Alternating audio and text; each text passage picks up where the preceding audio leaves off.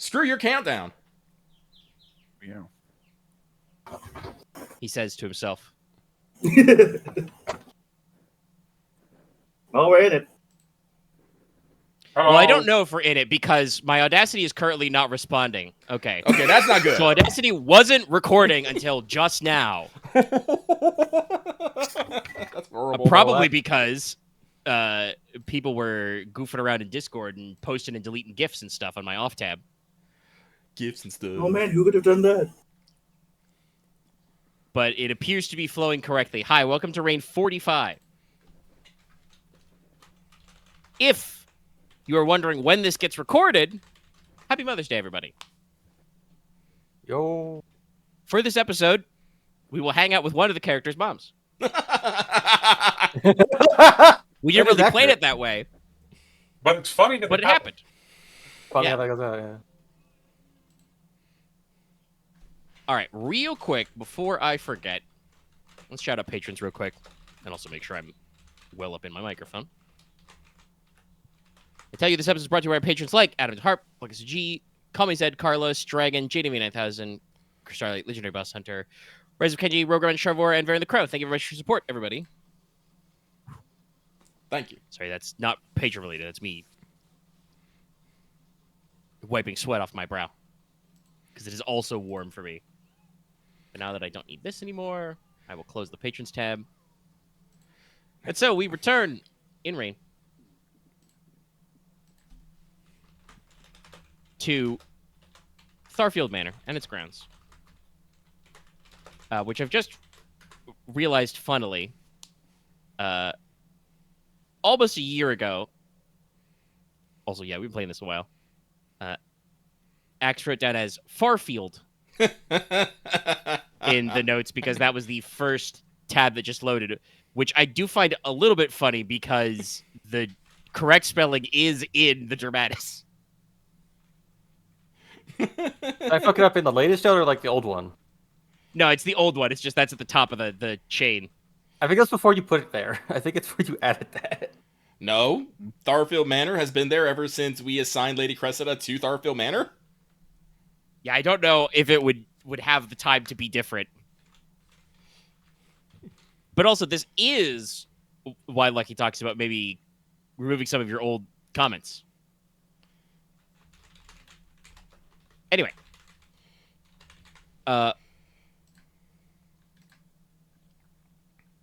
When the last one was going on, you guys had investigated thoroughly the legend of the White Widow as related to you, which was a spooky ghost story. Mm-hmm. Spoopy. Don't tempt me. It turned out not to be a ghost. Yes, it was a ghost story, but you are now like 90% sure it's not a ghost. I am taking a requisite drink of water because, like I said, it's hot and also my allergies have been bad. It's been much better since, what was it, Thursday, Friday? There was some day I was super bad. It was Thursday. We were playing Supermarket, still. and you're just all like, I am bleh. I know you mentioned it on Friday. Yeah, I think Friday was the day I had to take something. Thursday, I was also feeling it. I think that's just why I didn't sleep, though. So my actual problem was sleep deprivation. We're good now, though, but it means I frequently drink my water, and so you may hear me pause slightly as I feel the twinge of this mortal coil. But yes, you're pretty sure the White Widow's not a ghost. She has done some non-ghostly things. You can take your pick of which of those is the most obvious. The footprints is a pretty big one. Okay, I'm just saying, we know she's not a ghost, but we definitely have not ruled out undead.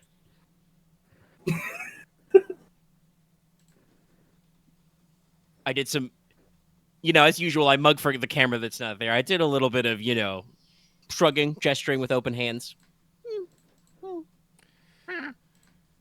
I don't know a lot of Take undead me. that would eat berries. Yes, Konrad actually went out into the backwoods and investigated some, so he found, tracks, occasional, the broken twigs or whatever type stuff, footprints, signs that there were some picked berries and some deer kills. Maybe she's a vegetarian. Deer. But then what about the deer kills? Hunted for sport. Maybe she's the zombie equivalent of a pescatarian. I'll be right back. Anyway. Sorry. To continue recapping for a second, just so Axe doesn't have to rush back to his microphone. I'm sure he can keep up with the exposition, but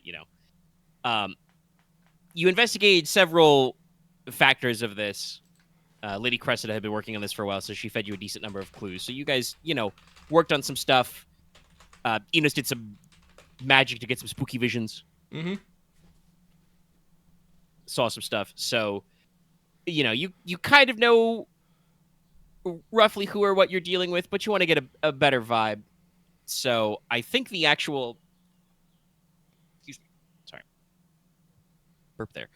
The last thing that actually happened was Konrad, went out into the woods in the afternoon, looked around, went, yes, definitely tracks. Anyway, not following those on my own, and skedaddled back to the manor. Yes. And then told all of you, hey guys, I found some tracks in the woods. Cool. And then kind of the general talking points where we left off was mostly just like, well, I guess we should go see this lady and kind of ask her what her deal is, and maybe ask her if she can be slightly less scary to the locals. She can still be a little scary. Just not as scary. The weeping upon the lawns on moonless nights is really harshing everybody's vibe. In the buzz. She's just a little eepy. So I think then the plan is for everybody to rattle out into the backwoods. Yes. If I hear banjo music, I'm leaving. Well, I'm pretty sure the classical banjo doesn't exist yet. It does. It does. There should be some banjo-type instruments, but I don't know if we have what we would call the banjo. No, the banjo was invented by now. The banjo is pre-1600s, actually. Okay, wow, the banjo is pretty old. Don't know if it's the right countryside for banjo, but yeah. That is definitely a possibility. There's a lot of guitar-type things in the world, chat. But yeah, so it's late afternoon right now. And like I said, you guys are planning on traipsing out into the backwoods. So we don't really pick and pocket about, like what your characters are carrying at all times, but you are venturing into the woods in a time period where, that's not necessarily a universal safety feature. So, No, you're right. I would like to know how much battle rattle I guess you guys are taking, because on the one hand, obviously, armor is good. It keeps you alive. But on the other hand, medium and heavy armor penalize your stealth rolls if you guys are trying to not make an enormous racket. And also could affect, like, your athletics and stuff, if you got to climb trees or jump through mud. So, I'm probably going to wear my usual light usual stuff. Question of how I wanted to ask of... gear yourself. Go.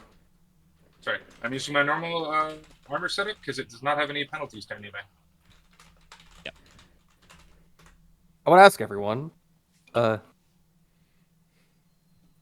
We should bring a gift. So I'm just thinking, what do you think we have in mind should be a gift? Bring.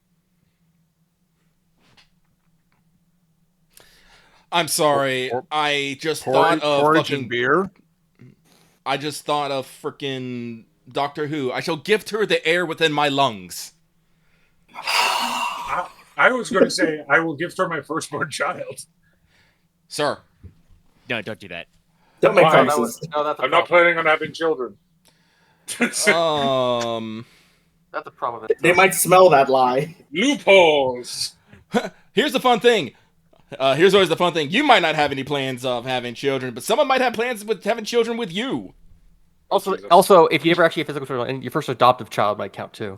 But no, Asaphil talked about things that fairies like. The porridge, the honey, the beer. I was thinking about a glass jar of honey. Thanks. I but I'm will not sure if it's too unironically much. bring a bottle of what the fucker? Why can't I remember that house name? Ferretti brandy. Well, we do happen to have a have bottle of a that good. left? I have 6 bottles left. I'm gonna be real. Wow. Well, actually, no. I can't say. I don't think Dallas would have brought a fucking bottle of brandy on the trip. He might have brought a fucking bottle of brandy on this trip. I've Got mixed, his I've potions with mixed it. it in with my alchemy supplies. Yeah, no, that tracks. It is actually use it in there. also like That one of makes those sense. times where like a shot of strong brandy is considered medicinal. Yeah. Also, it's considered medicinal to pour alcohol on a cut. And we did know That's that at also this true. time. It is Yeah, true. yeah. But We are the 18th century. like I said, instead of thinking too hard about it, maybe we should just ask, yonder resident elf. What is a good, Yeah, Yes. what is a good gift to bring? I wouldn't call pulling out the first thing I had thinking too hard, but I see your point. So Inos will inquire with Aso for if we want to make a good first impression upon a neighbor. What would be a good idea? It's for kind of, considers, puts her hand to her chin and says, well, one should be cautious to not give too grand a gift. I think this has been mentioned to you before, but remember, gifts are kind of like promises, but in reverse. And yes, when I say these things, that is definitely the affectation I've decided to give Aesilfur. So, if you make a promise to a fairy, you owe them. And that usually has, power, reason, bonds between us. If you give a gift unasked, then most elves consider it kind of a big deal to pay it back in kind. And sorry, I was debating internally whether whether Aesilfur would know the word paradoxically. How much credit does she have again? I mean, if she just wants to slip it to Elvish, I can understand her, and probably Dallas. 2 of us can understand. I can I understand can- too. I think honestly, Elvish is probably a little bit of Elvish is spoken by quite a few people of the team. I would like to say I didn't have to use any Cheaty McCheaterson feats to do it. I took it naturally. I just get a point every session, and it's like it's natural as it Yeah, comes. no, Cheaty McCheaterson. That's what I said. This is You can coming get- from you the can get it person too, who you know. tried to get an XP every time they didn't get to use their arm. That's literally what it says. And still, you're getting extra XP, Cheater McCheaterson. Fair enough. Anyway, Aesilfur's Listen, about everyone, 3 and prouder, listen, so listen. paradoxically sounds like a little too advanced of a word. So Listen, Kettles, we're all the she same would- color she would here. say, basically like, so if you give too big a gift, there are honestly quite a lot of fairies who would find that almost insulting. You're giving a big gift, and that means that kindness has to be repaid back in a big way. Small personal stuff should be fine. The bottle of liquor is not priceless. It has a price, No. right? Okay. Yes. I mean, Evening meal of food. technically not because it was stolen, but still. Let's not. How about you want to bring her lunch? Bring her a meal, because I feel like she's overdue a meal from her neighbor. Little food, little booze. That should be fine. Just make sure we don't give anything. I mean, again, I would think this is normal, but I sometimes forget how little you guys know about us. Don't give any gifts that are made of iron. That would be something that would have to be paid back, but Different. In blood. And I think you violence. understand the concept of like if somebody gifts you a knife, that's like means something. Weird question, but when was it discovered that iron was in blood? Not. Well, no, actually, that's quite old. Axe, if you're going to try and do some kind of complicated metaphysical thing, No. I the was more. prescription on fairies specifically refers to cold iron.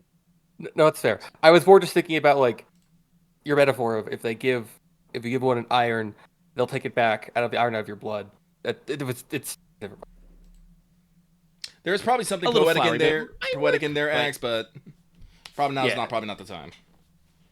Oh, it's But yeah, so like Asafer basically recaps that like if you want to just suggest you're a nice neighbor, do something, small scale that invokes a humble return of politeness, not I like wanna big give- flashy gifts.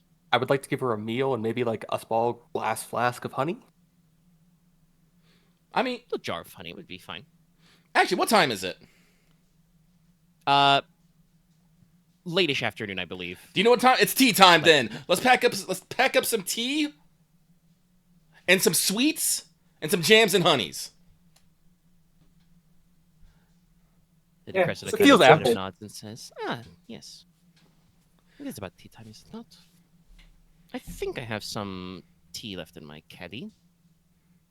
So, grab a couple of tin tea caddies or something. Tin caddies, grab the ware, grab the porcelain ware. Oh, Biscuit tin. grab Grab, like, one of those foldable grab some tables. cookies, grab some biscuits. We can get our jars of honey and ham. Honey and jam, not honey and ham, sir. I mean, But, honey ham does work, but that's a different Would you meal. like some ham? Should we get some? Should we get like a folding table and a folding chair? The ham's You not want for to you. share? Inos. Actually, Or know we if could we go, have, like, or we could go for the folding tables. blanket. Yeah, I was gonna say a picnic type blanket might work. Picnic Get a blanket wicker would Oh, hamper to carry all your stuff. classic. Yep. Get a wicker hamper. Get some. Actually, yeah, you guys have literally been picnicking. Yep. Yeah, let's just grab the picnic stuff. We'll get the wicker Okay, okay, baskets. Enos will carry what he can, so other people will have their hands free for whatever. I think Well, I'll let's hold just on kind to of like ratchet back around all to the jar our of honey. question of like protection and also like Yes. weaponry. You guys are wandering off in a small party into the woods. I don't want to like cultivate a sense that you guys are like in danger at all times. But we've had this conversation before that like technically you guys might be in danger at all times. And But- I think it would be expected for you to carry the ability to defend yourselves even for a I neighborly should make visit, this. you know? I should make this clear. Because of sentimental and also just familial reasons, I always carry my 2 guns and my sword. Fair enough. So Yeah, I'm always armed. Enos is in his casual wear, which is the leather jerkin, riding gloves, cavalry boots. Fine quality breeches and shirt. But so no, he's not like he's not armored up, but his next level of armor is putting on fucking, chain and fucking You probably get AR1 everywhere but your head, that's all leather stuff. yeah. I'll probably wear the helm and then take it off when we meet her. Yeah, so once again, Enos is going to get without a helm. This will not inconvenience me in the slightest. We should get you an armored hat. I was actually thinking about a steel mask. I remember you talking It about works. that. But yes, like you said, jerkin is like a leather overcoat, gloves, boots, that should be perfectly serviceable for wandering around into the woods. Yeah. Blackberry bushes do have brambles. Oh, and Enos does wear a duelist belt, but it has been slightly tweaked so his chains can hang off of it. Run them through the loops. Yeah, it's like think I could wear a instead of brigadier like under my having the little slide thing to have like a sword run through it, it like has like a hook attached that the chains can drape over. And Enos is I will say Enos is constantly moving his chains around. Or is he moving them or are they moving themselves? You don't know. Yeah. I feel like I could wear a brigandine under a coat. But A brigadine? Yeah. Oh. Brigadines are brigandine? outerwear. I mean, you could wear it under an overcoat, yes. Oh, Not yeah. like a jacket, but the Maybe not. brigandine is the outer layer, but it is vest shaped, so you could wear like a cloak or overcoat over it. might go a little bit. Yeah, Nicola doesn't wear armor anymore, so Oh, Easy peasy. Brigadine. It's pretty easy. Logesh, who hasn't said basically anything this session. Well, I think, yeah, I'll just be wearing the normal stuff. On the off chance something untoward happens. Okay. So yeah, You're on what? Full chain right now? full helm, chain shirt, steel gauntlet, steel greaves.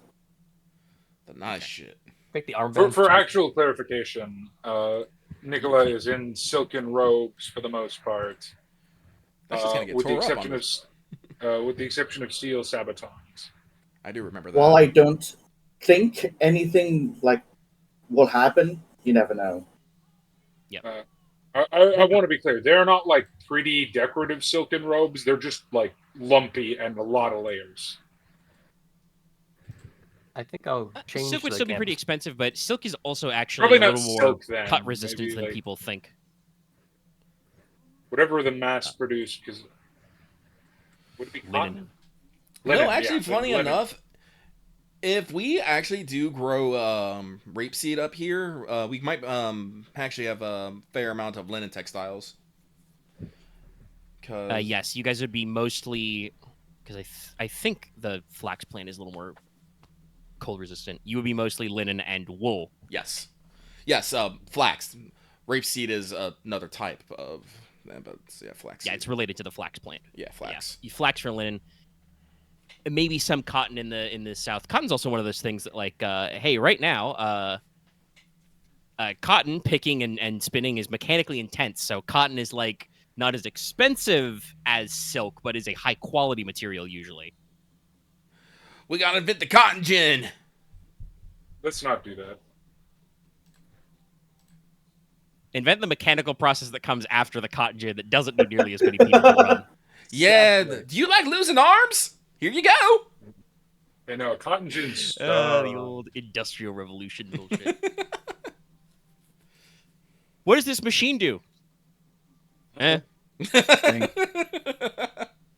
got a lot of it's got gears that grind and it's got some See- steam shooting out. Now, listen here. You gotta not touch that part, because Bubba done touched that part the other week and his arm got torn clear off. And ruined a whole batch of cotton, too. Yeah. I felt like I understood none of that. As was good I and proper. understood it, It's because you're not. but if you didn't Southern. understand it, you would get it. Yeah. You said gators, Well, right? it's understanding what's being said and also understanding what is actually being said, because I could not hear a single word you said. It sounded like gibberish. No, He's not if I used to wanted listening to the If I want to southern gator dialect. talk, I'll go down a little bit lower, a little bit slower now. You gotta get Oh, down no, yeah. a little bit, man. You gotta strawl a little bit, man. All that, yeah. You gotta get drawn to that. That's when you get I down to think the the bayou. best, Swamp. The best Come out of comparison swamp. I've ever seen is the New Orleans dialect is to Southern drawl what Mexican and Central American Spanish is to Puerto Rican Spanish. Yeah, I can't necessarily distinguish the two, but yeah, no, the New Orleans accent is definitely it's a special kind of Southern accent. So I can't Or as they exactly would pronounce it in the place, Nowlands. Nowlands. The difference is, I mean, obviously the dialects are very similar, but everyone from Puerto Rico sounds like they've had about 10 too many cups of coffee, and everyone from Mexico sounds like they're a little bit high, like not all the way high, but just like a little bit. I'll take your word for it, but let us move on. We should move on. Yeah, we don't need to get into the dialects. Yeah. But okay, so Fascinating assessments. yeah, so Logesh is gonna rattle around in his normal kit just because that's what he does. Yeah. Konrad, what about you?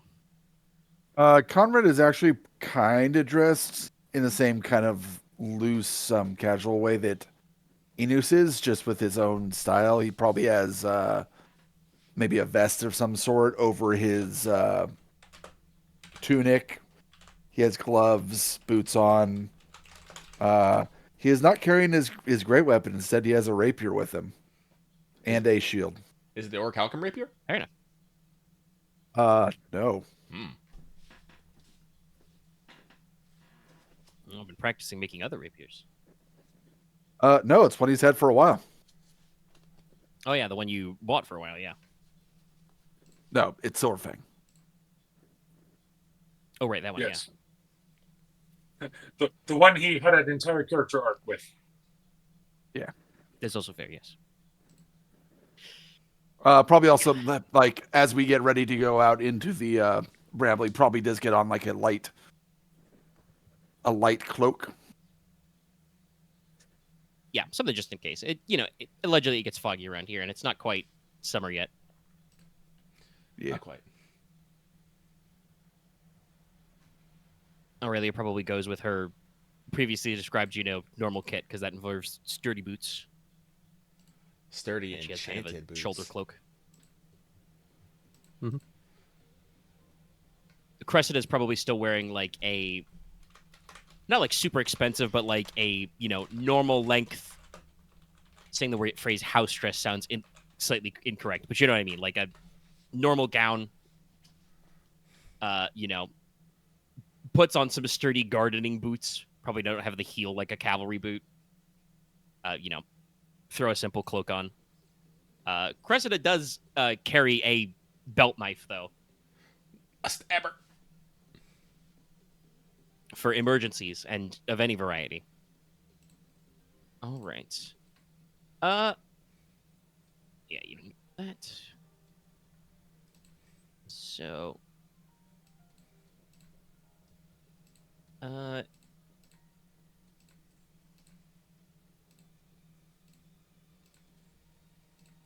sorry, debating whether I want to call for a roll, because Konrad already passed with the difficulty Actually, which one did you roll? Was it Scrutinize or Student Wilderness? Do you remember? Scrutinize. Okay.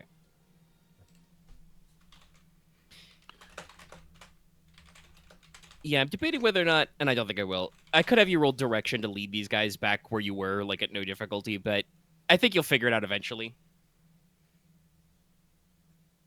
Yeah. So it's kind of only one direction where it's like, okay, well, it's that direction. Yeah, so I guess actually what would be good, it would be the rest of you guys can roll Sense plus Scrutinize or Student Wilderness with a difficulty of 2 to see if you can spot the trail that Konrad is leading you along. Sure, I'll try a fucking roll. Why not? Oh, wait, what was the difficulty? The difficulty. Two.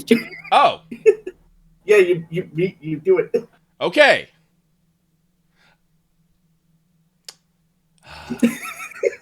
The sounds of Lucky going, oh shit, I didn't expect to succeed. I do actually have some points in Scrutinize, though not much. The number of the beast! Alright.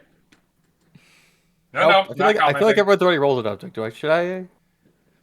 I mean, it's Yes. mostly was meant to be a personal question. Yes, could you see where Konrad is leading you? Oh, okay. And so far, honestly, you get, even though some of you were not I'm good. well trained at this at all, you're doing a pretty good job. I'm concerned about my later rolls. I am as well now. 9s, yeah. So all of you can follow the trail pretty good. Konrad obviously takes the lead with Ignis, but none of you feel like you're getting lost out here, which is probably good for your peace of mind. Yay. So basically, you wander a little bit into the back country. There's some small streams back here, wooded glades with some common deciduous type trees. It's not quite a mixed forest, but also it's not, that piney. Oh, right, you have a ridiculous sense. I was like, roll so many dice. We have 2 guys with Sense 5 in this group. It's a pretty good sense. I have a stat Sense is at also 5. my casting stat. Yeah, I have a stat at 5. It's not sense. Me staring at my sense too. Yeah. Yeah. You've never wanted to pop your stat ever. I'll You sure eat yeah. you alive. I also add, actually do I'm something. glad I did not immediately move on because I Also, was I'll going to try and breeze by that one. I'll say this. I think I am still the person with the lowest individual stat in the group. You have something at 1? Command 1, baby! Yeah, Yeah, Dallas stayed at Command 1 and I has have never no improved it. sense of force of presence at all. Not something to be proud of. It is. It's the one stat thing you could live without it being Okay, of some okay. amount. We'll keep moving. Basically, you guys pick up the signs that I described to Comrade before. There are patches of, footprints, physical tracks, right? I think it's a Wendigo. Snapped twigs, branches, footprints in the moss or ground cover. Bear footprints, again, mind you. There's bears in the woods. Sorry. No, wrong I spelling. could. Bear I know. Scar needs him.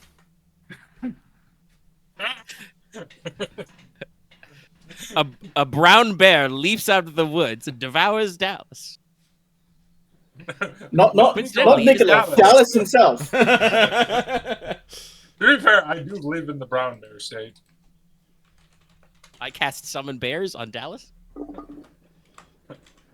Oh boy, I get to roll a 1d4, and on a 1 I live because you summoned a black bear.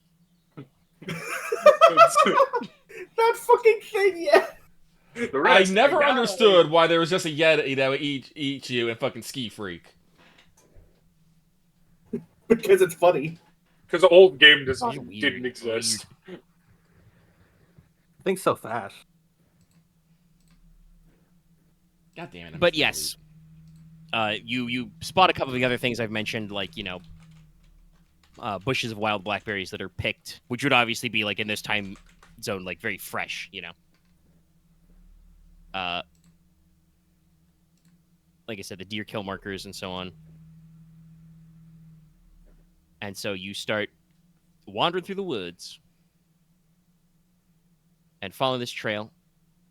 And pretty early you come across, a couple of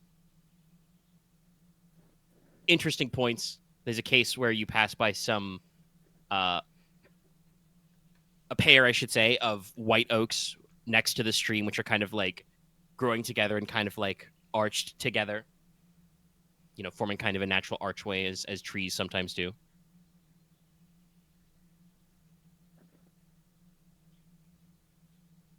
And walking a little further, you find just kind of in the middle of the woods, a stone well. Like just loose stones kind of piled up together, surrounded by, a small ring of flatter stones. No, like, wooden architecture for, like, a bucket or anything, but it's like, oh, there's a well in the woods. Immediate flashback to last session when I was attacking, hey, are there any wells nearby? Love tossing people into wells. It's like, Asa first stands at the edge of the well, looks, and she's like, ooh, this is a really good well.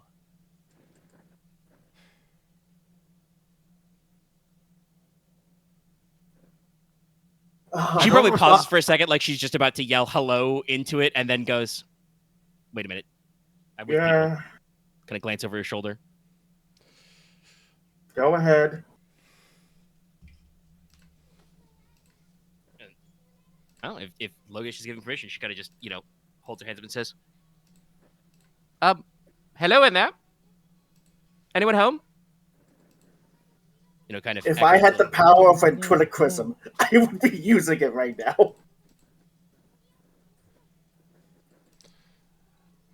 Well, that means I'm not sure to say in this situation. I'm sorry, what'd you say, Omega? Sorry, I was talking to Loth. Loth was like, if I had the power of ventriloquism, I'm like, well, so obviously the one I want to prank that is you. Yeah. What would be the right? I guess hearing makes sense. Was hearing? Everybody? Hell yeah. 3 2s. Hang on, Should I? This is the one stat he had since stat that I actually What always the wanted. hell? Jesus, What the fuck? Dallas, why?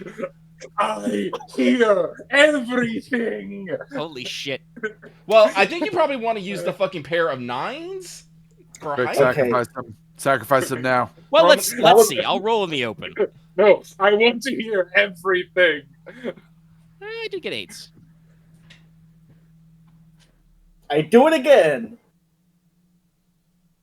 Oh wait, actually, I might. That was almost really bad. I almost rolled 5D 120. Because I got a pair of 10s, and it looks like she got a pair of 8s. Oh wait, no, Dallas would as well. Excuse me. Oh wait, I mean, technically, I got That's- 8s, 7s, and 3s, but we don't need to. I'm not multi-actioning, so you don't need to gobble that many dice. But Logesh doesn't beat the 8s with his 7s. I know. Whip don't matter here, so yeah.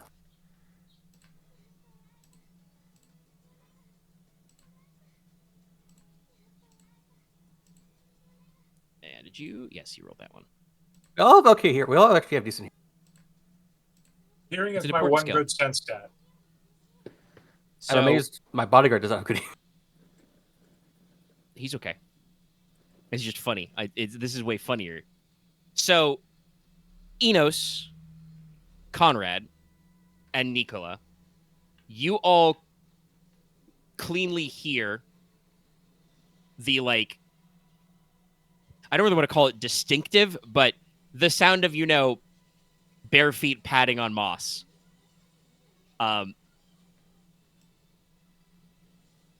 Logesh and Leslok, but especially Logesh, you don't hear anything until right behind Logesh's shoulder. There's just a voice that says, "Hello there.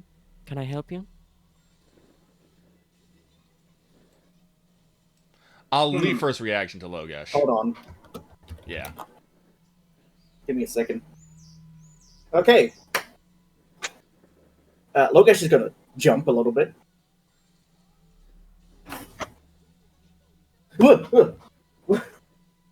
What? Ah. And So look you over his rotate shoulder. around, somehow kind of double backing on you guys. Wasn't in front of you, but got kind of behind you. There is what is unmistakably an elf. You could probably say light elf. She's about 6 feet tall. Once again, barefoot. Pale skin, silver hair, which goes all the way down to the floor. Icy blue eyes are visible, but the rest of her face is covered by a white mourning veil. And she's wearing just a simple white dress or shift, you'd call it. Just kind of a, one-size-fits-all white garment. Guessing her, exact, age and demeanor is a little hard to tell. Even without the veil. But those of you who know a thing or two about elves would probably guess she's one of one of the elf nobility. Fine, delicate features, small bone work, pronounced pointed ears, slightly long, pale nails on her fingers. She is completely unaccessorized, except on her left ear there is a slight dangling earring, which appears to be made of Metagris and moonstone.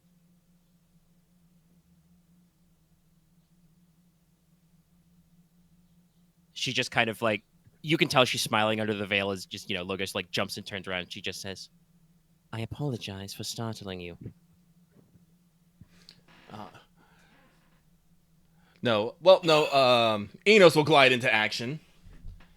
Good. Logesh is gonna put a hand over his heart and walk away. Mm-hmm. But Inos glides into action. It's like, oh, no, no, no. We should be the one apologizing to you. Here we are strolling into, well, your neck of the woods, I would say. And swirling the your neck of the woods and, generally making a nuisance of ourselves. It's like, wait, how does name works with elf? Is it okay if I give a name? You can give a name, yeah. Okay. It's like, so Inos will introduce himself, and then following, rules of protocol and etiquette, induce everyone in turn, including their titles. Right. And She kind of nods when she hears your name. When you introduce Leslok next, she goes for actually like a little bit of a curtsy, your lordship, and acknowledges everyone else. Yes, and upon the finishing the introductions, Enos will turn back to the White Off and inquire if he may have a name to call her by.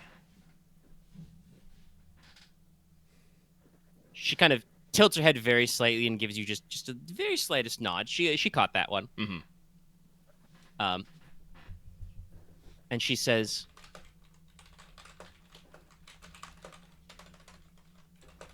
technically, I do not have any names or titles. White Widow is what people call me. Some have called me Blanche, but I have cast aside my names. So whichever form of address you prefer is fine. And so, like, then if you do not find it too inappropriate, I would like to call you Lady White.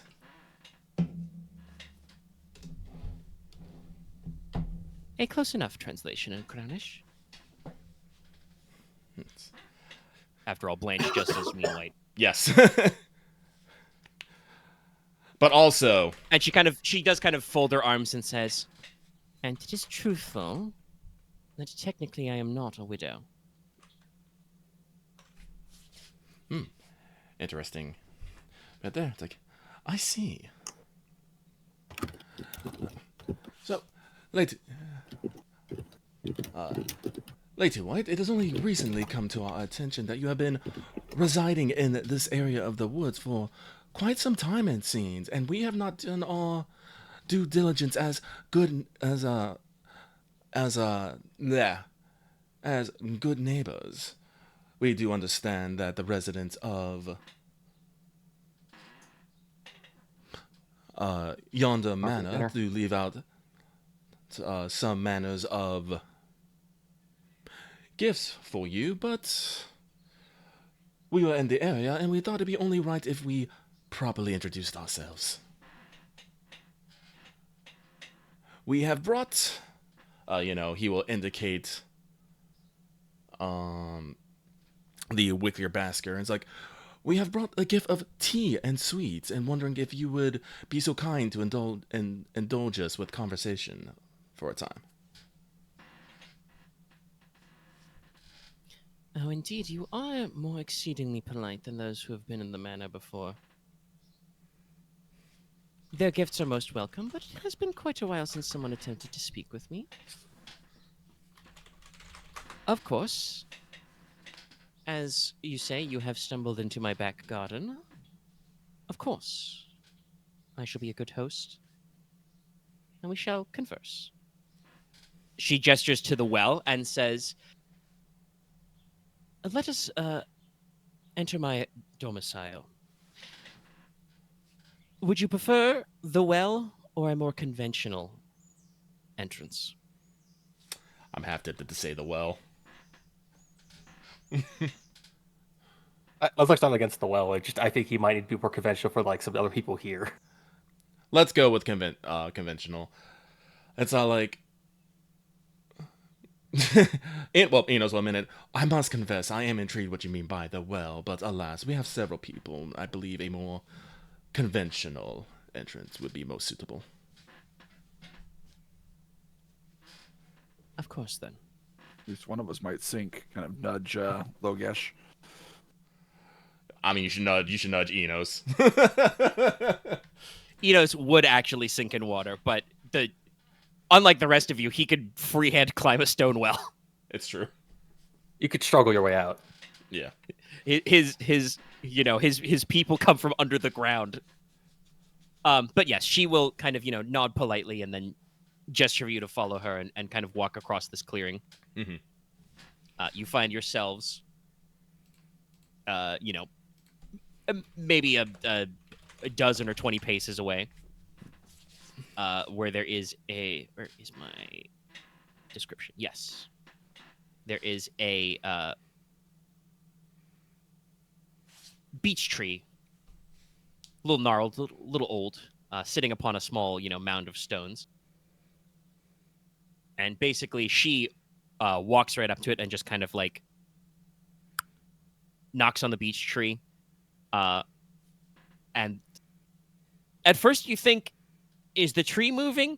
No, that's not really what happens. It almost feels like an invisible force like grabs the tree and like tugs, and this causes the little stone mound the tree is sitting on to just kind of slide up. And at the base of it, there's just a rough-hewn cottage door. Huh. Cool. And so she just says, this way, if you please. Mm-hmm. Just kind of, undoes the bar and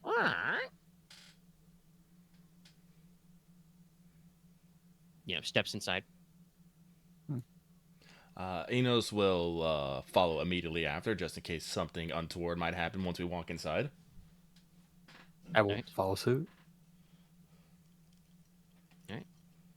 Konrad heads in. Anyone not want to go through the back door?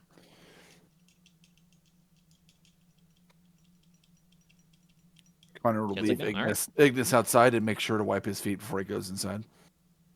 All right. Yeah. Honestly, I wiping think you it. probably just want to go through the door because I need all of you to roll eerie Yeah, I had a feeling this was as you coming cross up. the threshold. Are we going to the other To the side? lead side. Actually, what is my eerie? Shitload of twos. I only got. I got 3 twos again. That's right. I had to lower it. Yeah! Damn. Wow, you guys are killing it. The Yeah. dice are on tonight. Holy shit. shit! Yeah, no. Dice Man, are on if some I need to give you guys a combat encounter because you guys are either going to job hard or just or power fucking through. murder them. I thought you gotta go. What? Eerie. What? the eerie skill. Dallas. Oh, Does right. Nicola own Sorry. it? Oh, yeah. Roll my eerie pool. 2 dice. No, I think he's got more. No, it's more than that. Nope. Nicola remains blissfully ignorant. The rest of you cross this threshold and We have an O. can basically instantly tell you are not in the backwoods behind Tharfield Manor anymore. You appear to be in a simple, rough-hewn cottage in the woods. The door you stepped through is framed like it's the door to the back garden, right? Right. There are... Well, first of all, I should say, this whole place is kind of furnished again in a... I use the phrase a lot, but a rough-hewn, handmade style. There's like a, simple wooden table. There's a couple of wooden chairs. There's kind of like not even like a bed, but more of like a hammock strung up. There is a hearth, with a mantelpiece, but all of it is like, again, very rough, very hand managed. And in this shack, which seems larger than the size of the small rock mound you walked inside. It's bigger on the inside. Yeah. Cool. Though I do want to say, I feel like the roof of this place does probably look like it's. Imagine if you made a thatched roof, but it's out of like the roots of a tree. Like it looks like the tree you just walked under is the roof of this place, but it's got wood reinforced and stone frame walls and like a wood panel floor and stuff like that. Make me think of kind of Freya's hut from God of War.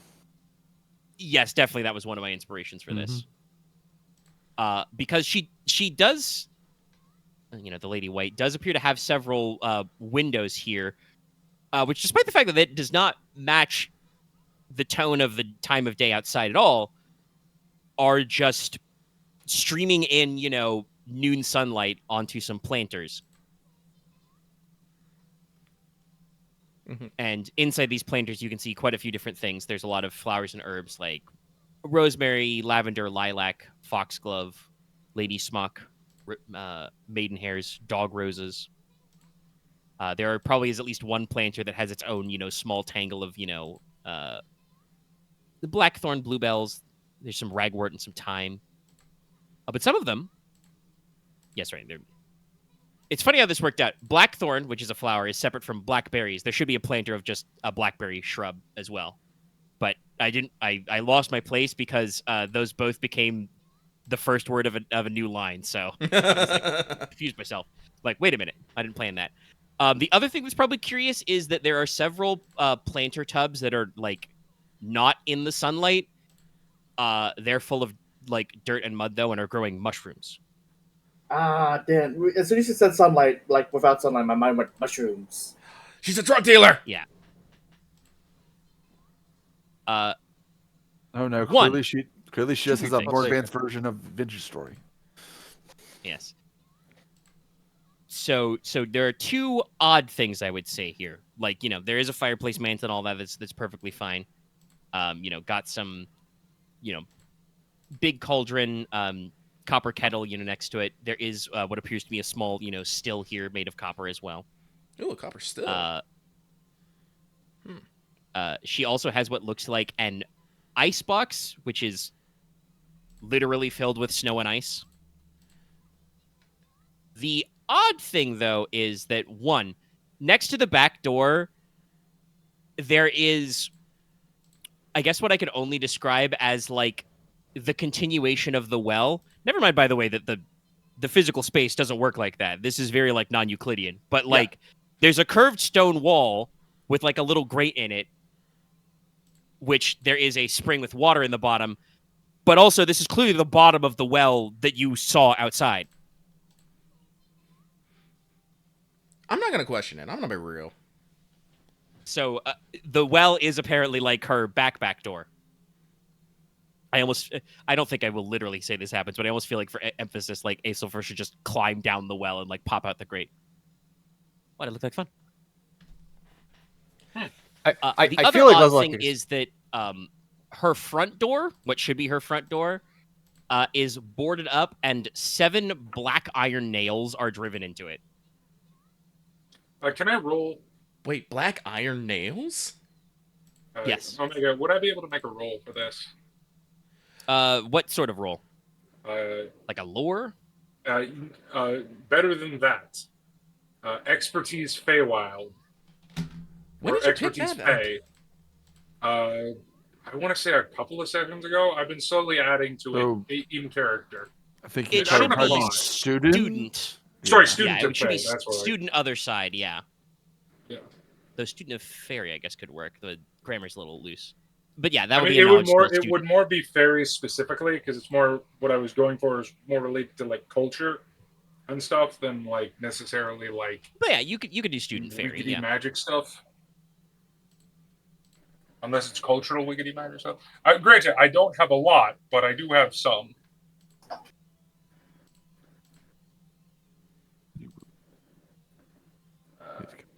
Also, I will. That would be knowledge, right? Yes, student is knowledge. So yeah, my knowledge is gonna do some hard carrying here.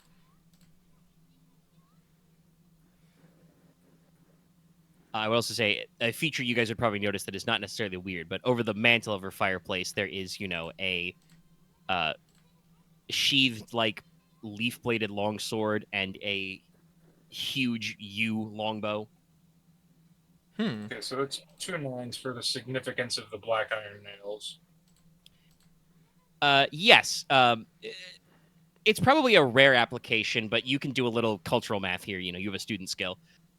Typically, on your side in Mundi, in the normal world, you would,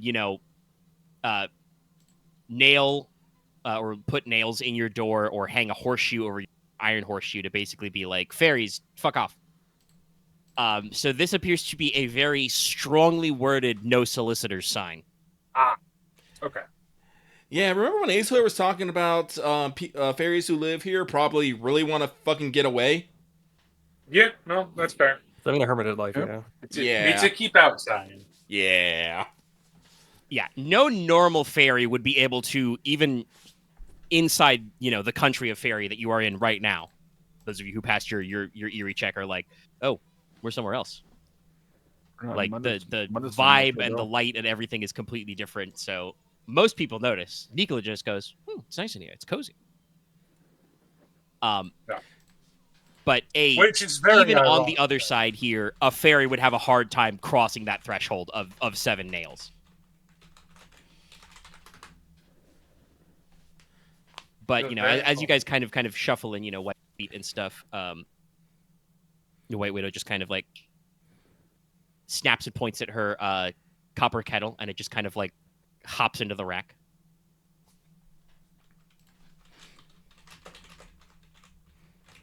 She, gestures, for you to sit in her various chairs, and she says, I believe I have enough chairs.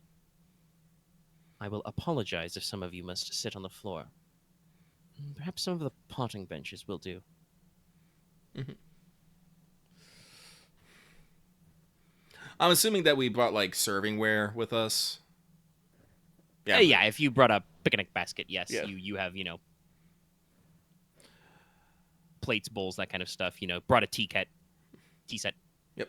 Inos will inquire if if he may start setting things out, getting the tea ready, and the snacks. Inos will busy himself with that, and give a strong side eye to the Marquess.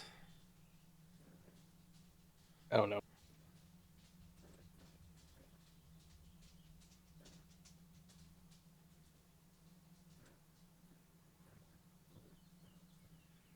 I know what you're saying right now. Just my brain is eating itself. It's fine. Take a second. Take a second. What would you normally speaketh in this moment?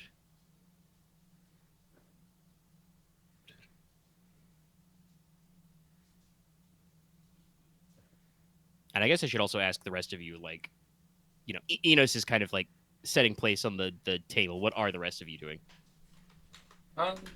I would probably be to gesture Give to the Axel space floor, to right? Yeah. I would probably just like normally cross-legged,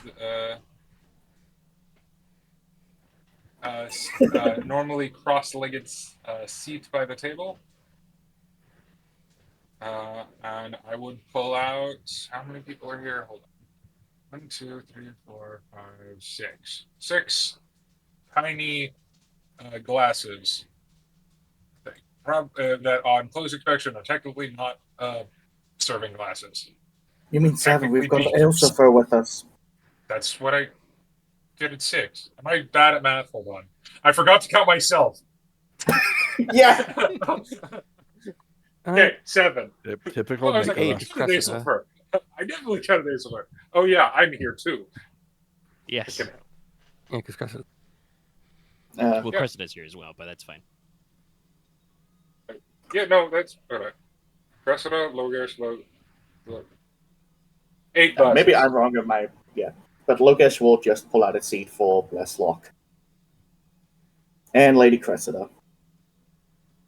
And then stand off to the Thank you. side. Konrad maybe probably checking out some of the plants that are being grown there. And I might regret this. He'll glance outside the window. What would be the appropriate? 1d6 second Yeah. damage. Go ahead and roll. Roll a sand check. No, I think it would be eerie to tell.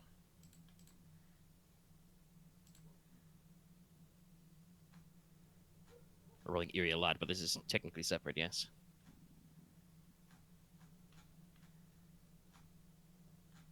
Well, that's Killing 3 it with those tenths. Eerie rolls. Crazy. So, Konrad, you look at some of the planters. They've got, pretty normal herbs for both medicine and cooking in there. You kind of lean up to the window and look out. And you realize, especially at this close distance, these windows are not literal windows.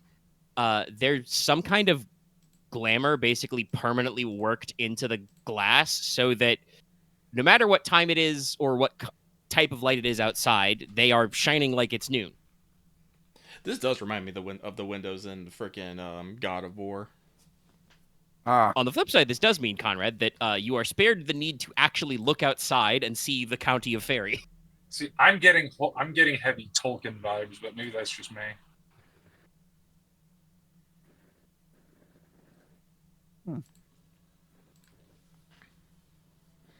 But yes, as Lucky telegraphed, if any of the rest of you have anything you want to bring up to her or just ask her. I feel like Nicola and Leslok would be the ones to have the most to say. Sir. I think I'll take a seat and I'll probably put the honey on the table. It's in the picnic basket, my dude. Don't worry. Are you right? Okay. Sorry, He was just setting everything out. I heard Yogi Bear. Picnic basket, boo boo buddy.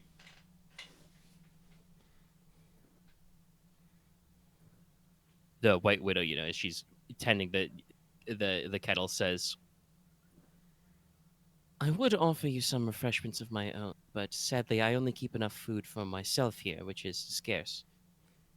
There is some venison in the icebox, and something resembling bread in the bread box. I've never been particularly good at bread.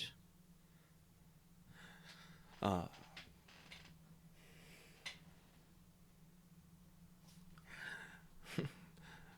ages ago, I was like, no, it is no trouble at all. Like I said, we are intruding upon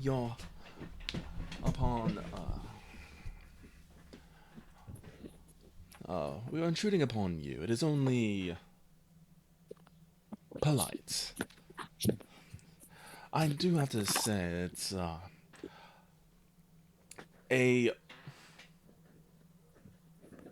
Inos does pause here, like dramatically pauses here. A interesting place you have here, Lady White. It's like one might assume that you would prefer. Well, actually, no. Hang on one second. I was about to mention something based upon knowledge that Dallas got, but I kind of also came to the same conclusion with the 7 black nails. I'm just trying to think. If you want to freeball that, that's fine. You guys have heard about the local legends of fairies. It's just that, like I said, Nicola got confirmation of that by rolling. Yeah, no, I don't think that's you too do, I far believe, of a did drop your student allied tribes. I did. I would say that I had 2 theories, and that was one of them. So, like, if it was actually like, if it's something like more obscure, but I know I definitely thought like the 7 black nails was either to keep her out of something, or keep something out from here, or keep her in here. But keeping her in here doesn't necessarily work when she has a back door and a well. So I'm like, okay. But so yes, I will continue on. It's like, oh god, where was my original train of thought here? Oh yes, it's an interesting place here. If I miss my guess, it seems that you are more accustomed to a solitary lifestyle. I do hope we are not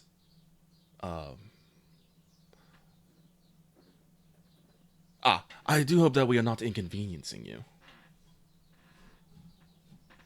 No, it is no inconvenience at all. She actually gestures towards the door. I don't know if Enos glanced over there or not, but like I said, she will acknowledge it. As you can see, yes, I prefer not to have company. Aesifer kind of like looks up from where she was and notices, and just kind of, and not quite jumps up, but does kind of like lean up on the balls of her feet a little and just kind of like low whistles. My lady, how did you accomplish this? And White Widow just kind of, looks at her hands a little, kind of like brushes some dust off and just says, painfully. Very carefully.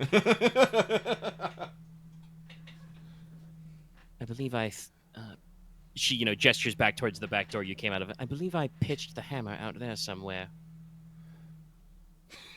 I'm somewhat tempted to see if we can go find that hammer. We're I'll be not there. going You'd be able to outside find a that rusty direction. hammer in the woods out there. Yeah, no. Yeah, Because, it's like, buried covered under in a tree. vines and Oh, overgrown. okay. On our side, got it. Okay, yeah, I know. fair enough. Because that's why it's like, you can't just leave iron laying around in the fairyland. Yeah. That probably withers the ground.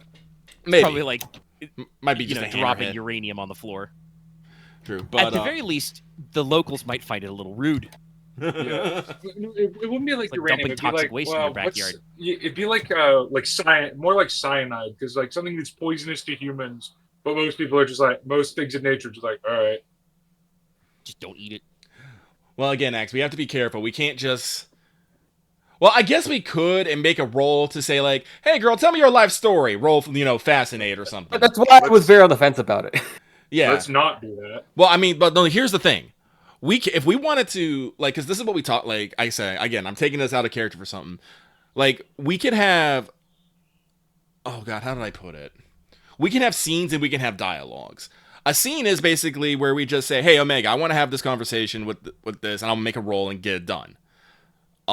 That's what we could probably do. It's be like, hey, I would like to make some sort of role to make her like less wary of me, maybe like me, and maybe explain her life story. Omega would probably say, all right, maybe, roll graces, roll fascinated or something, and we get there.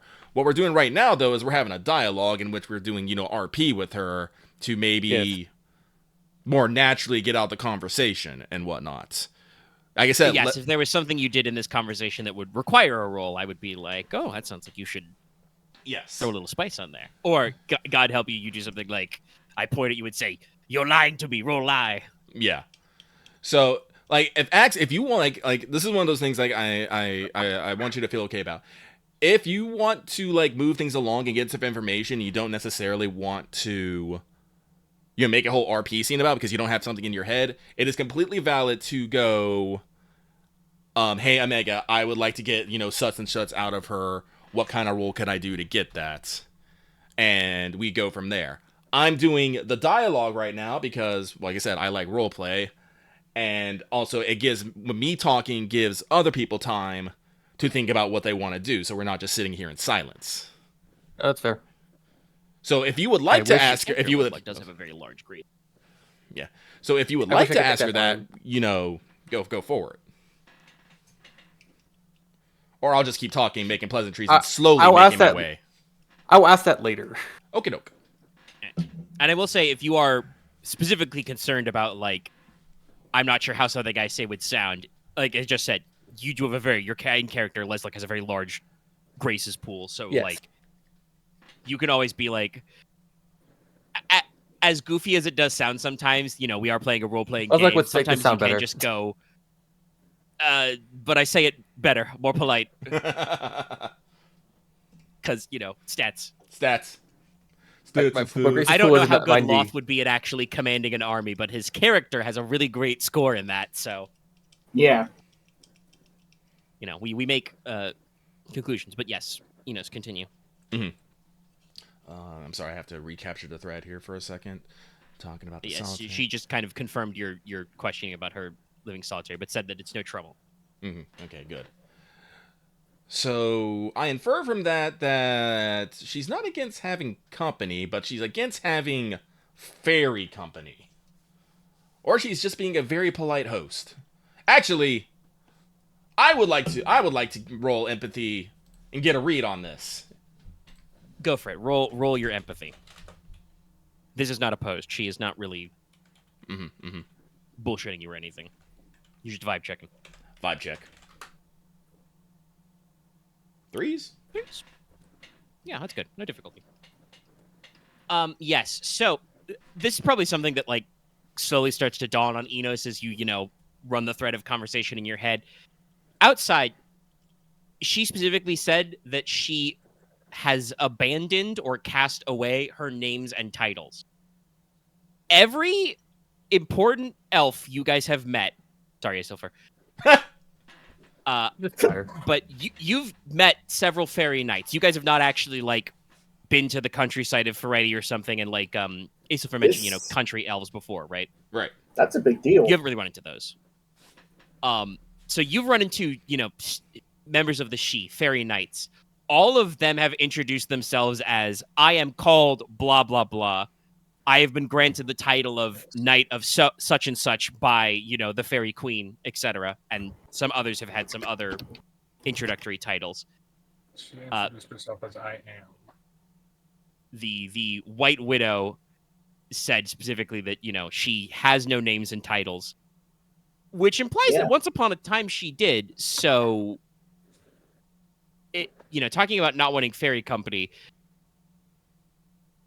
I mean, if you put it in human terms, if you, gave up all your titles and powers and stuff and went to go live in a shack in the woods, how much would you want people to be rolling up to you, knocking upon your door, being like, "Oh, great Inos, I disturb your retirement. Please smith some gold for me."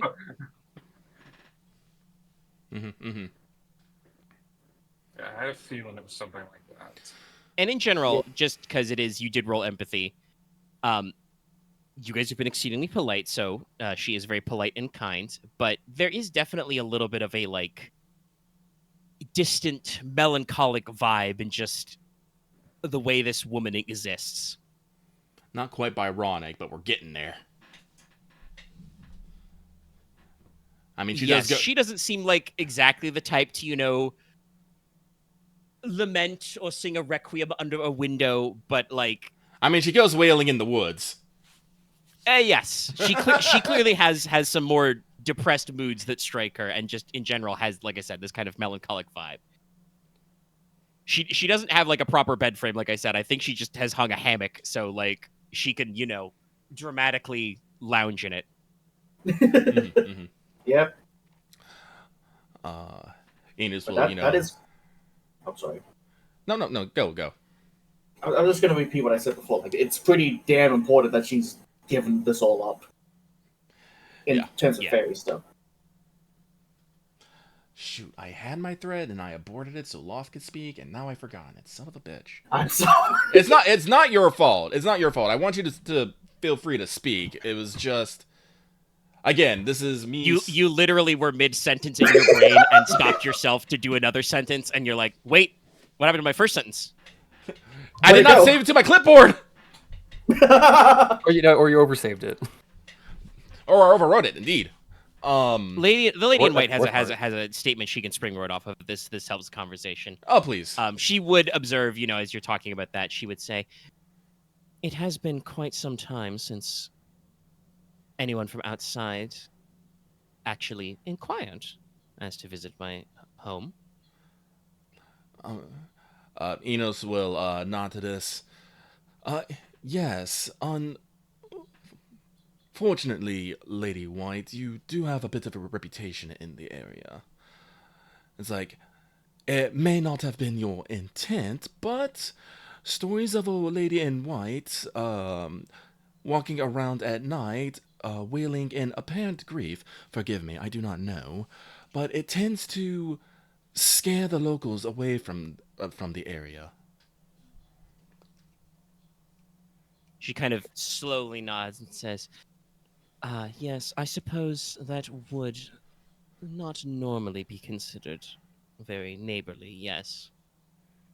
I admit, I do often walk in the woods with nothing else to do, and occasionally the mood of grief does strike me."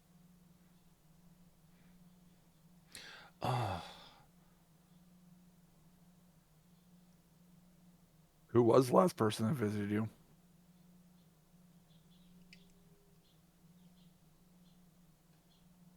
She kind of I don't want to say freezes, because it's not really a tension thing, but there's definitely a moment where, Konrad asks that, and she kind of rests a finger on the table and goes perfectly still. Ooh. In a way that humans don't. And also, honestly, the Iron Demons probably don't even get quite this still.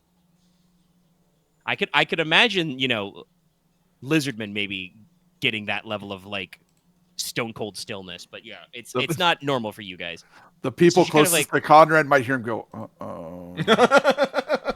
Yeah, she just kind of like I said, goes absolutely still for a second, and then blinks slowly and says,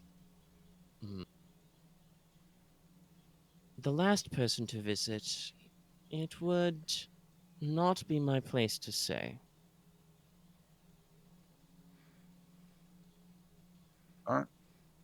She kind of nods towards Leslok in this case and says, "It is no concern of yours, your lordship." How you happy? The very polite mind your own business.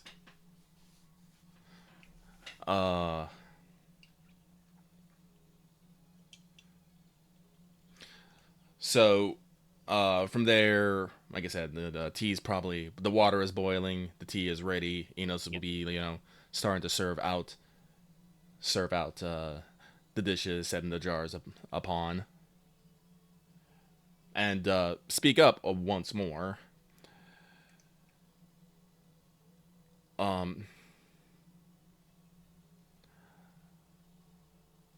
How's the best way to say this?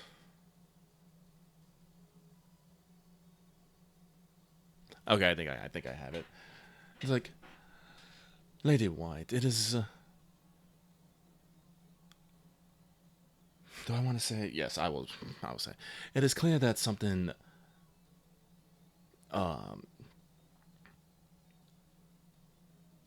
distresses and causes you grief, and shit, I do not have the proper words for this. Unfortunately, I'm gonna have to turn this into a role. But Inos would like to inquire to her, because her wailing in the woods is not necessarily great for the citizenry, but he does not wish to be like, you can't do that no more. So he will inquire if there is anything that ought may be done to help.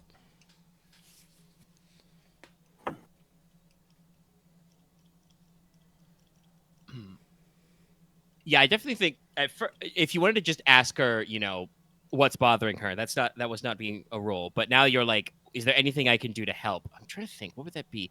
I guess fascinate is interpersonal persuasion. Yeah, we'll try it.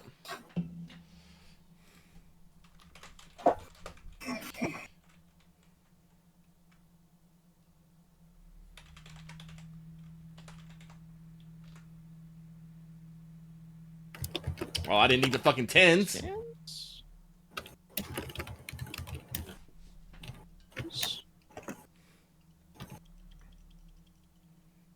But I think Enos technically got there the best, in the sense that he was just like, shit, I'm not sure how to ask this one. It's like, girl, we can't have you wailing in the backyard, but clearly something is wrong. So in order to fix our problem, I would like to help you with your problem. Yes. Yeah. But you're using fascinate to kind of just like put an emotional spin and be like, probably a hand on, or probably your head on one hand and be like, "Hey, lady, tell me your problems." You want me to go get my couch? You can rest in the hammock. I'm just Honestly, picturing just several servants dragging a would probably be couch. pretty novel. Yes. Like I said, this I probably imagine comes up during Patty idle folding. Conversation.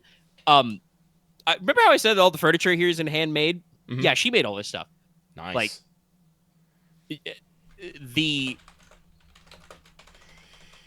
talking about like scenes versus dialogue, I don't want to necessarily stretch out a scene with extra dialogue, but like basically like running through this, you get the impression, and it will come out how long exactly later, but she has been living in this hut for a very long time by human standards, and even if time does not necessarily flow on the other side in the orderly 24 hours a day type shit, she has to do something to kill time.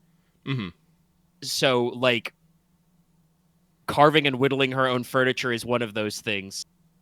Among, other business, she took up flowers. She's tried to figure out baking bread. It's not great. Which, again, you can take that as Sometimes an I really implication that, shit. she was probably not a again, not a country elf before, not used to looking after herself.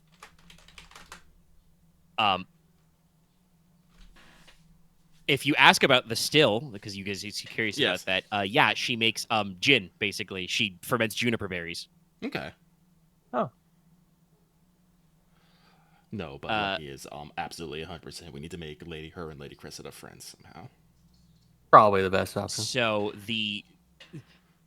actually, yeah, I don't know when this would come up. She probably would mention it in the still. She's fond of what's basically like a primitive cocktail, a mixed drink of gin, lemon juice, heavy cream, and orange flavored liqueur. That does sound tasty. Which in real life is a cocktail called a white lady. But also, funny. that sounds like the kind of thing this woman would drink. yeah, the levels, I love it. Yeah. We get to do cute things when I look up these legends, and also, you know, Wikipedia was like, "Do you mean the white lady cocktail?" And I'm like, "Oh, what's in that? Gin, orange liqueur, lemon juice, heavy cream." That's acquirable. But yeah, so you roll fascinate, and she kind of, sits, doesn't really like. No, we'll allow a little long sigh. Maybe that's kind of where the fascinate comes in. You know, she looks like she's gonna hold it in, but then she does decide to just do the long sigh, and she says, "Well, perhaps it is not the best tale to tell over tea, but I should relate some of my story, I suppose. And then perhaps in the relating, we can come to an understanding." She does, before speaking, though, make sure to nod towards Leslok and say, "For disturbing your peace, even if it's only recent, I do apologize, Your Lordship.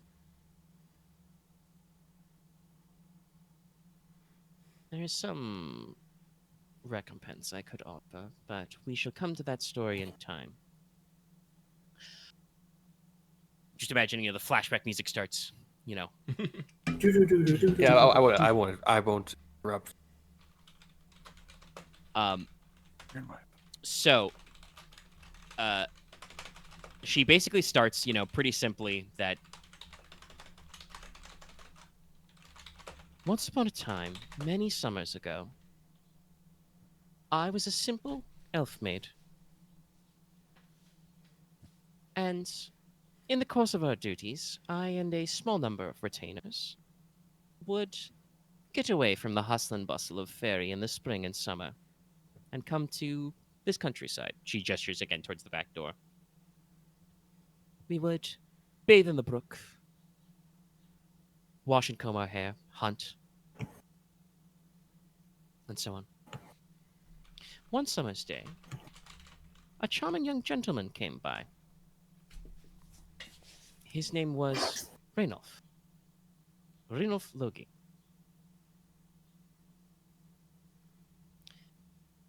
Sounds vaguely familiar. He was the younger son of the Marquess.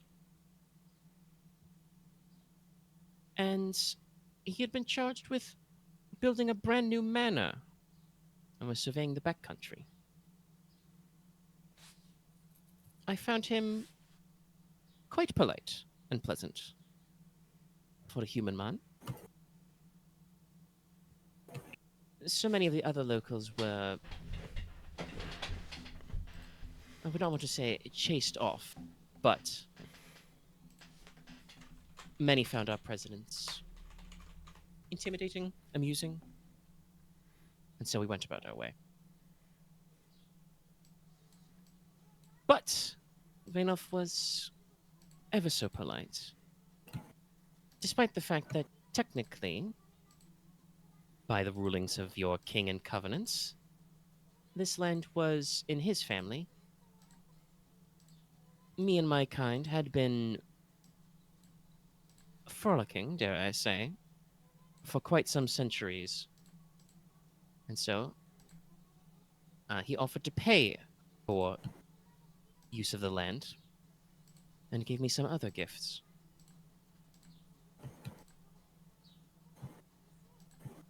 In exchange, we granted blessings of the forests and streams. And over several months, he would visit as he would begin laying out construction for this manor. She kind of, sets out another little sigh and says, "Oh, it was just so simple. Falling in love, meeting a man, spending time with him. After several months, I think it was, though it feels like forever and no time at all, I sought to petition my queen for a match. But just at this time, I was called away to Elfheim anyway, the capital of fairies. I left to do my duties and returned. And when I did, I found that that fair Rainulf, the Heavy Blade, had ridden to war and had died. I believe you call this one the War of 13?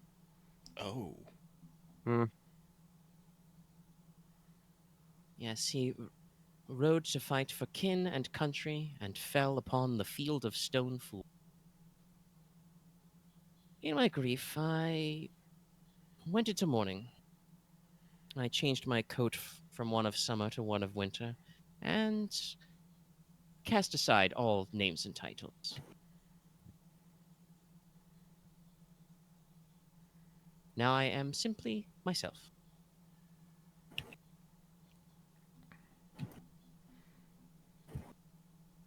By the way, she phrased that as Rainulf Heavyblade, as in all. You cut out there for a second. What was that? Sorry, I said she phrased that earlier as Rainulf Heavyblade, as all one word. Okay. Might have to look into him later.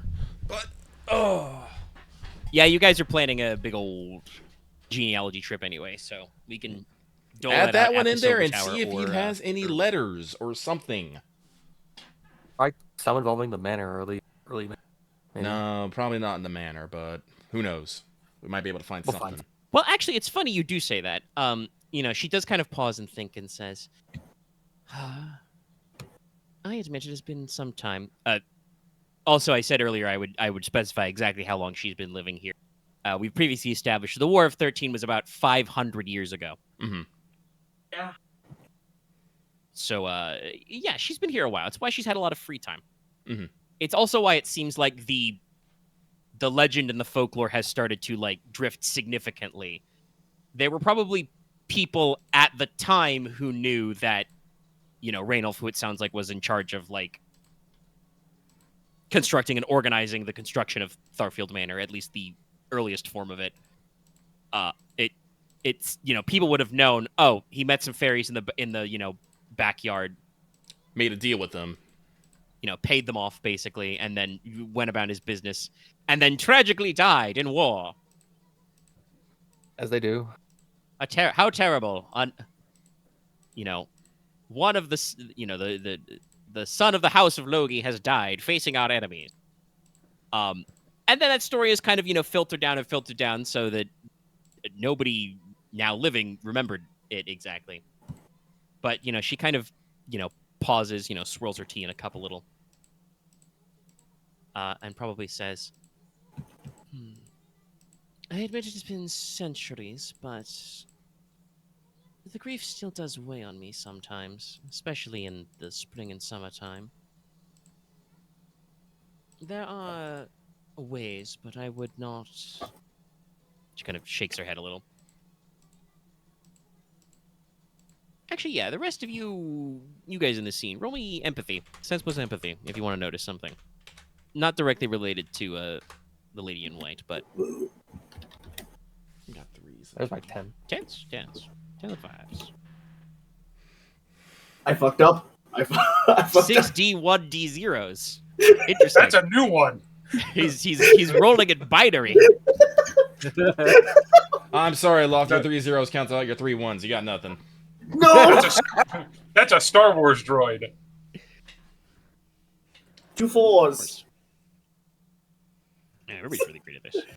I succeeded and failed in binary. I can't believe it. Yeah, everybody clocked a match. I believe so. Yeah, because I don't think that was going to try. We're all That was my invested trap. in the story. Well, I just want to say that when like I said, she kind of pauses and shakes her head. She talks about, there are ways, specifically in the conversation she was saying, there are ways to like forget or let go. Asaphar, who's been kind of quietly sitting in the back, does kind of like actually tense up a little and then kind of lets it go when the conversation goes somewhere else. Mm-hmm. But she continues and she says, I suppose there is maybe one thing. I do not know if it will actually console, but Raynolf did start a portrait that I do not believe he ever finished, but if it is in the possession of your home, I would quite like to have it.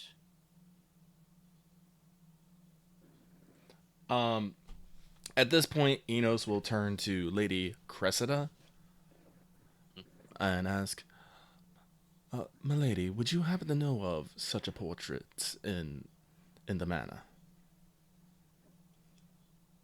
She kind of, tilts her head and thinks and says, No, I do not believe I have seen it myself. But I mentioned earlier, the attics are still in the process of being cleaned. There are several old artworks in there. We could always take a more detailed look. And Cressida will pivot, reading the room of the players, Mm-hmm. and be like, and of course, my lady, I understand that normally you do not enter, but I am currently the caretaker of the manor. If you wish to come inside to look for it, I believe that would be permissible. And if nothing else, she kind of, yeah, I think kind of, like, not quite clutches her chest, but kind of, like, does that very typical, like, grip her collar kind of thing, Mm-hmm. Perhaps if she has a cool locket with a tiny portrait in it, grasp it, she does say, well, I cannot say to know exactly the length. I do understand your grief greatly.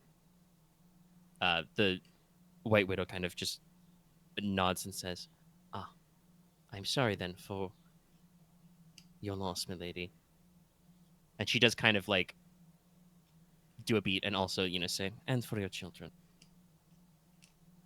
I won't make you roll empathy again, but those of you who are paying close attention to this conversation, there is probably a microsecond where the White Widow's glance flicks, like she, nods towards like Aurelia and Leslok who are here, but then her glance flicks to Konrad for a second and flicks back before it goes anywhere.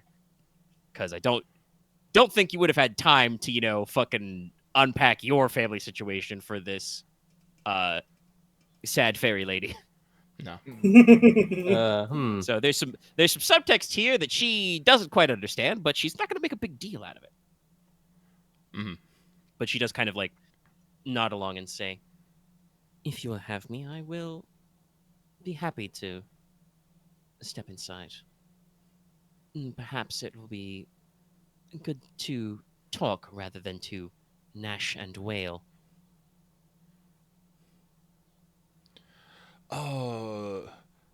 Enos will put forth.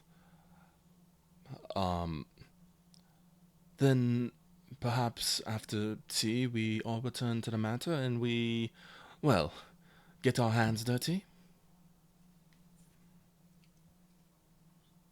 She kind of nods and says, yes. Excellent. You shall be spared my terrible bread for dinner. But actually, you're saying? After tea. Yeah. Okay. I said I don't mind, but also we're neighbors. Yes. It's the least we can do is offer you dinner. She kind of nods and says, you are a very pleasant neighbor, your lordship. Though, I'm trying to think how she would you guys can picture it in your mind. The White Widow, kind of makes a gesture, probably around the eye zone, but indicates that like she can tell that Leslok and Cressida are attuned veilers, and so are more sensitive toward these sorts of things.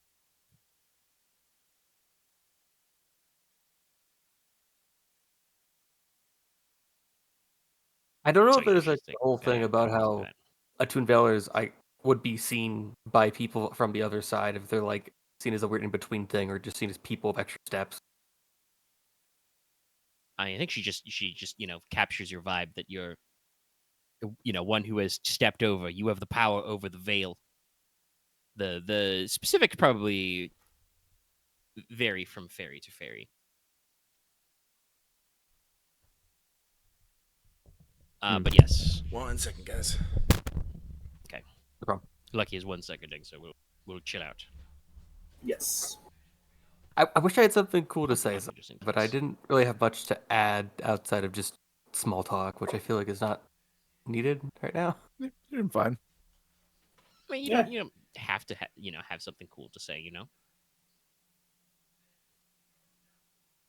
It's not necessary. We're in the vibe. I think we're all feeling it. We're all doing fine. Yeah.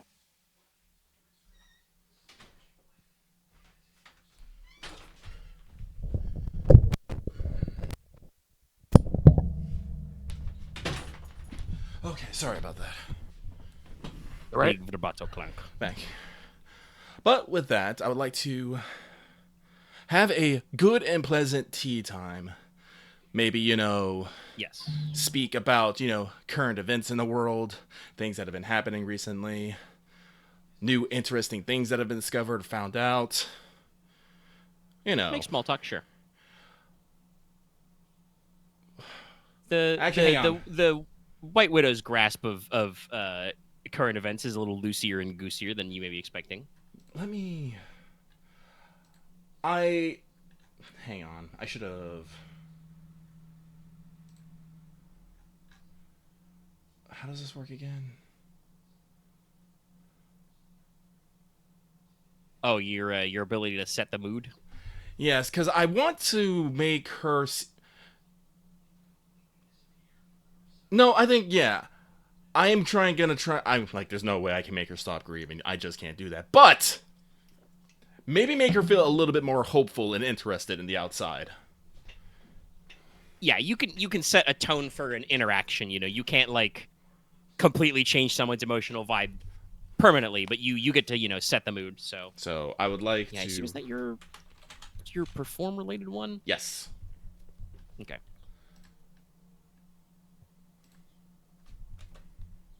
Wait, what is my perform? Sorry, hang on. Oh, but that's still pretty fucking high. Okay. It just came to me technically. With Soulcraft, you could do the whole Beauty and Beast candle dinner scene. So if, like all the cutlery and all the plates at the tableware like move into place. No, that would actually be not Soulcraft. That'd be Summoncraft. I can't that would make probably it be a lot of automat. because Soulcraft can't make things move on their own. Eidolon only lets it does that because I enchant mechanically complex objects.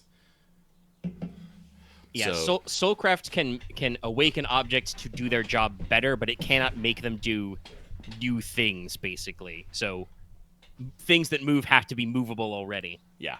Fair. So like I guess the weird exception is like a broom. Just make it move No. itself. That's not a weird exception. A broom is not a complex piece of machinery. No, that would absolutely be the summon card spell automat. Just Yeah. be like, broom, I name you, command you, sweep. No, trust Shit. me. Like, I love the concept of just casting Automata stuff and just flicking my hand at stuff to get it to do stuff. That sounds amazing to me. It's On so many levels. it's gonna have an AOE. Hey, guess what, Inos, or Lucky? I wrote automat specifically for this interaction with this character No, like as soon as you said she because I flicked wanted her to have a spooky witch hut. Actually, I know I said it earlier. I yelled it in chat. Oh, yeah, is that yeah, no, you Automat? said it. Yes, no, she nose automat, so she can have her kettle stir itself and stuff. Rad. But yes, you've rolled 10, so you are a sterling conversationalist and kind of like prevent the tone from getting a little too melancholic. Bring everybody up, which is good as well because obviously Lady Cressida did also think about her own grief, even if that's a commonality point there. So you get that up. At the end of tea, if there's nothing else small Yes. talk wise or other questions you guys want to ask her. Well, enough for me, I should say. I don't know if you guys have anything. Yeah. Konrad will definitely be Konrad and at least mention the weapons that she has and ask her about them. Yeah, she nods acknowledgement and says they are. How would she phrase this? I guess, yeah. Artifacts, mementos of her previous days. They are not a title, so she kept them, even if she does not use them much.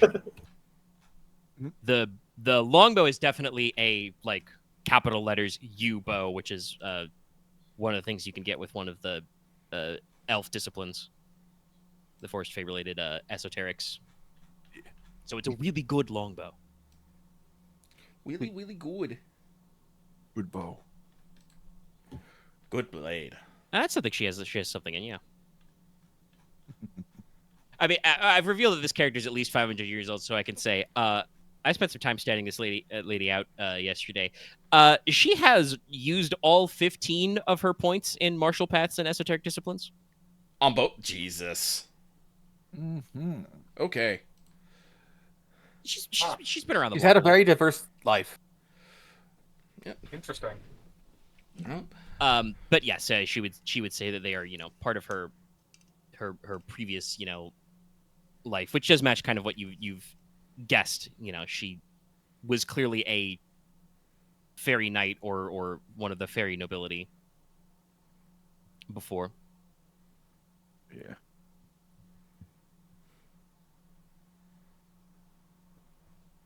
But yes, like I said, at the end of tea, she will get up.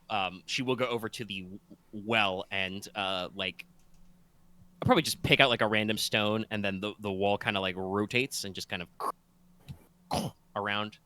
Ooh. To reveal kind of a hollow space that looks like it's roughly modeled after the under of the tree outside, actually.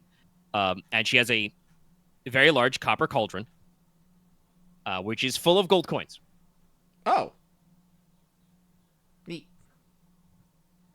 She says that you heard rumors that she guarded a treasure, and it's true. And she explains that this is the down payment that Raynolf gave to use the land. And That makes sense. she just guards it as a matter of personal preference.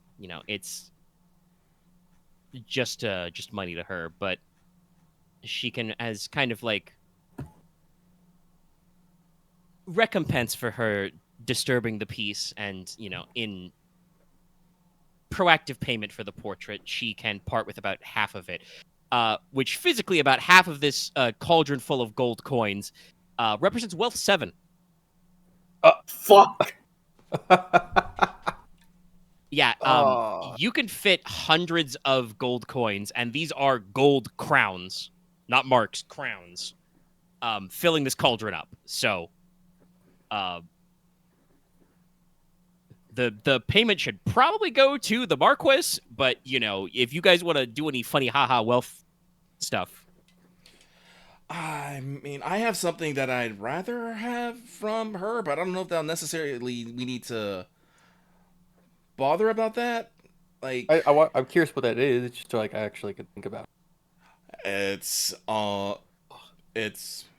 well, I think I alluded to it earlier. It's just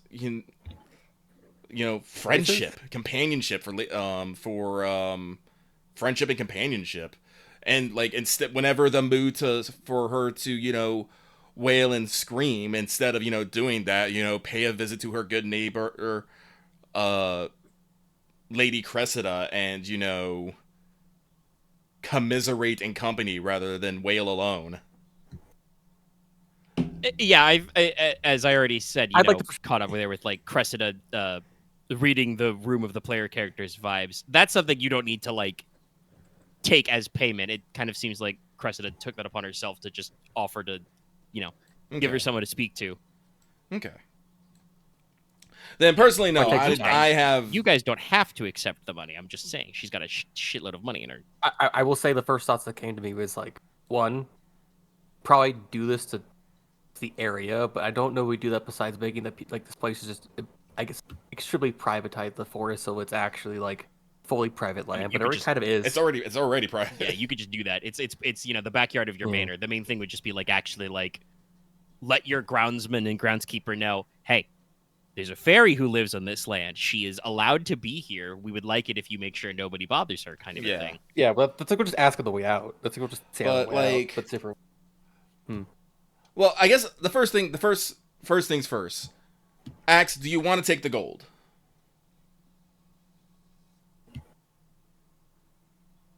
I want to, but I have too many like misgivings about it.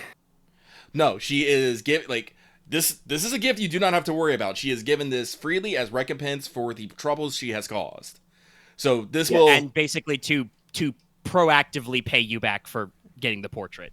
Yes. Because we did just discuss earlier with Aethelford, like the Forest Fae believe gifts are given in kind of a thing. Yes. Right. So if you want to take it, you could, but this could be also if you had some other form of recompense in mind. This could, be a chance for it. The only other thing would be, I think, is something that would have to come over time of just her Cressida having a bond to the point where they probably talk about like other things. So I think that's more of like the thing I mentioned earlier. Yes. So like, because I don't want to ask for like how like the other side works, and I feel like that's something that I could ask like. Yeah, you could probably later. just ask her for more stuff in casual conversation. Yeah, I guess that months or years later. I'm gonna say that like, yeah, you guys don't need to worry about this is your GM being nice to you and saying you don't need to worry about the Cressida thing. That's yeah. She's the wrong person. You guys have stepped into the story I have woven already. we just kind of connected the dots there, so it's happening. Okay. Yeah. But I do have to ask just mechanically, if I made myself wealth 6 from this, how much will this would be left? Shit, I don't know if that's. I don't even know. Because wealth 7 because the way is this about normally works 130 is crowns. Normally, the way this works is it's worth wealth 7, so you just become wealth 7. If you wanted to just go up 1 wealth, could just become 7. Just go from there. I did do a very similar amount of math to get to how much wealth it represented. So hold on. Because like wealth 7 in crowns is like 65 to 80 crowns. Like I guess it's like 70 crowns. Yeah, because I think she's got like and wealth 6 is like half of between that. 150 and 180. I don't remember what number I used in my head math for it. In the pot. So let's go like roughly 75-ish. I guess if I'm looking at the way this does work, if you wanted to jump to 6, you could split the coins you got roughly in half, and because it's 65 to 80ish levels, the equivalent of wealth. Because I want to give half. You could split it roughly in half, and you could make 2 people wealth 6 instead of just you wealth 7. I want to do that because I want Konrad to be able to fund his own castle. You are the Marquess. That is a choice you could make to go halvesies on the money that way. I guess the question is, Aren okay with that? Konrad is staring at the gold very intently. Konrad could probably use an influx of gold. I'm gonna be real. All right, I'm gonna do that. Then I'm gonna split it and give him half. Yeah, that probably doesn't happen like literally right now, but we can speed run that logistics of like. Okay, we'll have it by tomorrow. Count it by tomorrow. Well, yeah, we're gonna have to that is something we're gonna have to sit down, count it, make sure it's all good and stuff. I do kind of like the idea that she just like mystically knows how much half of it is. Polish it again.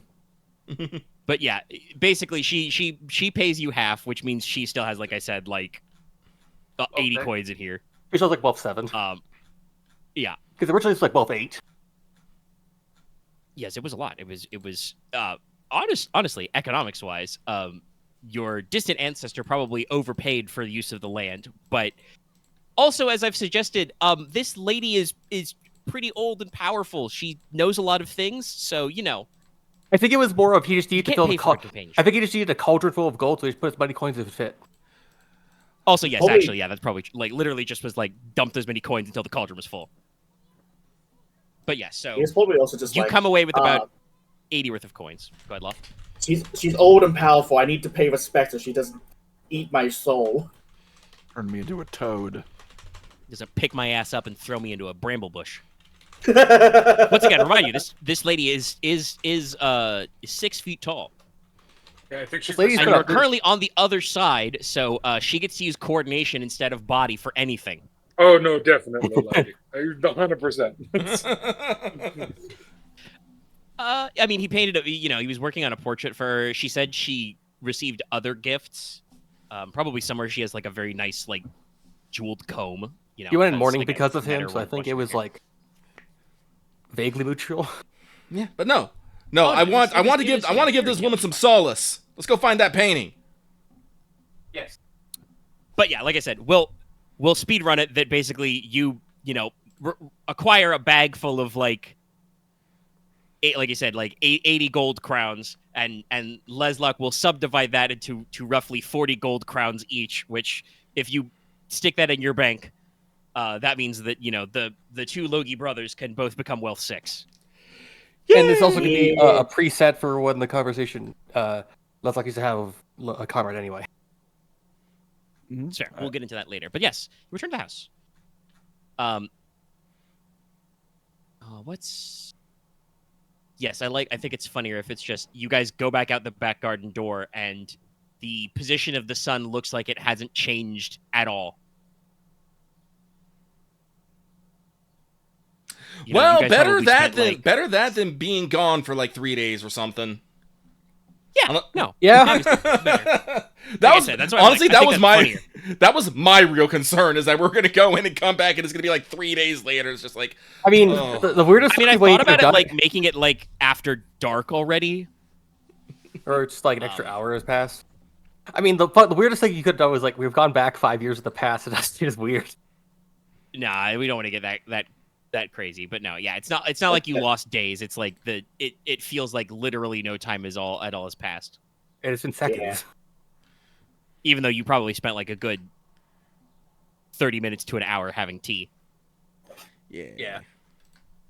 Gee.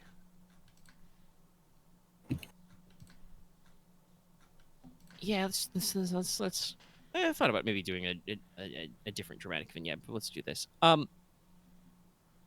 Everybody, I would like you to roll Oh no. sense plus hearing. I'm Conrad, glad that's please my add good your sense. special dice for having a dog who is now present in the scene again. Yeah. I missed. Damn. 2 Well, we'll ones, see but if I you gotta step missed. away. He's got to step away. I've got to find a stat block.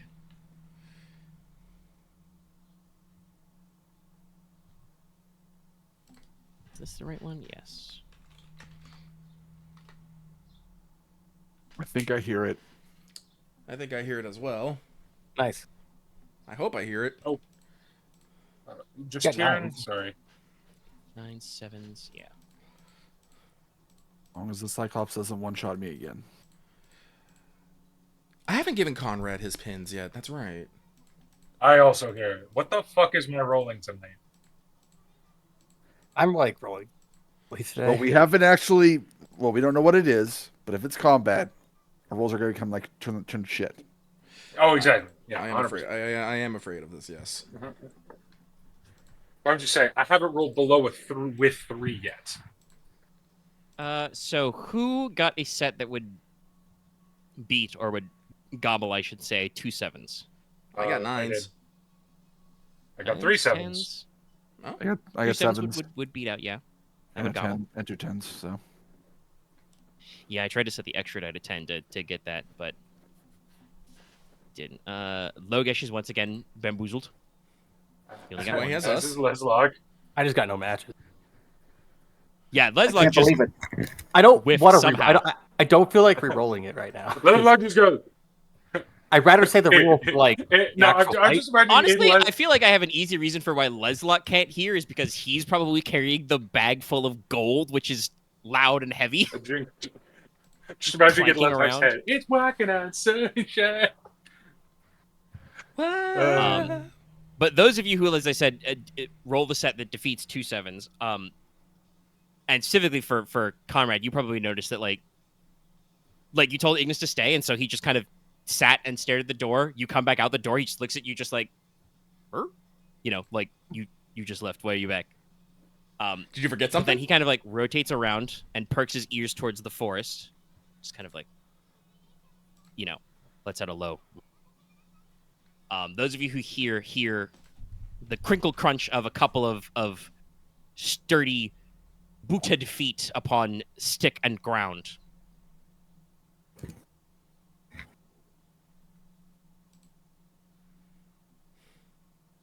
So what are you doing? You hear the sounds of some number of men.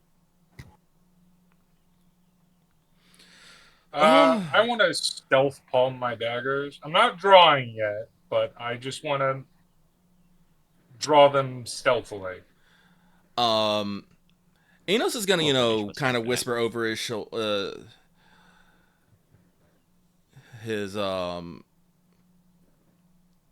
his shoulder. Yeah, nope, Asafor still has her command to guard Lady Cressida, so that's actually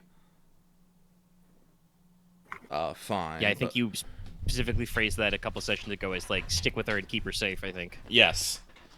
So that's fine. No, that's not right. But Enos is going to make a little bit of show of making sure he stands in front of she doesn't need the protection, but he's going to do it anyway. Lady White, Lady Cressida, and probably well, yeah, just those two. Everybody's going to do what she fucking wants. But he's going Also, to you guys didn't say that you told Moira to stay home, so It's true. But also, Enos is going to look back at the group and inhale like he's about to shout and see if anyone does the don't do that kind of gesture. You probably look back and Konrad is about to do the exact same thing. You look back and now it's the Logesh. Spider-Man pointing meme. You look back and Logesh, despite being confused, just goes, "Go on." Mm-hmm. But Enos will then call out, "Hello, is there somebody out there?" All right. You might hear out from Konrad the say, underbrush. "That was a little polite than I would."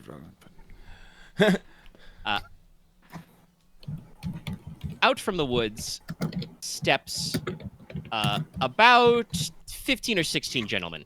What? Oh, fucking hunting party. No, these are fucking bandits. Oh no, these are definitely bandits. Because you recognize the guy leading them. He's got it looks like a pickaxe or an adze, but it looks like It's him. It's from the flat it's you. salts. Yes, Left it's of them.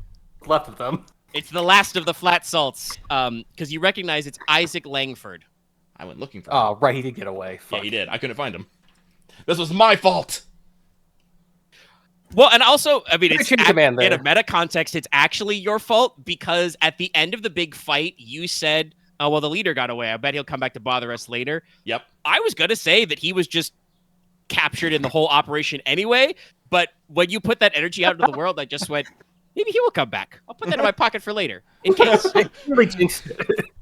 and thematically, it worked out. Like you guys may have heard me muttering to myself earlier. I was like, "Is it a good time for this?" And I'm like, "No, I think this is a good time for this vignette, because your Marquess is carrying a giant sack of money."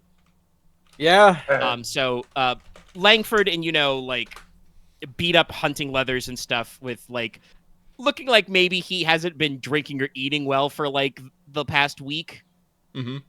Kind of steps out of there, got some twigs in his beard, and he's got about like I said, 15 guys with him with clubs, hammers, picks, axe handles with no axes kind of a thing.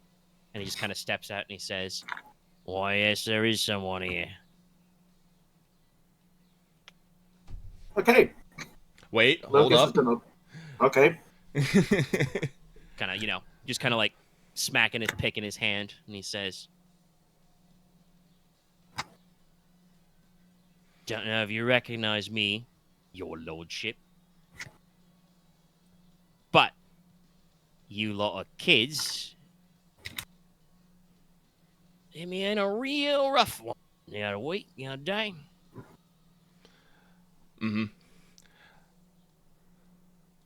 Kind of gestures towards Leslok with his pick hand. As I said, he is carrying a bag of gold and says, "Never put much stock in your story. There's gold buried under trees out here, but I think if everyone likes all their teeth and their bones where they started, I was like, we'll be then taking that." Inos is gonna cut him off. That you'll surrender and come quietly so we can have a proper trial. Excellent. Throw down everything at once and we can get this done with easily. And then this time, Logesh will speak up, or we can carry out the usual punishment for banditry in these parts. And I'm not sure if you picked up. I cracked my knuckles. Yeah. It didn't pick up that much, but I get what you mean, yeah. So there's probably like a moment of tension. All these guys are like, they've been living in the woods. They've been thinking about this, Langford kind of like, rotates around to look at Inos a little. Actually, yes. Inos, please take your unwholesome experience point. Oh, I will. Thank you. This helps you here, actually. He doesn't like you. My friend He doesn't smiles. like you. I don't like you either. But you cut him off as he's basically asking for a payoff. Yep. So there's this moment of tension, and I think what I want to say starts first is just kind of, again, kind of behind Inos and Leslok a little.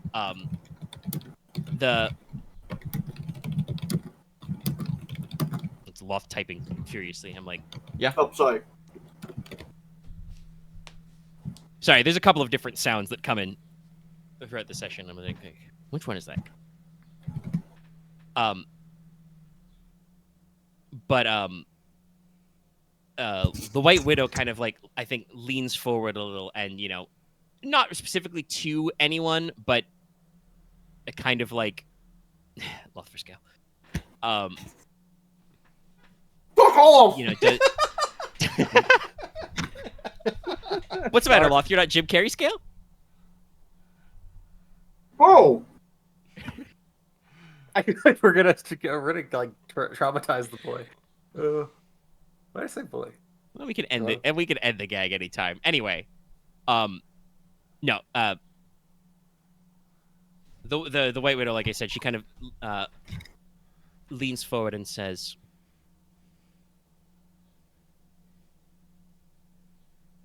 "Are these people here with your permission, your lordship?" Her No. voice, by the way. Oh, you just say no. That's good. Okay. Ice cold. So, we go with the fiction. Leslok just says no.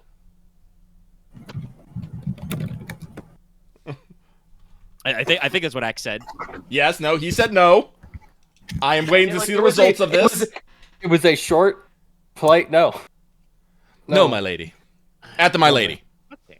Oh, my one more. Shouldn't do.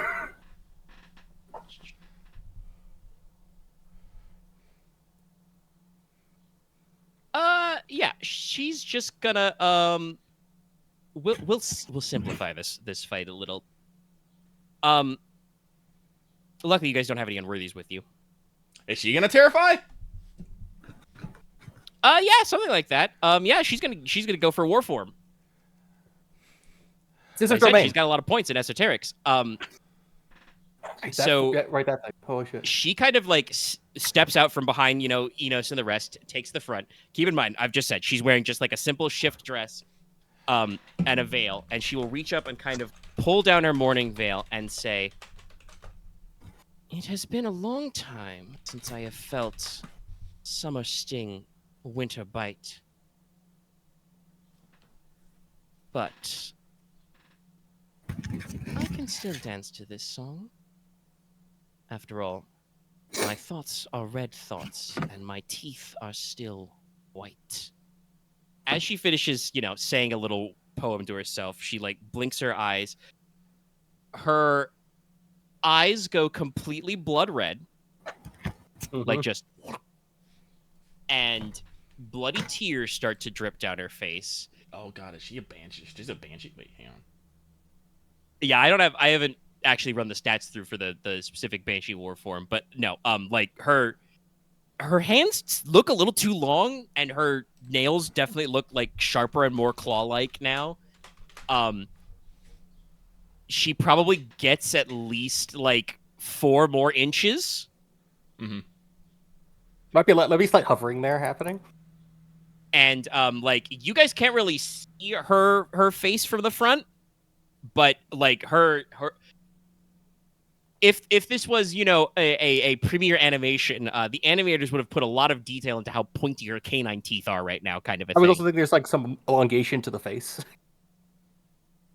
Not proper elongation, but definitely just in the late afternoon, getting close to sundown light, the dappled, slightly reddish light of this clearing, the shadows and angles of her face are just sharper, meaner. Anyway, speaking about, casting Terrify, Warform basically does that because anyone who could see and hear you gets a morale attack 4. These 15 goons with him are threat 2. So they are all cooked. Mm-hmm. They are just going to, they see a scary fairy lady and just drop everything and flee screaming into the woods. Is it worth it? It's not. Honestly, if I was confronted by this, I'd be like, no, it's time to go home. No. Honestly, even in a world with magic in it, as soon as I see someone transforming their body, no, fuck that. I'm leaving. If we can reasonably get away, it is time to get away. It is time to get away. Yeah. But I will. Nicola will say out loud, I need to ask Carhassian learn how to do it. Not now. But Langford does not immediately budge. He kind of just holds up his pickaxe, which is made of, iron, and says, "All right, miss, if that's how it is."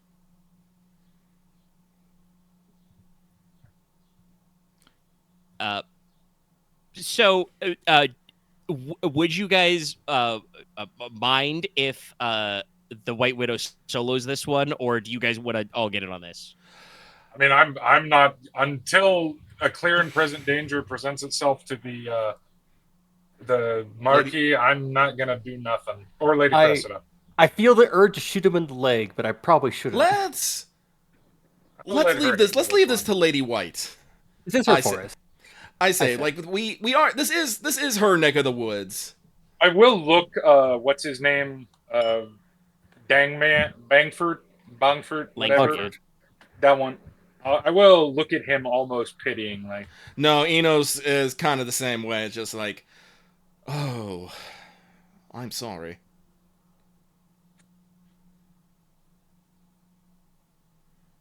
Konrad probably will get out his shield and have his hand on his weapon, but moves to more back her up if she needs it, which she probably doesn't. But Inos, I don't know. There could be another enemy in the trees or something that might present a threat. Leslok's gonna have his hand on Leofric's pepper box, on over where he holsters Leofric's pepper box, but he's gonna try to put the gold bag somewhere else on his person. Yeah. I thought, never mind. But yeah, no. Inos just looks calm, hands behind his back. He doesn't look like to be grabbing for a weapon or anything, but he is probably standing beside Lady White right now because I think he was probably one of the more forefront people in the conversation. I don't know. Yeah. I mean, I said that she steps out fully in front of you. Ah, okay. So yeah. you might want to scooch to the side a little. Yeah, bit I'll scooch a little bit see, side so I can get clear line of sight. But other than that, nay. Yeah. I'm off. Nay. Well, you guys are gonna realize quickly that one of the martial paths she's got at least some in is Path of the Stalking Cat. Ooh. Oh. Because she's probably going to lead with like a drop to like hands and knees and hit this guy with the springing tiger attack and just full body tackle, like take it to the ground, start raking and punching. A charging claw. She's got a very good unarmed pool. Mm-hmm. So she's got actual clawed thing. He will probably attempt to swing with the pick. And no, I'm not for the people at home. No, I'm not gonna have two NPCs roll out to see who wins. We'll just narrate. But he tries to get her with the pick. He clearly knows a little bit about like improvising the pick as a weapon. If you guys had actually fought this boss fight, he had a couple points in I forget what the Is it like Craig Warpick exact or one something? it is. Or something? Craig's Warpick. Yeah, Craig's Warpick. That's right. Like I know it's something Warpick. He's got a couple in there for some funny. Yeah, it's Craig. He probably tries to do like the twirl or some other techniques. She just catches the wooden base of the pickaxe and is just like, no. Stop that. Probably wrenches it out of his hand with some unarmed, because she's got a lot of unarmed and grappling, and trades blows back and forth. This guy has like a little bit of fight, and is clearly like more muscular than she is, but The line continues to spray. what's the best way to phrase? This woman has multiple expert dice and master dice in some of her combat-y type skills. Jesus. She's like over 700 years old. She's got a lot of stuff going for her, and has quite a lot of other, tricks she can do. And is probably just going to, I guess, beat him senseless would be the way. Mm-hmm. At just like, after a few moments of struggling, where she just like, again, you've probably never seen anybody use this sort of unarmed combat style before. Like the whole stalking cat thing is like masterfully mixing like being downed and up, so you can just like stand up for free, multi-action stand up, like tackle and fall on people and stuff like that. Like It seems like a very savage fighting style. yeah. It's from Logatia in South Calthus originally. Or So it's like she's combining some like almost feral unarmed strikes in there, and actually like her nails right now in war form are long enough to like rake flesh and that kind of thing, even make some dents in some of the leather he's wearing. Probably catches him with a scratch in the face, and turns it into like a tackle that throws him to the ground and just slams a bare heel into his chest and just takes the wind out of him. And then probably like there's just a moment, and then just deep breath, and that slight kind of like eeriness kind of fades, and she will turn to Leslok and say, I believe you were speaking about capture, your lordship, and friends. This will take a moment. Yes. Did she get any blood on her with attacking him or anything like that? Nails and stuff? Yeah, she probably has some blood on her nails and hands. Inos will hurry forward, take a handkerchief or something for her, and give it to the lady wife. It's all like, my thanks for your assistant, lady wife. I do apologize you had to sully yourself with that man's blood. Here, please. I think she accepts it, but first she had already like absentminded like touched a couple fingertips to her lips and just kind of like clean shake them off. Thank you, that will be much better. Wipes off. steps off in that way, though, like she leans her full weight onto the foot on his chest, kind of thing, and then steps off. It's just gonna give him just another pitying look. Since I've had to look out for myself.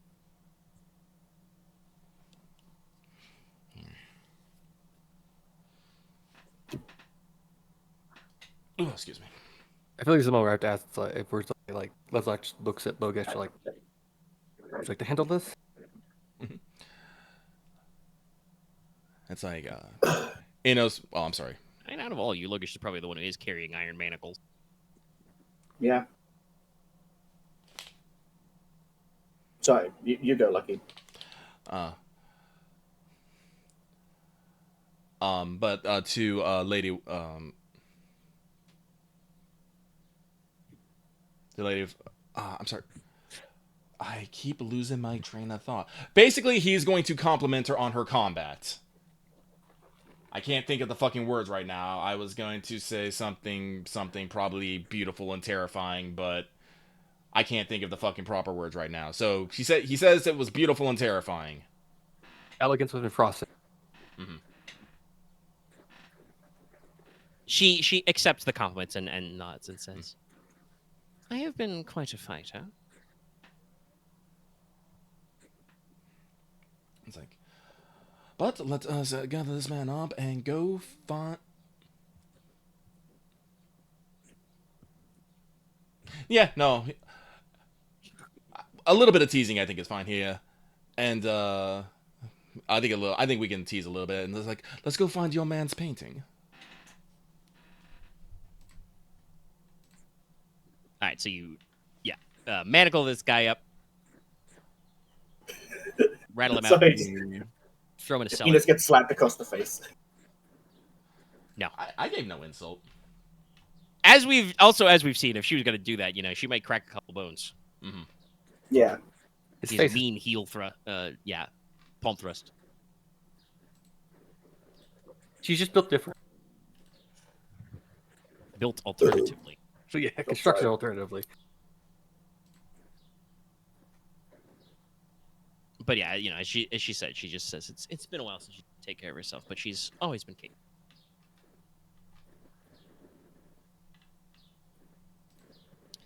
All right, you return. There are probably some questions back at the house about, hey, where's this scruffy guy who looks like he got chewed up by a badger come from? Inos will succinctly explain that he ran afoul of our... Yeah, no, he'll say good friend and neighbor. He's going to continue addressing her as Lady White, so I hope that fucking sticks. I have a question, Omeka. Yes. Is there an Elvish word that is an equivalent of auntie? I mean, yes, you can probably call her auntie. Okay, Elvish. I'm basically going to start referring to her as that now. And Nicola was well enough. But Inos will basically explain the situation, inform relevant persons of the situation going on, and that neck of the woods was legally purchased from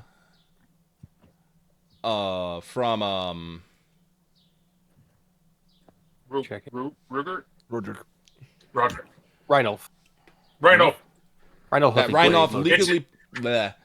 legally purchased the land, but allows Lady White to reside on it. So, spread the word. Our name. Yep. Now, groundskeeper Herman, takes it in stride. Mm-hmm. Takes off his, as previously described, formless beat-up hat. Yep.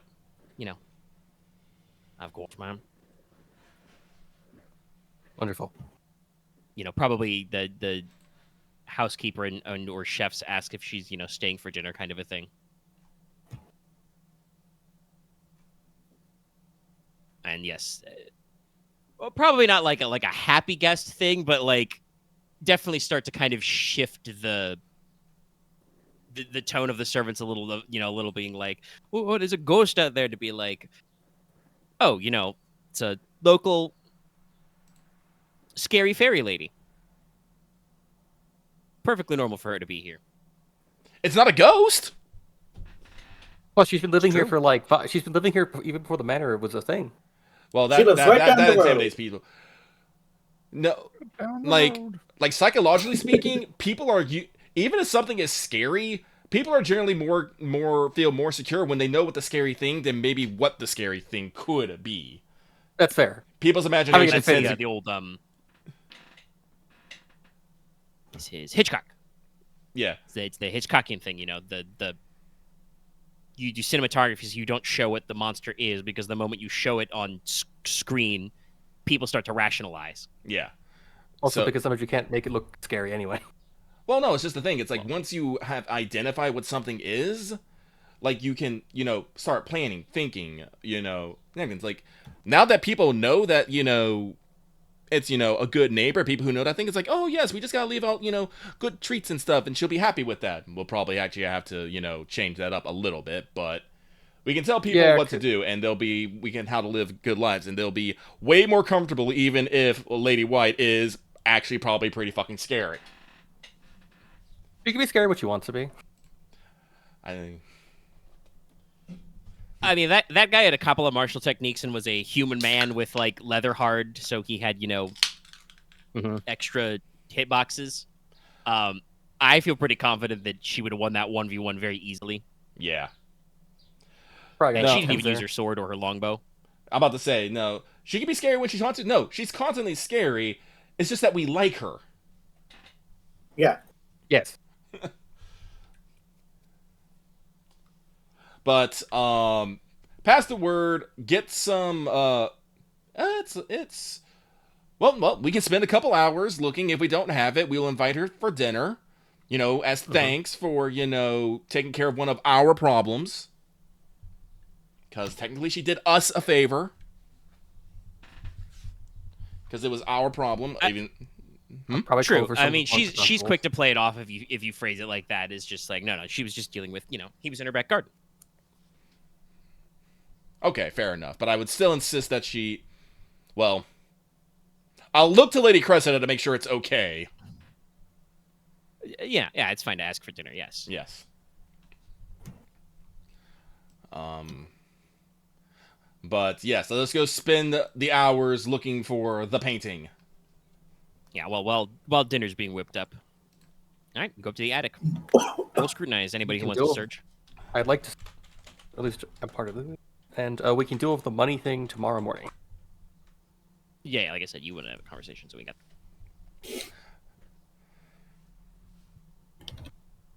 5. Inos is attacked by an armoire and is never heard of from again. It just opens up, swallows him, gone. My Welcome to family- Narnia. He gets Freerin mimicked. It's the What are we rolling? Sorry, my fan. Scrutinize to search attic. Oh, jeez. If you wish to search the attic, you don't have to. Sure, you I'll just take stand there. I'll take part. Well, Why I not? got 2s at least. I got 2 1s and We might be Five. here for a little bit. I got 5s. The juice is Booze! clearly leaving you. Maybe I should have had you do the fight. But you go up to the attic, which I had described previously. Cressida talked about. Let me see if I can find my original passage on that one. The only died in the match was 3.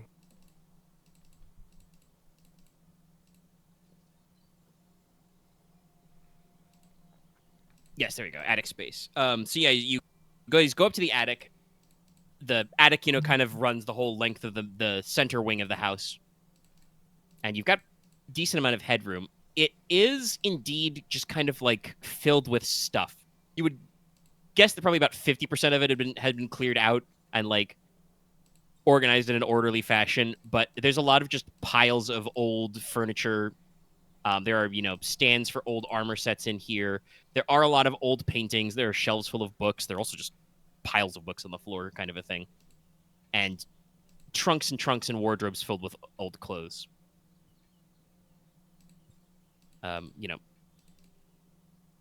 Cressida does mention that, she's Some of the maids did think they heard something up here, but I think we got rid of all the mice. And so you guys start digging around. And most of you made a match, but like you said, I think your best one is so High far fives. off with 3s. I No, thought you did get 5s. That's Yay. right. 5s, yeah, so middle of the Aw. road. So Leslok, you're looking around. You do discover, among several other, looks like half-finished or incomplete portraits, a picture. It is not quite like a full painting. You see the canvas, but it's not colored in yet. It does have the rough outline, though, of a figure that is clearly the White Widow. Done in kind of like almost a like sketch style, like it's just the line art. Mm-hmm. It is done with a dark brown hue known as bistre, though, which is made from beechwood soot. Because there's a lot of beech trees in this story. Oh, that's So it is kind of, unfinished, unsigned, but very solid line work. Especially detail around the face and some of the body detail a little looser. yes. Nothing. It's the limitations of my spellcraft. It's nothing about the story right now. Same. You want to try and just finish the painting? Yeah. You'll need a talented artist to do that, sadly. Mm-hmm. A heart's pursuit started, but undoubtedly unfinished. Which one of you rolled the... Well, technically, I guess, because Inos didn't make a match, he rolled the worst. Yep, I'd say me. Back of the treacherous gazebo. Sorry, Ark just posted a great 14 Mother's Day meme. God damn it! Now I gotta go look. Yep. Yeah, go look in Crow General. Not you.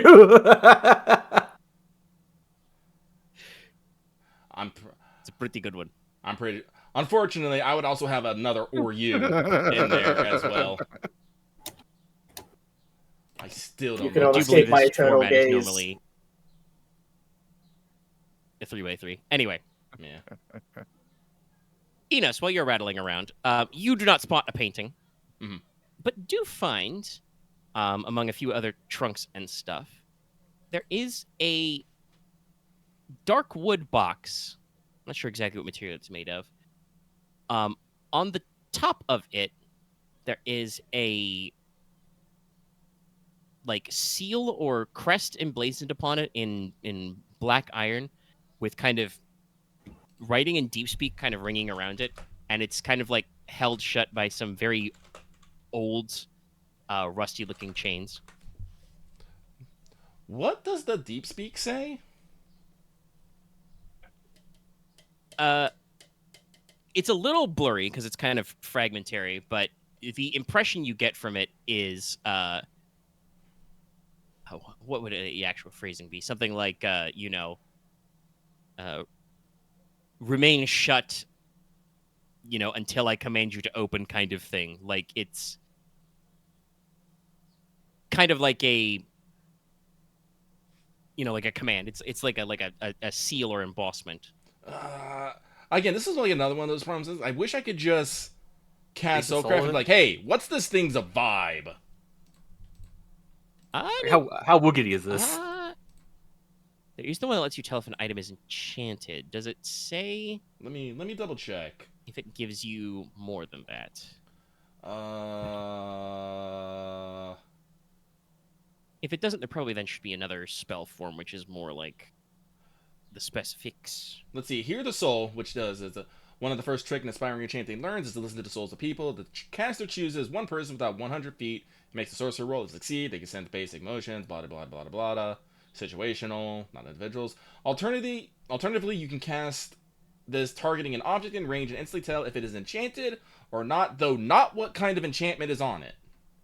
Okay, yes, that's because it's the basic kind.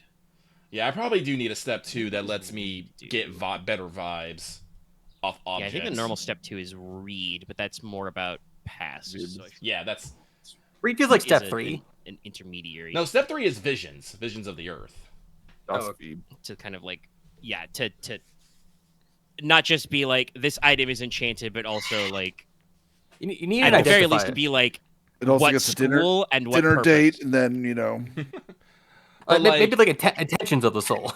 But yeah, no, like does this give off good vibes, bad vibes?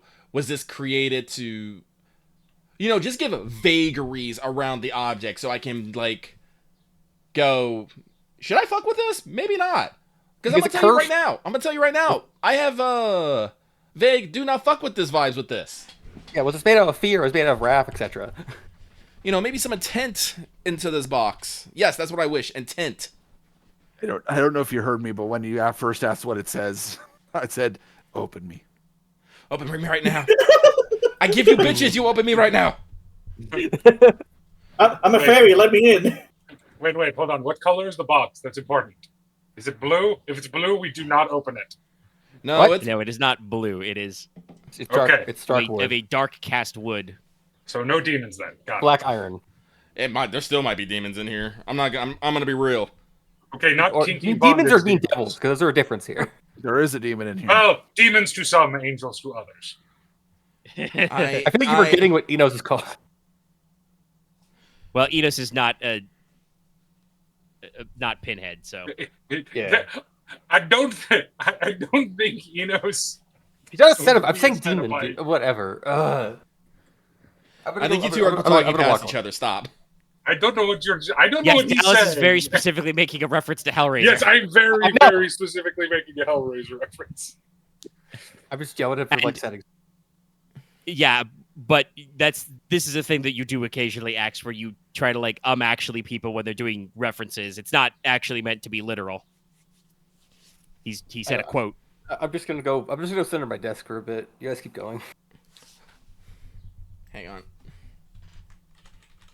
I'm But yes, I'm Enos, doing you the found bit. a spooky Hmm. a box. Oh, I'm sorry. I Not quite a trunk, more like a tabletop box. It's a little rusty, a little creaky. Chains are not doing so good. What game? I'm trying to find the gif of the dude in the hoodie just sliding into his chair underneath the desk, but I can't. Yeah, I think if I have it. But oh, God, I would like inspect the chains and stuff. Like, does it have like a lock? Does the lock look good? No, it does not. I mean, actually, it does have a normal latch, but this like I said, seal or crest thing pressed into the top of the box seems to be filling in for the normal role of a lock because it has, chains attached to it which kind of bind under and around it so you could not unlatch and open the box all the way with these chains on it. The chains do, like I said, they are also iron and they are not in good shape. They are like very clearly rusty and creaky from looking at them. checking By the way, out- you're inspecting the box. Are you touching the box? I am touching the box. Unfortunately, Enos will pick up the box at the very least, I'm because checking if I have anything in my own repertoire to help here. it's one of those things like he's gonna see it, he's gonna be like, "Huh, what's this?" Pick it up, probably blow some dust off of it. To read the words. Yeah, to read the words. Yeah. So yes, you pick it up. First of all, the box has a weight like it's empty. Oh, Like it does not have any additional weight. But like a second after you pick it up and you blow the dust, it kind of like rattles or jumps in your hand. How much? I think actually like resisting something like this is. Yeah, I think it's endurance to resist. What's your body plus endurance roll like, Enos? Oh no. 4. Yes, I would like you to roll that for me real quick. If I drop it and break it, I'm gonna be slightly upset. But here we go. Can I make him roll it if he fails? No. Okay. I got 6s. I'm At the probably very not least, gonna beat Enos, this. you know that it's opposed. Wait, nope. I typed roll like a fool. Well, you caught it. A foolish fool who foolishly fooled. Oh! You did it. Yeah, holy shit. Yeah, this box basically tries to like leap or jerk out of your hands, and you just go whoop, whoop, and Oh, it manage is to a hold weapon. on to it. Okay. Enos just says out like, "Hey, stop that!" As he's kind of fighting a box right now. Smack the book. But yeah, now all of you are aware. Yes, Inos is holding a previously described box that has chains that is like kind of like rattling and squirming its chains in his hand, and kind of like, I mean, Inos, you're holding it. You can clearly tell now that you're like holding it and keeping a grip of it. Like, it feels like something inside the box is straining against these old ass chains. Why can't we ever deal with normal stuff? I'm gonna be real. I have no idea what to do. I'm thinking right now. I'm like, what do I have here? It's like, I feel like if I drop this... Nah, I don't even want to gingerly put down this box. I feel like something weird's gonna happen if I do. Don't want to destroy this box either. That's a very good question. I believe it was still ignited, but you put it down. Where did you leave your warding candle? Oh, it was in the candle holder. I left it in the candle holder, I think, in the library. Yes. Would you checked on it, perhaps? I need to go get it now. Well, I don't see any reason... Well, like I said, we're up in the attic. We probably need light sources. If you already had the candle lit, you probably would have brought it. It didn't go out. It isn't going out for like, I think it's like 4 it's like hours. 10 hours. I think you rolled max height. No, I think it's fair to say you might have brought it up because we're going to need light anyway. Was Monstrum black? Yes. Yeah. So the candle doesn't really go like black in flame, but it like the flame is visibly like darkening and flickering, and it's like the candle is trying to make up its mind. Hold on, let me double check. As yes, like black monstrum. Yeah. The color like kind of changes and darkens and flickers in rhythm to like the jerks and stretches of the box. Whatever is in there is malevolent. That is least obvious. It's well, no matter what, I don't think I should probably be in here. So excuse me, pardon me, hold on. Oh, and okay. And Inos is going to fightingly get the box out of the attic and probably out of the manor. This is probably somewhat comedical, as Inos is, getting jerked around a box. You know it will be even more comedic. Please make me body plus run, bud. Oh God! Oh, no. I don't have run. I mean, it's what you're doing. You've described to me. You're trying to flee from the manor in a timely way. Oh no! You're trying to like sideways dodge through the hallway. Nope. Wait. Nope. What are the rest of you doing? Especially given that Inos is not making a particularly great pace out of the house. Yes. I imagine that like the box is like jerking him into walls and stuff. Like, yeah.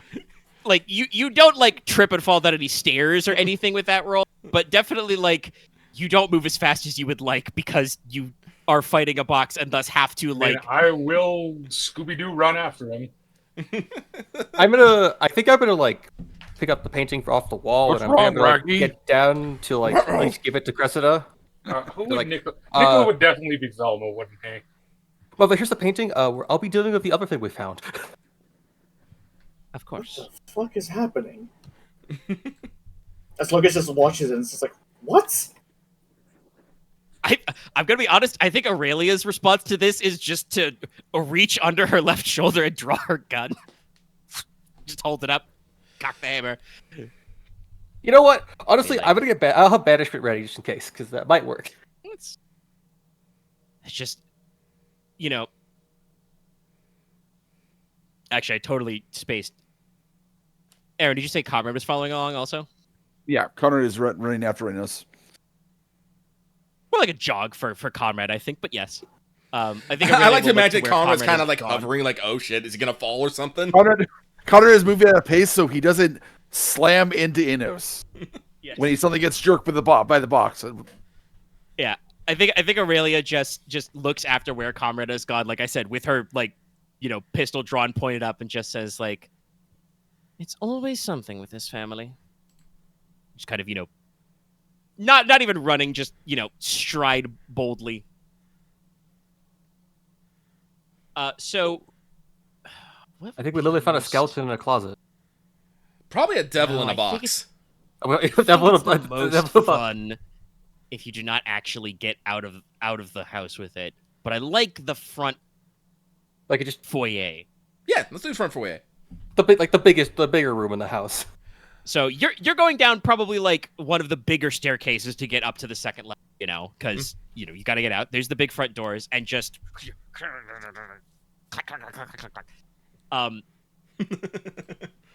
and Inos, oh, the stairs. They're so carpeted, so plush. The pile is so deep.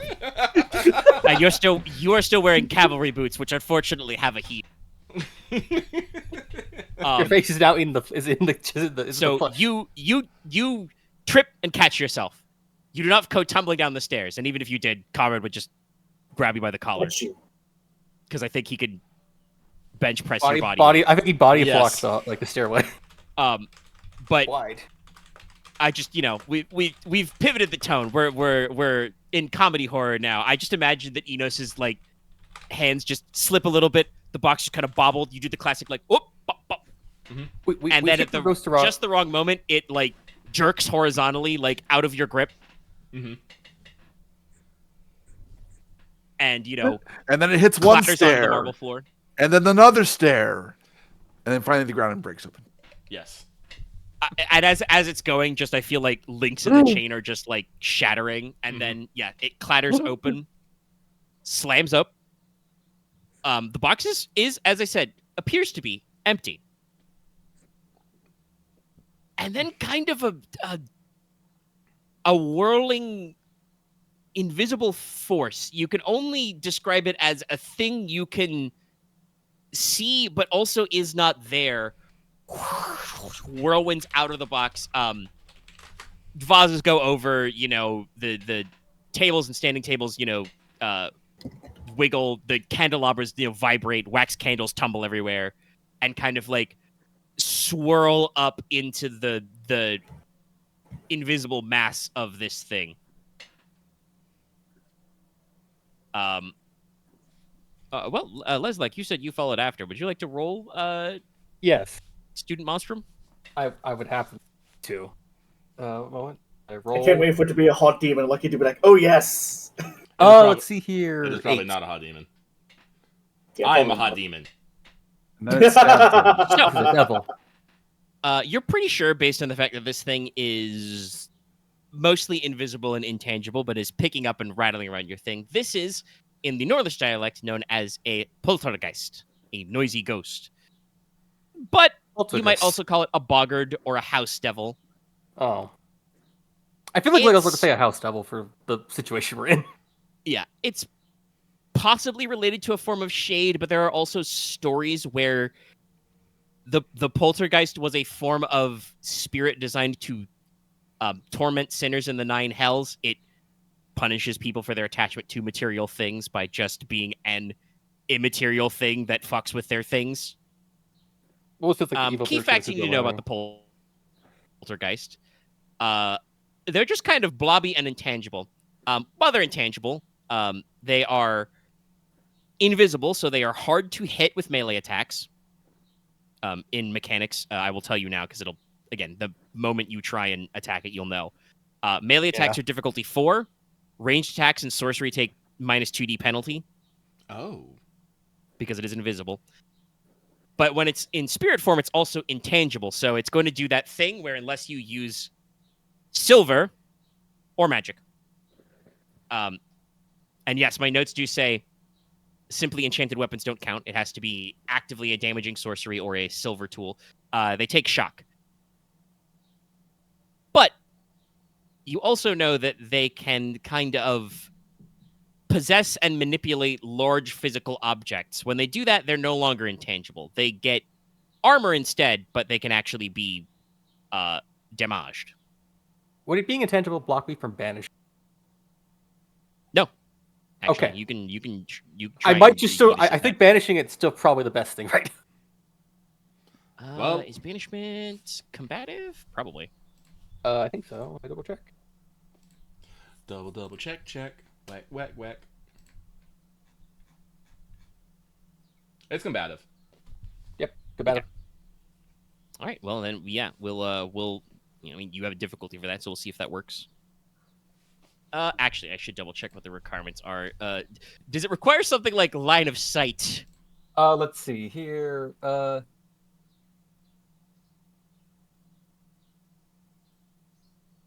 the single's not a single entity which is not supposed to be in Mundi.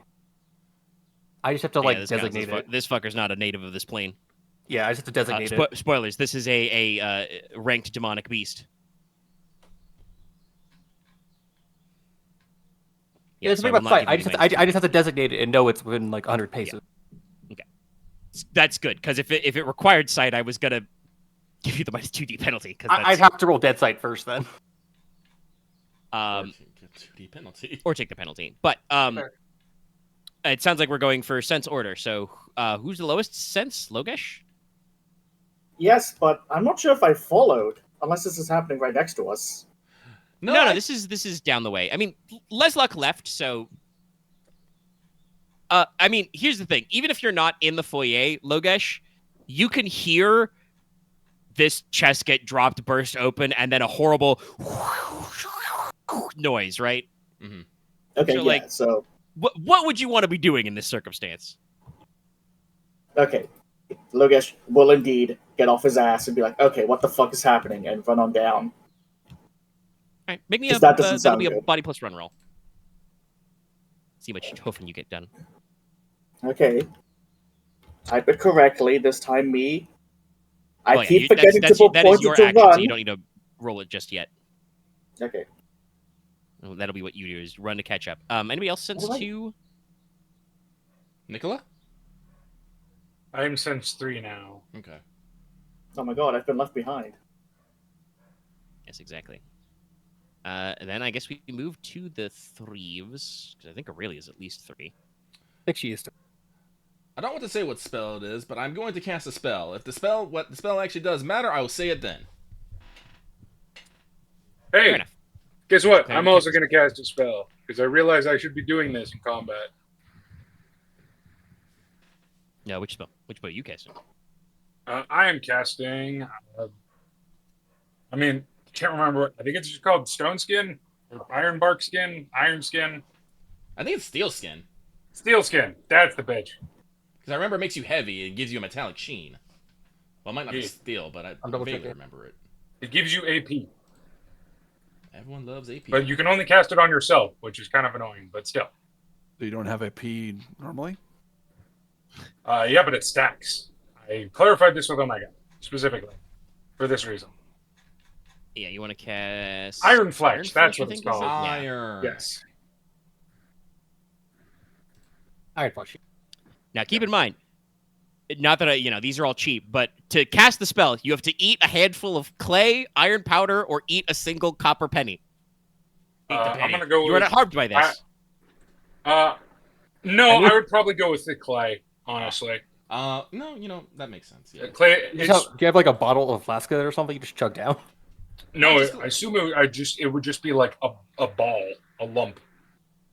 Yeah, you just have, soft. I'm an alchemist. My pockets are full of if someone raided, if there was like a TSA in this universe, someone went through my pockets, they just spent an hour just going, what the fuck? You would be so fucked. Why? So many liquids and solids. Most of them aren't even illegal. Bat guano. Most of them aren't even illegal. They would just be like, "What the hell are you doing?" What is this? Actually, I'll say this because I forgot. This creature is sense 3 and should declare first. So I was going to say that I would want to know who Inos is targeting to think this thing's reaction. But actually, no, that doesn't matter because it would declare before you. Yep. So what it's going to declare is... Stab. no, I think Inos is Inos is the closest, and also you held the chest. So it's going to roll its throw pool to hurl something at you. It's going to beam you with a candlestick. Not the candlestick. You're going to get clued. You're going to get clued out. Enos in the foyer with the candlestick. So since it is sense 3, Enos, if that changes your plan, you can redeclare. Or otherwise go for spellcasting. No, I will go for the spellcast. Still. Alright. I think from the top of the stairs. Aurelia, also at 3, is just going to, with her gun drawn, just going to shoot vaguely at this creature. Shoot I guess shoot her. what's floating in its body, I guess. Bang, bang. Bang, bang, bang, bang. Oh, that's gonna hurt the floor. Well, whatever, I guess. Fix that Actually, later. no, she will, since you guys are setting up first and it's just throwing things, she will actually cast soul-seeking arrow first, as she's just gonna hold the top of the pepper box up to her lips and whisper something, which in deep speak sounds suspiciously like somebody shoot that man. Shoot the house devil. Brief glance at Aurelia. But anybody else at sense 3? I think not, because 5 now. Yeah. All right. Well, let me go 5s.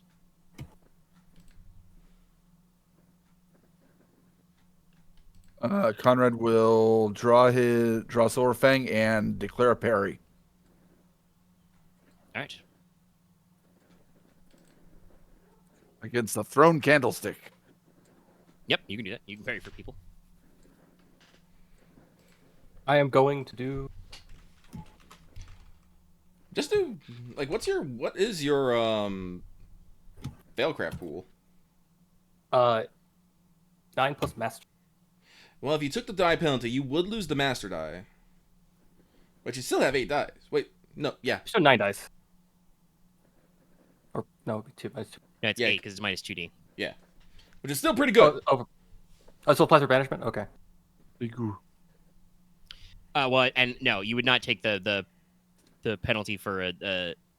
Oh, not for banishment. Range. That's right, because you No, don't it's need not the an sight. attack, yeah. Yeah, no, so no, you still get your master die. Fuck it, I'm yeah. basically saying its name and saying like, by the grace of the 7, you no longer belong here, and regret all your actions and so on. Then you cross yourself Wait, and, like- shoot a giant cross at it. It'd be like a glowing 7 that has like it's like made of like 7 pieces. Yeah. I'm pretty sure this is literally a Castlevania enemy. Yes, but Make a 7 and like it's a glowing 7 made of 7 different gestures and shit like that. Yeah. It sure feels like a Castlevania enemy.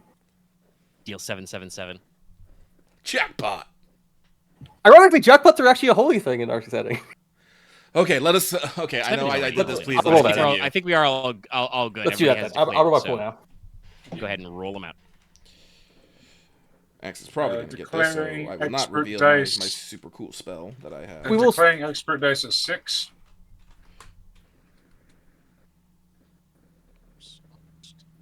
Checked.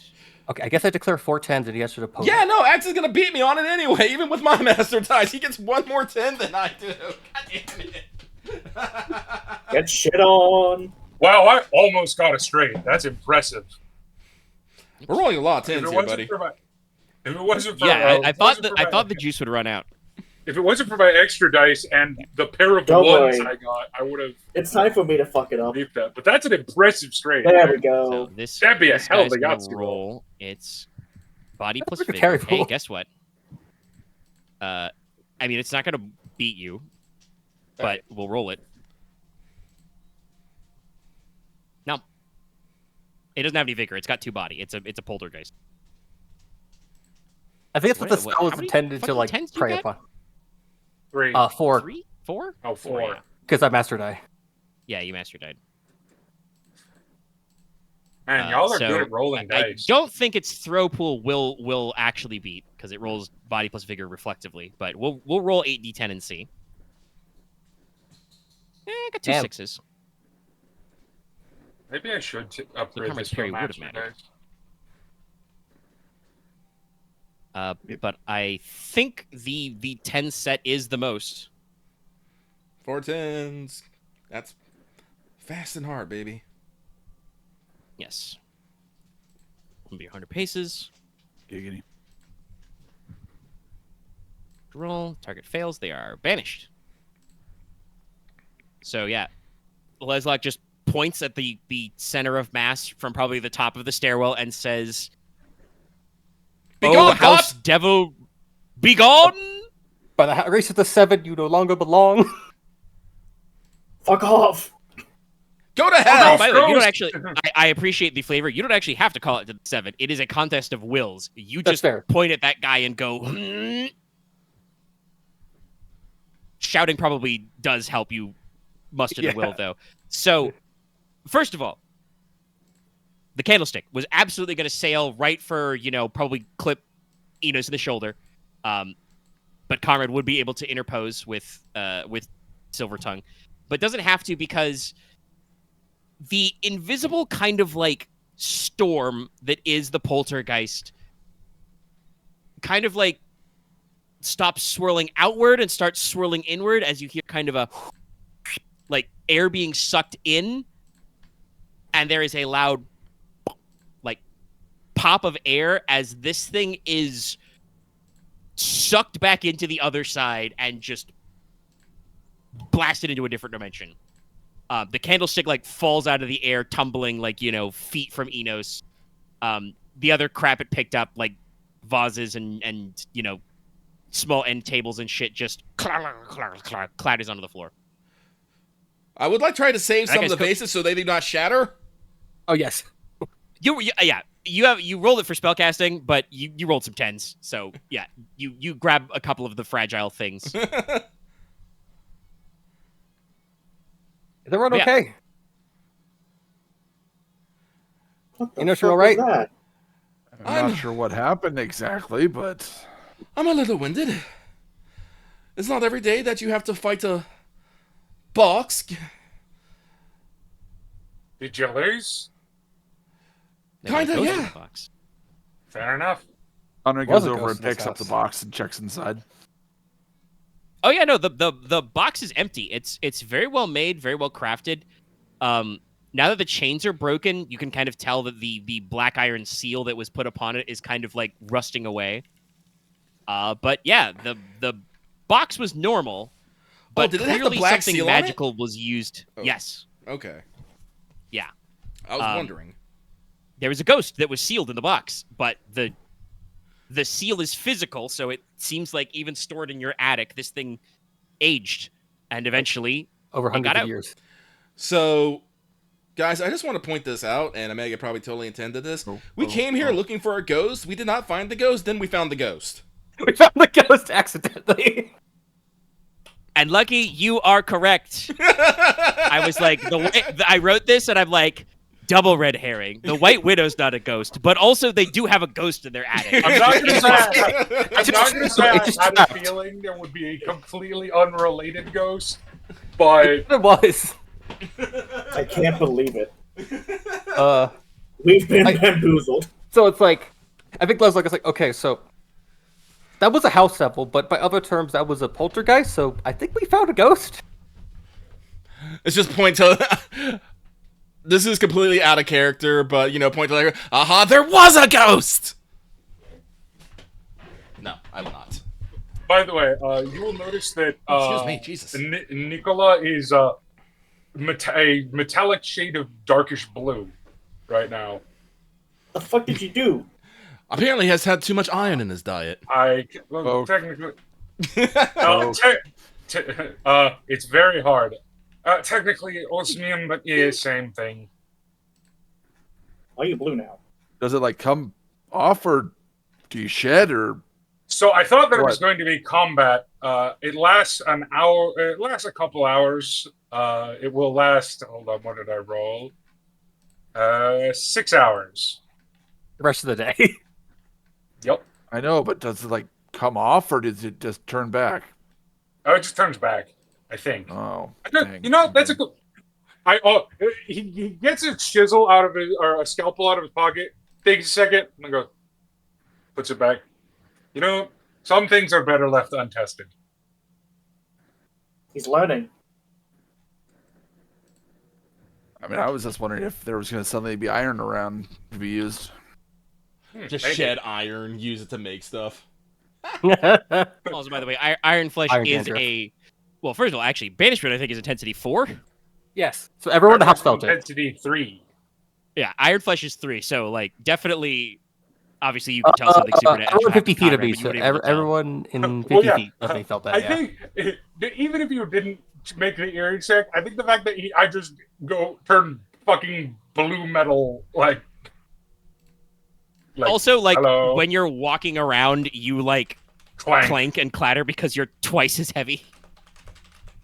For the people at home who are curious, Iron Flesh gets you 2 AR in all hit locations, which stacks to your Worn Armor. And you get an additional wound box, but you take a -1 penalty to coordination, and your physical weight is doubled. And it technically means, now. It technically means my by. I don't know how. Wait, how would this? Okay, Omega, I have a question. Yeah. How would this work with my arm? Technically, rules is written. It would stack? give you the 2 to your arm, yeah. Okay, so my arm, my right arm has 4 AP right now. Yeah, 4 AR. Or 4 AR. Which is better than full plate, which is hilarious. I mean, it's like double armored, mystically. Yeah. Yeah, and it's hours equal to height. Yep. What height did you get? 6. Head on shoulder. Have fun sleeping. Well, at least I know I won't roll around in my sleep. Actually, yeah, no. For I just realized, yeah, for Iron Flesh, you wouldn't even have to roll the check. Anyone who looks at you automatically passes their eerie check. You're fucking because I'm fucking blue. Also, I think you're ensorcelled. Also, Cressida probably did notice. Probably could tell I banished something. I mean, yes, definitely. Yeah. I'm pretty sure everyone who isn't Nicola... Well, no, Nicola could also tell that you banished something because you pointed at something and then it disappeared. I like the mental image of because of how badly I rolled. Logesh finally shows up out of breath and just goes, "What happened?" Just as everyone's like, "We fought a ghost." Point at the box. So, by the way, Nicola says we fought a ghost. Currently, Colossus up. What? Yeah. No. What? No, this is me. Leslok banished it or did something to it. He pointed at it. Now that I think about it, I never. The devil's a type of monstrum, right? Yes. Shit, I need to make. I need to make Devlin Poltergeist pins, but honestly, I think only hecking. I get one. Yeah. No, I'll make the argument. You definitely fought it. Yeah, you need one too because you're at least part of it. You're very you much two part fought of it. What am I going to put on the back of mine? A boot? I was going to say a picture of Inos just being like a comic cartoon yoinked along. Das Boot. I mean, at the very least, you have the physical structure of the black seal that was on it. Hey, tank is a roll. Well, I'm just imagining though that the pin will just be the shape of the Pokemon Spiritomb. Oh no, it's gonna be a candlestick with a weird swirly coming out of it. Yeah, I don't think that ghost was mean enough to be a Spiritomb. Well, he didn't get a chance to roll. I did post its stats to known monster. So, canonically, Spiritomb are all of the most evil souls in history combined. That's true, because it's the Spiritomb is actually the Killing Stone, the Sekishoki thing. Really? Balloon ones. Oh wow. Yeah, I'm pretty sure that's what it's based on. Yeah. It's also a very awful type matchup, which just goes dark because it's an evil rock. Okay. Well, I mean, it used to be good, but then Fairy came along, and now Fairy just kind of. Okay, this thing is not on the same level as an ogre, but this thing's a nasty little fuck. All right, but yeah, I'll have to. God, I'll have to remember what we all. I'm not too bad because I can always bring the monster back, but I am a little sad that your first instinct was to get it the fuck out of the attic because I really wanted it to bust out and possess one of the previously mentioned old suits of armor, so you could fight a ghost knight. Well, I'm glad my instinct to get it out was the correct one, technically. Actually, yeah, and honestly, I don't know what it would have done to quote unquote fight you if you'd actually passed that run roll and sprinted out of the whole house because there's a rake throwing sticks at you, a shovel, rocks. Well, honestly, yeah, maybe a shovel. Yeah, because it's supposed to fuck with physical objects. Yeah. But I will have to remember to because we fought the Black Ooze, what was it, Formless Devil? Yes, and the Wraith guys. I'm gonna have to remember who did what. I think it was only me and Leslok who fought the Formless Devil. The rest of you guys fought Black Oozes. And then... No, that's those were the Formless Devils. The Oh, Wraith was the thing you guys Wraith, fought. Wraith. That's what the thing. We fought a Wraith. Okay. Curb stomped him. Yeah. All right, but cool. Let's finish up this day and get on out of here. Yeah. Have dinner with, Lady White. Right down the road. I guess I have to slightly say it's like in a character sense of things, it's like ever since the White, it's like, it's hard to deal with Ghost to be like, fuck off. It's like, so I did it. Fuck off. Yeah, he just went, fuck off, Ghost. Piss off, Yeah. Ghost. Get out of No, it's pretty here. good plan. All right, okay. We're at about 3 hours, and I don't think we're making it to the Silver Tower today, but you guys can plan to leave. But I know that Leslok has a conversation planned for Konrad for the next morning, so probably you guys, say your goodbyes, you invite her over to dinner, you give her the portrait. Mm-hmm. She's very happy. She probably sheds a single tear, Mm-hmm. which probably falls on the ground and freezes instantly. Cool. Damn. But you say your goodbyes, and then next morning you guys are getting ready to jump back in the carriage and leave, and go gadget role playing.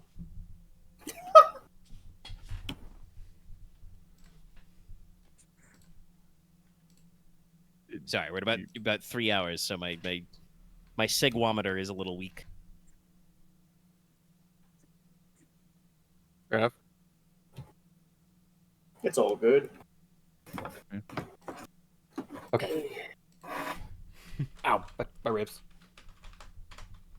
Don't hurt your ribs. You need those. Aren, I know we vaguely talked about it from last week, so I was wondering if you wanted to start from there. I mean, we aren't in Stonehearth. And you're not presiding over your council right now. Oh, right. Well, we're going to at least be counting through all the coins.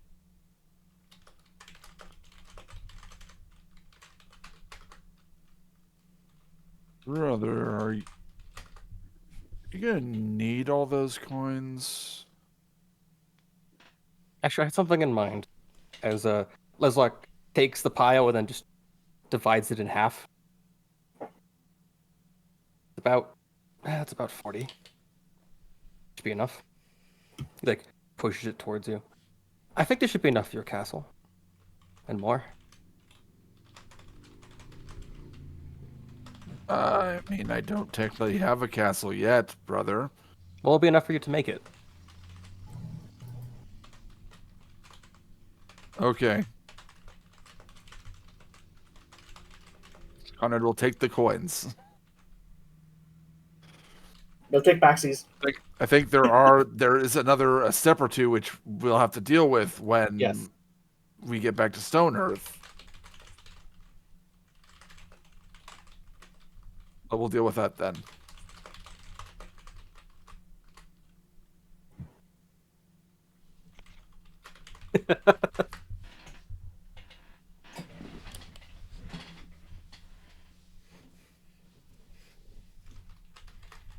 Take this as Look at Inos talking to his horse. That's weird, Ignis, isn't it?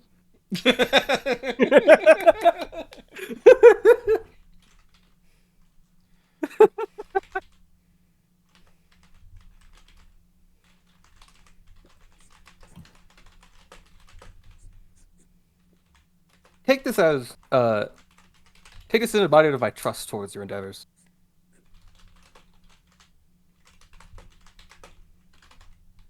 Okay. I'll do that.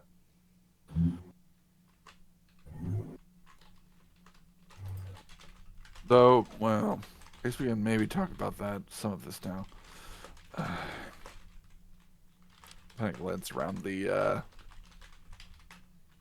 carriage. What do you want me to do for time?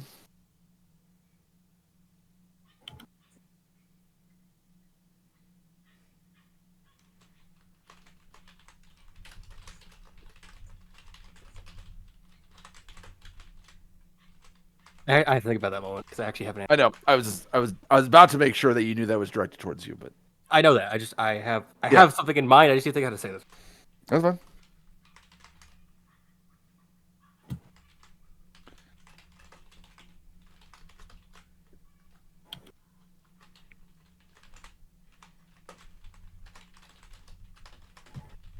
Suddenly, Inos sticks his head in the window. What's going on? No, I'm just gonna keep making my own commentary in the background here. Don't mind me. You're hugging your horse. It's fine. He is a horse. Of course, of course. Horse. Right.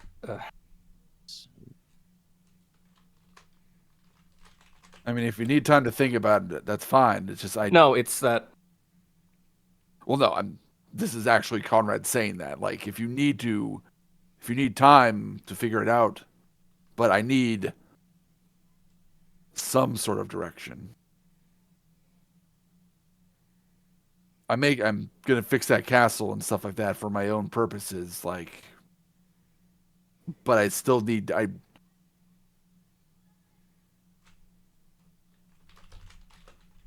don't know what I'd be good at, but I need something to do. I wanted you to be a strong extension.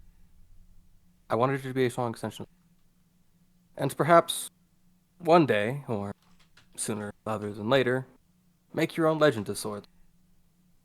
You're powerful. You're a powerful person. I say that for... yeah.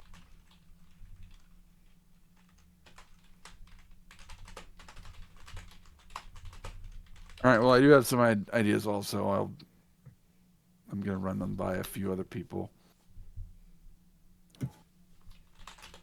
As I glance over at Logesh and then I glance out at Inos. You said Ignis. You're gonna ask your dog for advice. Yeah, wait a second. I did that already. Said Inos, I thought, but You said Ignis. You did say this.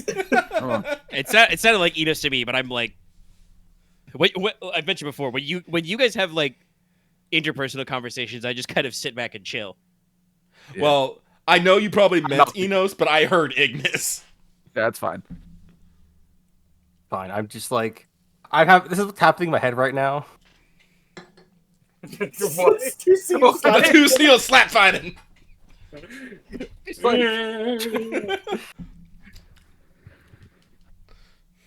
They're not slapping; they're missing high fives again and again. this is me trying to figure out like an actual proper thing to say because it's like I don't have like an actual like council position in mind. It's more of I want you to become a banner house that can stand on its own, and it's like I don't know other way to say Axe. that. Again, you're trying to just put words out there to put words out there. Just say, "I'll think on it" and give it the proper consideration that it needs. Yeah, don't worry about it. Like the question was more to let Leslok know that Konrad is somewhat depending on him to give him direction with regards to the kingdom of Teine. Because you are the liege lord, after all.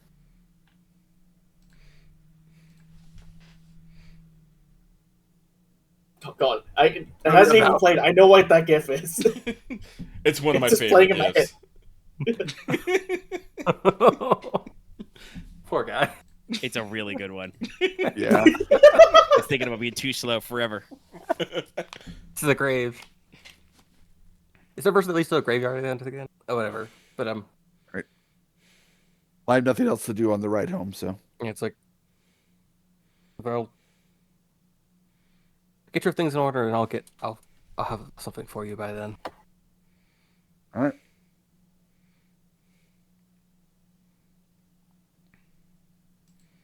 Onward to Stonehearth. To Stonehearth. I'm gonna work my wealth at 6 now. Yep. I need to make Both more money. increase to that level. Do Cash the money.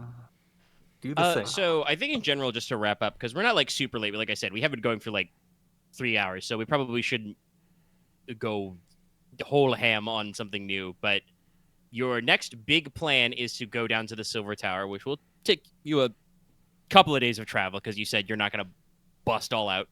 Yeah. Yeah. You know, if you you need to get a single day. You could do a fucking, Legend of Sleepy Hollow type, have the horses haul ass all day. We really don't. Don't We're do not it. that Well, crunched for Bad for the time. horses. I should make sure I grab my Onyx core. might be annoyed. Well, Onyx is a war horse. He probably can outlast most of the other horses. I just need to make sure I grab my coins, so I just have that ready when I get back. Yes. You because you arranged it a couple days ago and did it. Your coin order is fulfilled. Now you just need to actually start spending 10 hours or whatever it is casting the spell. Can someone help me? What's up? I've fallen over and I can't get up because I'm still made of metal. It's been 6 hours. No, it's the next day. You're fine. Oh, I'm about to Okay, say, everyone, like, if roll he him- wants help, I'm about to fucking turn him over, put face down, tie him to the back of Onyx, and drag him home. I was going to suggest we I will roll him down accept. hill. No. He's fine. But no, with this, Inos will probably, once again, do check-ins with the guests. Let people know, check if there's any worker orders for him. Probably pack for a little bit of a longer trip.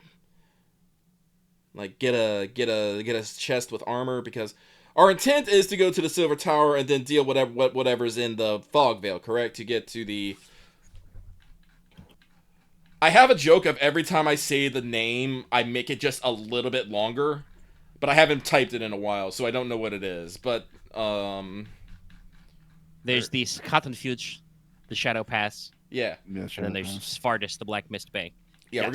we're going through the Shadow. Well, actually, so I have been developing my notes, and this will help me for future. Technically, yes, you are planning on going in person. It's going to be a pretty small pass, so you can't take like a huge retinue with you. Strictly speaking, I should remember and remind everybody, this is Rain. You don't have to do these things in person. You could just roll espionage to send like a couple dozen scouts over the border.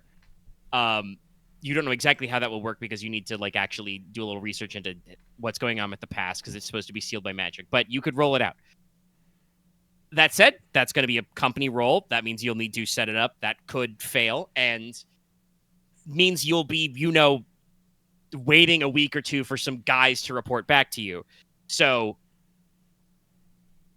obviously that is technically what should happen for a major house, but this is fiction and it's way more dramatic and cool if Leslok and his homies, hop across the border to scout.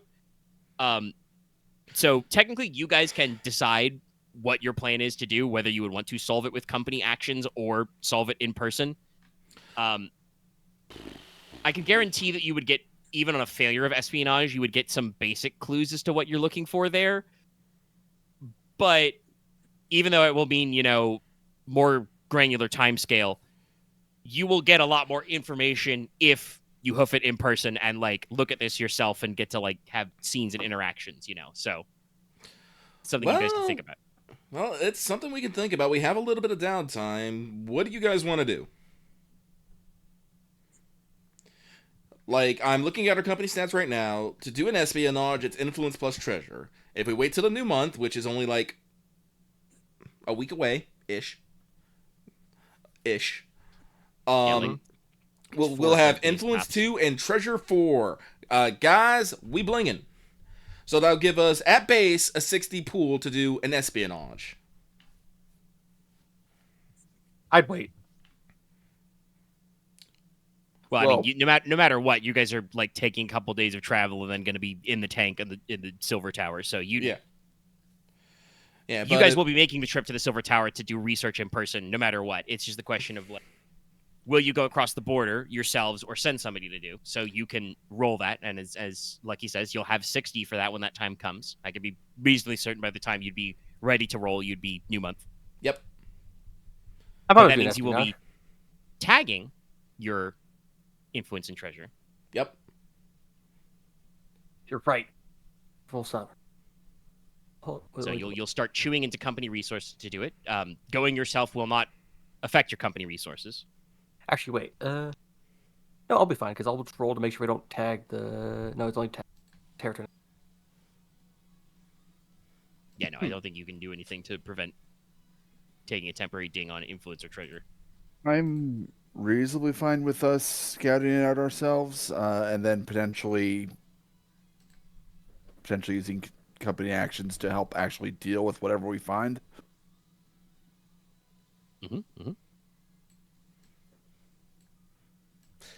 You see, ideally, what I would want us to do is maybe to send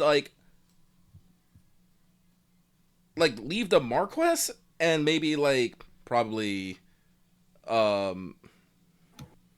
well, honestly, if the Marquess doesn't go, then the Cavalier doesn't go, and if the Marquess and the Cavalier don't go, then Nicola wouldn't go. That would probably just leave Konrad to go, as Inos doesn't actually have to probably fucking go, but he might go because he's good maybe with a little bit with the magics, and he might need that support, but that's splitting the party, and that's no good. Yeah, it's basically one of those things of I realized this the other day as I was getting ready to write this segment. I was like, oh yeah, we're playing Rain. Strictly speaking, the correct course of action would not be for you to go yourselves and see yourselves. It would be to be like, hey, I employ at least 100 men. Find me the 20 sneakiest guys and send them through the creepy pass. Send me my Noblesse spec ops. But at the same time, we are still a dramatic narrative thing, right? And so you sending a bunch of disposable red shirts into the spooky hole is not as cool and it's not as interesting.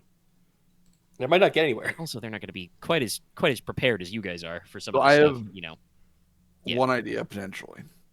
Yes. I'm not sure how much stuff there will be for Konrad to do at the Silver Tower. I guess we're still going to doing genealogy and expedition and stuff, but the thought might be is that once you guys get deeper into the researching, Konrad could go with the men, give them a bonus potentially, and do the scouting out with them. Only once Leslok gives you your coin, so we can remain in communication. Yeah, once I'll have to make your. I mean, you can work on his coin first. Yeah, I'll do his first. I'll make. I will say I will spoil it slightly, but like I said, you guys would probably know the legends. The way to access the Shadow Pass is it's not quite exactly the same, but it's going to be similar to the spell Black Seal. You are going to need a soul crafter to make that level of the trip with you, no matter what, to open it up. So you have to go to the Silver Tower and grab a guy, or Inos goes with you and then open her up.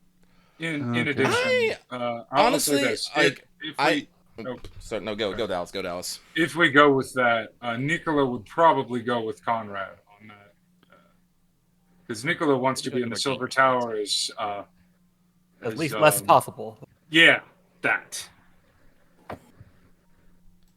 I mean, honestly, it's one of those things of it sounds like for the most part, you guys are down to go. It's just, I brought up the logical point of well, you wouldn't have to go. But genuinely, if it's more interesting to you guys to go out in person and roll with a posse, because it's not like it's just going to be the 5 PCs. We can pack you in with some boys. With the lads! I've talked before about how, and if I get honor guard-wise, honestly, it's been a while since they've been on screen, but definitely if you go across the border in a spooky passage, Everhelm, Ike, Metis, should come with you. I was about to suggest if we were going to go to Fast to take some of the boys with us, as they missed the flat salts encounter. Yeah. Plus, if I get the you bring, and shit goes wrong, Aurelia I can get part or all of the way, Moira can come with you. Honestly, if you leave her somewhere safe, you could probably persuade Moira to come with you without Aurelia. It's just that, honestly, and this is gonna sound shitty, and I don't mean it to, but it's more of just a setting matter. I think the only people that I have trouble justifying going is Leslok. Well, yeah, no, we should not that's be the thing, right? Of I'm very prepared for spooky things. Rules, as written basically of the setting. No, you probably shouldn't send Leslok on this journey. But he is also the head of your house, so there is a cachet to leadership of him being no, I'll go. I'll see myself. Also, but he did just banish that poltergeist by just staring at it, and we're going into a haunted area. It's true.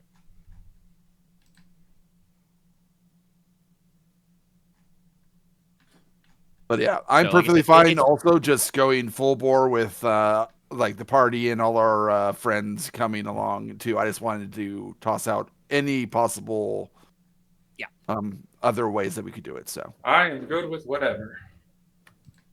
Like I said, you've got time to think because I don't think you'll be heading out for the Silver Tower. Hey, if you at this point now, if you decide you're not going in to the pass, then I just don't write that part and I write the rest of the part. But you guys don't feel the need to do a decision right now because I will, at the very least, I will want to like finish sketching out what sort of dangers you'd have to cross through so that you guys can make more informed decisions. But it's something, like I said, came up. So I guess collectively, how do all you guys feel on the matter, just so it's all like in one moment? We'll see. There we go. I am like I hate to say it, I'm ambivalent. I can go literally either way. If you need me to Yeah. if you need me to be a tiebreaker, I'll pick a choice. But until that moment, I will go with majority. Because my stance is, I'm fine with you guys going. I just want to make sure I can like be in contact with you. So if something gets bad, I can at least bring people. I can at least bring dudes. Well, I mean, it sounds like the way you phrase that, Axe, is that like you don't want to go. I'd like to go, but I feel like it makes more sense if I don't. Sandman. Well, that's the thing I'm saying is like it absolutely makes more sense if you don't. But I'm also saying you guys don't have to play by that rule because like there's many of ways you could get around it. Yes, like Actually, what's your what's your craving right now, bud? Spend time with my friends and lovers. A little loosey goosey. But my duty is also uphold the legacy of my parents. I still don't know. What Yeah, that is. I'm gonna be real with you. Even if it wasn't the smartest move, Leofric would go in the dark spooky hole. Yeah, I did just say that earlier. Dad would do it. Yeah, All right, he'd go in. Let's not overthink this. Let's just go in the deep spooky hole. It's cinematic. We will say, but your lordship, it'd be foolish for you to put yourself in danger, and he'd be like, it's what my father would have done, and then everyone would be like, ah, shit, he said the thing. He said the thing. Yeah, he Yeah. said it. He said the thing we all expected to We'll say. have some funny. We'll have some. I'm gonna roll talk for about sending. logistics I would later. at least do a sending away roll right now, just because I think we have time for that. logistics. Yeah, you can roll your spells to do it. Better go recruit Gilliman. Well, you guys are gonna. Jokes aside, you guys are gonna cross into a abandoned province.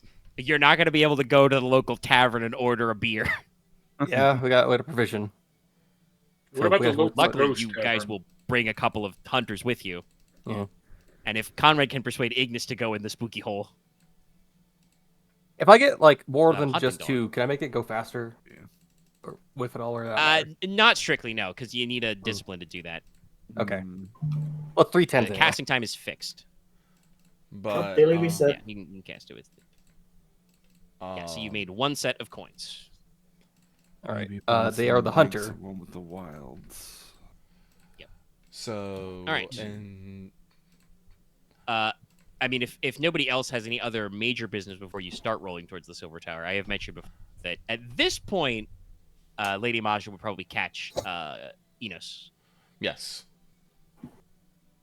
Inos has probably been busily doing something, Master of Ceremonies. Like, I don't know, maybe he's been finding old records of ceremonies, transcribing them, getting records in order, organizing his office. So Inos is fairly busy, and while he did want to speak to Lady Maja, if she wants to catch him first, well, that's how it is. Yes, It is what it is. I should jot down Mutually my assured catching. I should jot down my exact description, but yes, Lady Maja, is kind of average height, thin build, pale skin, kind of platinum blonde hair, icy blue eyes. Mhm. Dressing, kind of darkly, but I imagine probably even more so than Lady Cressida, kind of like that, like fashionable, pragmatic. Yeah. Like she's probably got like, they're high quality, but like woolen skirts, kind of a thing. Something that's like, it's well made, but also like isn't gonna fucking explode if she goes outside, kind of a thing. Practical. Yeah. Probably not, I mentioned that like when she went outside, Cressida like put on some, gardening boots and stuff. Like Lady Maja is, wearing, not like dainty slippers or anything, but fashionable lady shoes sort of a thing. Got her overcoats and stuff in, and she will probably, call in your office and be like, "Oh, sorry, I have to resummon my Lady Masha voice because, if I remember rightly, it's been a while since I've got on my way to talk as her in character. I try to give her a little bit of an Icelandic thing." Mm-hmm. She'd be like, "Yes, I think she would say, Master Inos, have a moment." Enos will probably look up from whatever furious scribbling he is doing and be like, "Oh, Lady Manja, please come in, come in." He'll get up and gesture her to a chair. It's like, before she will put her hands on the back of the chair before she sits down. The first thing she says is she mentions, as it has now been several days since this happened, I do have some things to talk about regarding the decor I've been placed in charge of. But first, I must ask, did you challenge my Konrad to a duel? What does Inos hear about this music? Would you look at that? I have something I got to do somewhere else. No, this is Enos' office. You guys aren't here. Oh, But, fair enough. I just imagine everybody else in the castle just has that moment of just pain, of just like, ooh, oof. She kind of quirks an eyebrow at you. Mm-hmm. Enos, has kind of stopped moving for a second, but then goes back to his business. Leans up against his desks and says, "Well, yes, I did."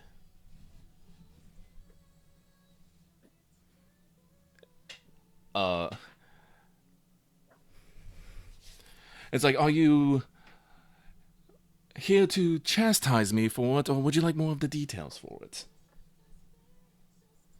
Enos is slightly defensive. Yes, she, when you say it that way, she kind of pauses, and you can tell she's probably running over the words in her head, and she says, "No, I know from experience that chastising you is not going to do much. I would like to know what was in your mind when you did such a thing." Enos will, stand proudly, and, he won't, like, imperiously look down, but, his body posture is, like, I believe I did what is right, and it's all like, I kept your son from fleeing a battlefield out of anger.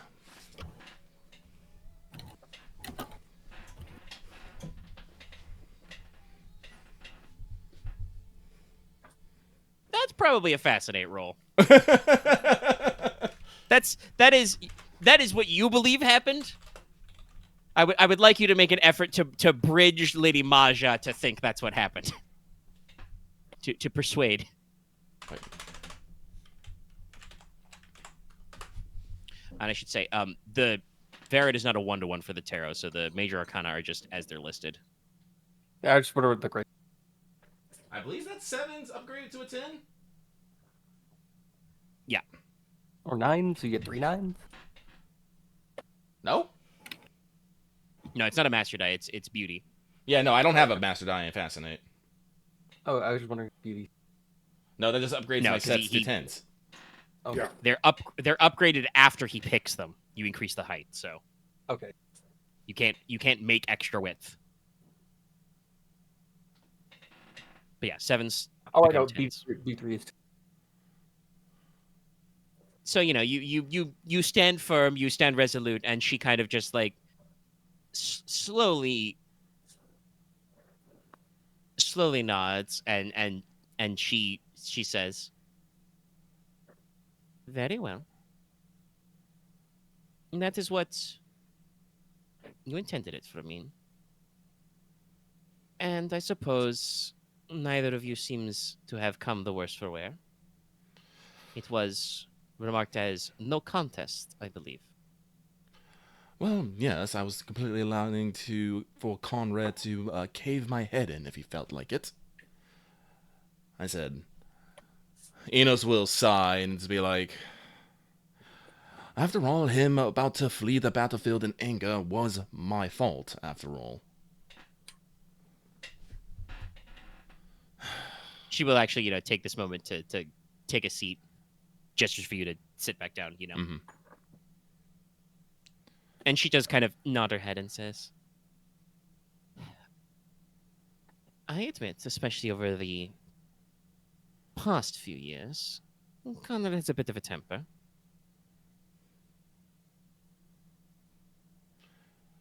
I think he gets that from his father's side.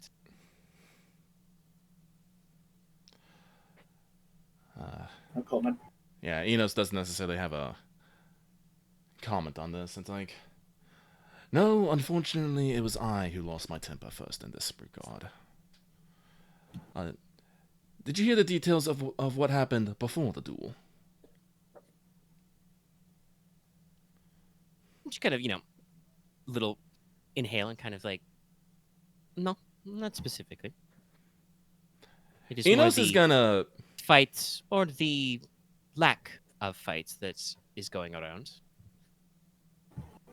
You did think to yourself later that maybe you shouldn't have done that in front of like 300 guys, but there were 300 guys who saw it. Yeah. Inos takes a moment. I'm doing these big dramatic sighs because I'm actually kind of psyching myself up to, so I imagine that Inos is probably doing it as well.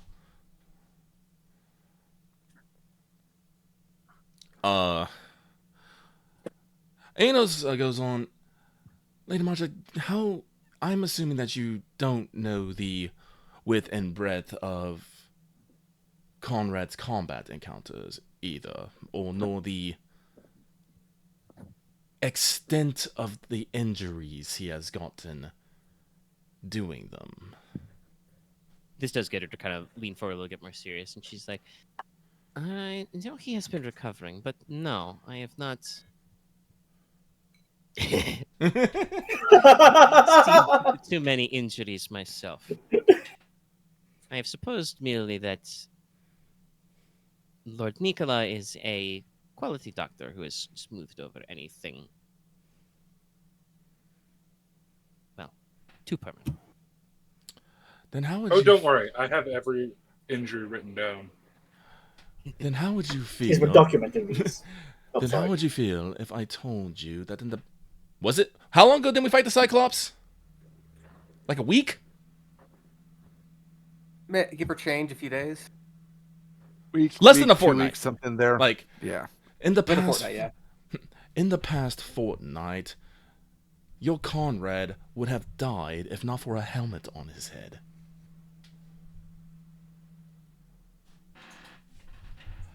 Or that within the past in the past months he has charged dens of thieves, intending to fight them alone, if not by the grace of someone that we call friend and an ally looking out for him, might have died in the streets. Talking about Konrad, whose first instinct in battle is to throw himself bodily into the fray, almost without regard for his own life, to cut down as many foes as he can. Stones and shadow, not even when he's trying to throw himself into battle, things come for him. I feel like when you make that last comment, Maja does kind of quietly observe and say, yes, there are some who think the house cursed with its misfortunes. The idiocy. Point No. No, the actual literal supernatural misfortune upon you. Yes. Yeah. Point I know, I'm just joking.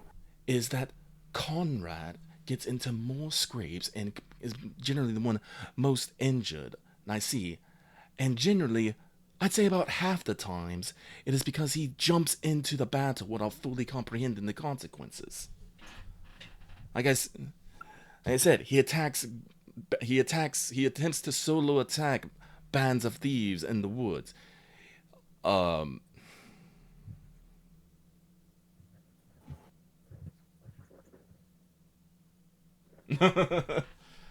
um, I'm like, I lost. I don't like go into a necessary list. Yeah, you're just recounting the fights that Konrad has been in. Recounting the fights of Konrad, and and Inos will remark upon how absolutely fucking terrified he was when Konrad almost got fucking domed by a Cyclops. He'll make it perfectly clear that there was nothing Konrad could have done in that situation, but just the sudden and overwhelming power of it that, if not, literally not for Konrad's helmet, would have killed him. Fucking ninja Cyclopses, I swear to God. Has,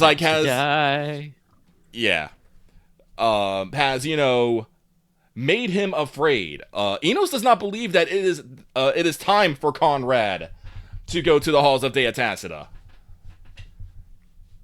Very much so, no.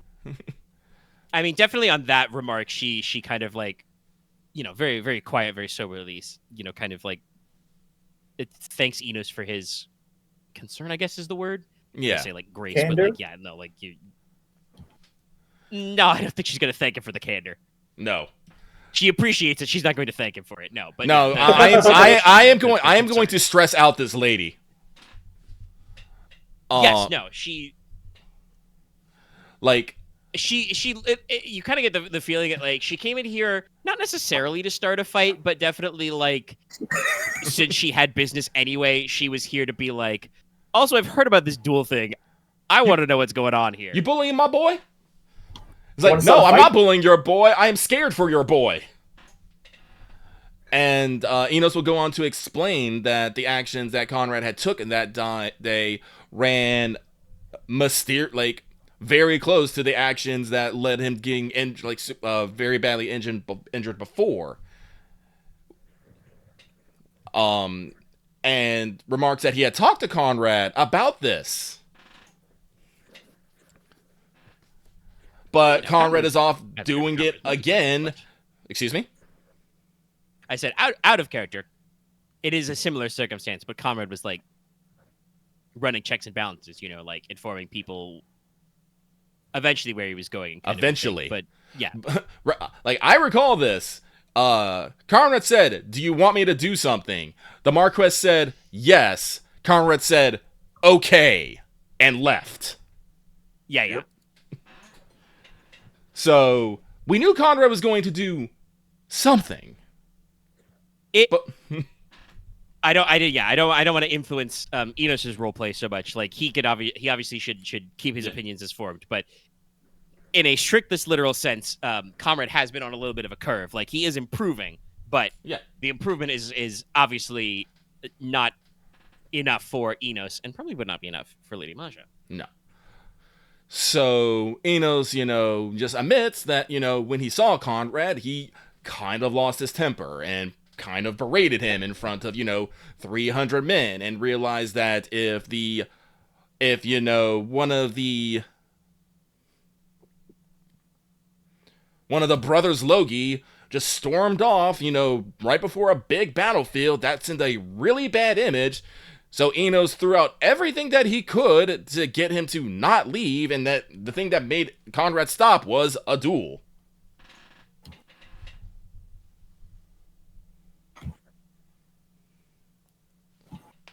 Yeah, she kind of takes it all in and says, "Well, as I say, I thank you for your concern." Kind of pauses and seriously thinks. She's like, I should discuss it with him, but I'm not so sure how I would broach it best. Kind of, not quite lightening the mood, but just kind of goes like, a little bit of pantomime, like, "Oh, Konrad, my son, I hear you are throwing yourself heedlessly into battle first."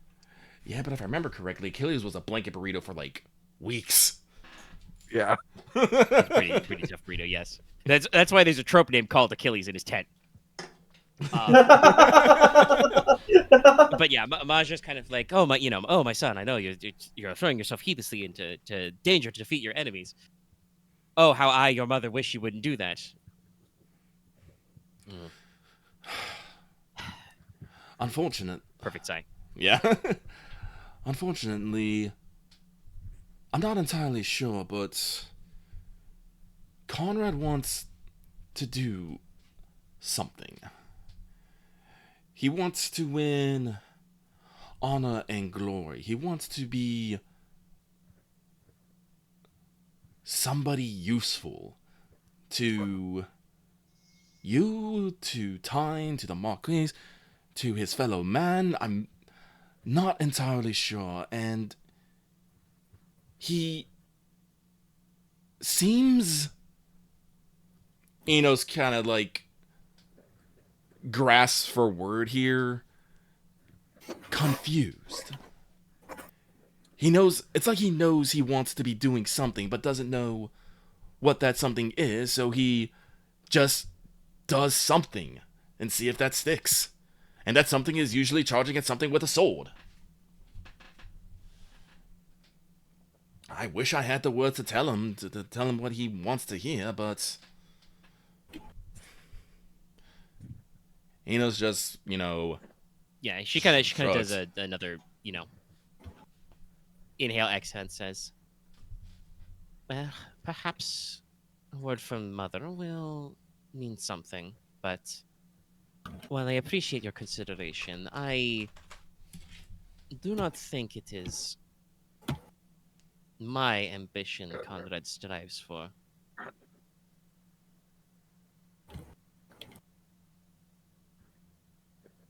Indeed, if we just had our own best interests at heart, I would have perhaps done as some suggested before and simply returned to the house of my sister. But, she kind of gestures to the whole office, the building, stone hearth, Mhm. the mark, whatever, just kind of sweeps it all in and says, no, that is not my way either. To leave with things finished. She kind of scoffs to herself and says, and besides, well, narrows her eyes a little at Enos, because Enos was one of the people who tried kind of to, console and bridge build between the two Dowager Marquesses, Yes. Marquesses. I know that you and the other children have made great strides for me and the Lady Cressida to not see each other as enemies. I do not think we will ever see each other as friends. And I would not want to simply leave here and have her be the only remaining one. It's like, I will see things through my own way. Mhm. Sadly, it seems that my Konrad is of a similar mind. She kind of, futzes with kind of like the hem of her shirt, like scrunches it up a little and says, oh, how I wish. Well, if things had been different. oh, Perhaps a semester or two at the Collegia would have tempered him. Or perhaps he could have found the fortune and glory he deserves working as a Landsnicht in some more common structured conflict somewhere. Bodyguarding Tronish caravans or fighting off wandering horsemen in Grassy, maybe. Enos But shrugs. we are here. We are Again, indeed. I thank you for your candor. It's all I can offer. It's Enos will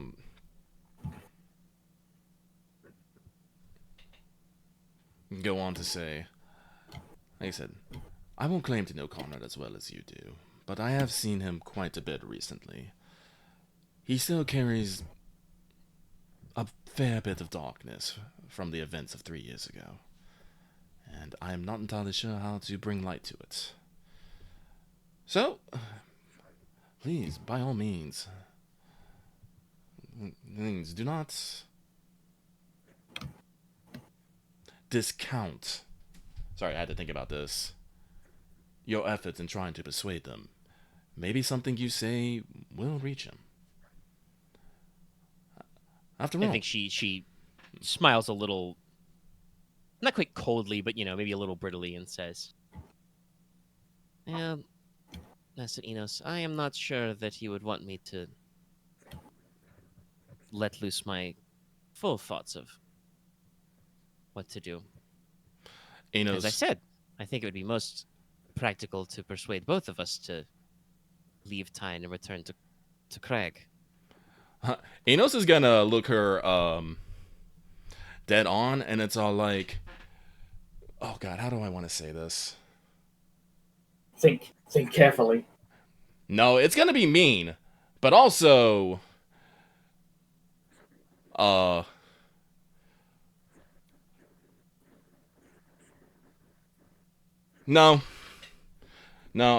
I think that's all I can just say. Lady Maja, no. Aunt Maja, you are family. It's like, despite what you may protest and what you may claim to be your ambition, you are part of this family. You're part of this family with Konrad. You're part of this family with whoever else is in here. Here, and unfortunately, that also means you're family with me. It's all like, if I think you are going to do something if you are going to do something that will hurt yourself or others, I will do what I have to stop you. But other than that, you should be free to voice your opinions, voice your ambitions, and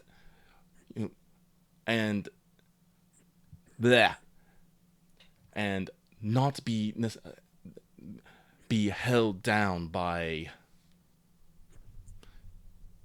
Inos. Kind of gesticulates a little wildly and be like,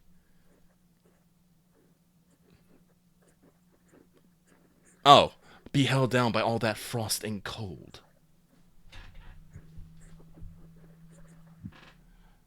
But it is quite cold in the... But as you say, not every winter is cold. She kind of reaches over and gently pats Inos' hand and says, again, more than you know, Inos, I appreciate your sentiment. It is difficult, but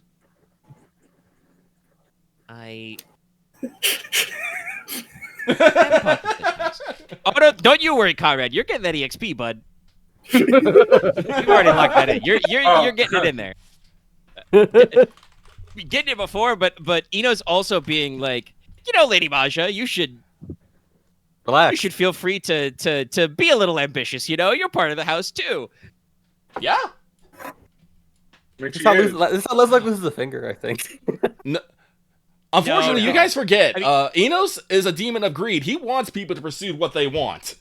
No, you're right. You want and everything and more. Enos, you did at least warn her, not that that's how she was thinking, but you did warn her, I mean, I'm not going to let you push Leslok out of a window or something, but, you should feel free to reach a little, so... I don't think Marge is going to go a full Lady Macbeth, but... No. But, no, if she starts, consolidating a little bit of power here for herself, getting people on her side, and wants to, not feel like she's just shut in a fucking corner in her own home, that's fine. God. It's like... Yeah? Well, yeah, like I said, and I don't think she was, I mean, and she'll probably relate this in the conversation. She stuck it out because obviously she did have some genuine feeling for Leofric. They were together for many years, but she was mostly in this for her children, persuading Konrad to just up and leave. Honestly, we haven't talked about it that much, but this would probably have been a conversation during this time skip at some point where Maja would have asked Konrad if he felt like just slurping up everything and, going back to Crag, to Tokovic or something like that, because she would relate to Inos that he... I think I mentioned it kind of at least Yeah. to you, Omega, that after the time skip, Konrad was the lesser of two sons. Because he made it pretty clear that he was not going to do what Maja wanted. Yeah. So, and she Now would probably bring I that think up it's to changed a Inos. little bit, but, Yes. Yeah. that's how it originally began as. Good old She would teenage bring this up to Inos that, she probably did try and, persuade Konrad to relocate that, yes, obviously he is the heir in the absence of Leslok, but he could have, moved over with his relatives and, started working as a cavalier or a knight there or something else. But he wanted to stick it out here, so she's been sticking it out here. And obviously, while he is, not with her, and, what mother wants that, Huron is doing pretty well for himself. Aren will be back in a few months. Konrad is working towards a castle, and she respects his ambition, but, she... Basically, she understands that... Actually, no, not understands. She feels like she has to be a little careful because there was that concern when Leslok took over the ownership. Genuinely, I think Majo doesn't really want Konrad to become the Marquess of Teine right now. Not... at least immediately. Obviously, Leslok, I'm sorry. If you trip down some stairs... She's not going to be that sad. It's probably a little sad because, Leslok is young. That's kind of tragic. But, She she'd will be, see the normal benefits sad. to the situation. Yeah. She's not going to complain if Konrad ends up the Marquess, but she's obviously thinking that that's, not where Where we're going. it's clearly not what he wants, and as Inos has also noticed, Konrad is stubborn enough to cut off his nose to spite his face. Yeah. I don't need a nose. What nose? Yeah. I think And like we said, Konrad may I have think this- changed some of his opinions on some of these things, through character development, but her most recent interactions with him, besides, small polite stuff, have been a few, letters exchanged back and forth, and, the conversations we've talked about them having over the time skip. So...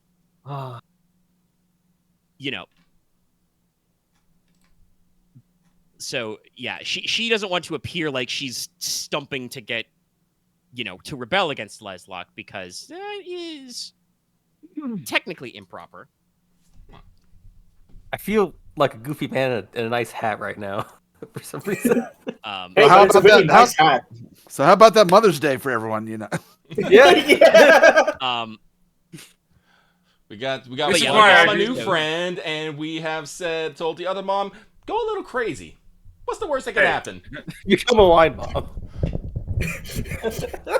Did you ever just feel? No. I think you misunderstand how the descendants of Iceheart work.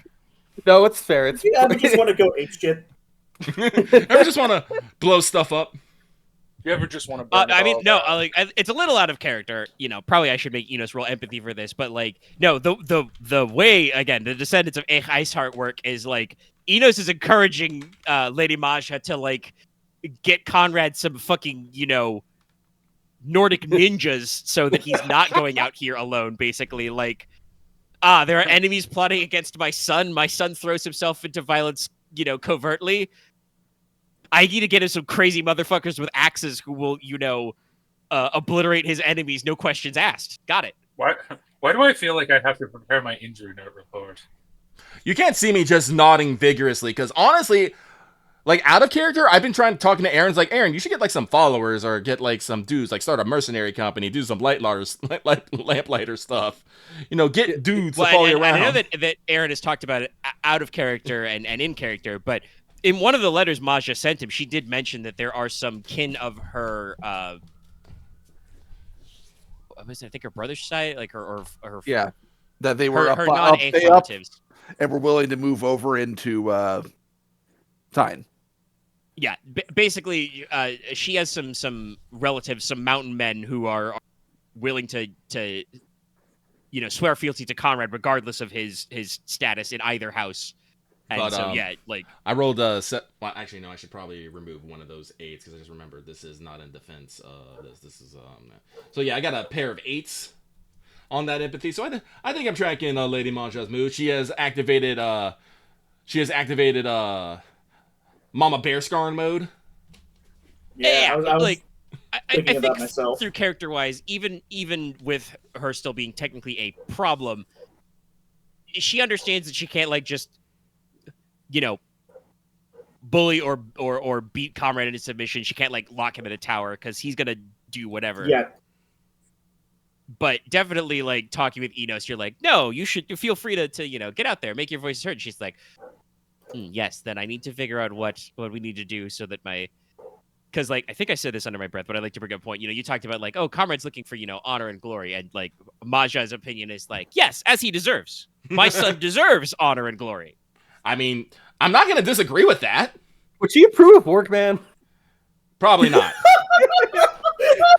Not in the strictest sense, no. She would not approve Okay. of Wargman because she would be like, Konrad, my son, it's very scary, but that's foolish of you to go out alone, armed with only swords, to fight, literally dozens of men.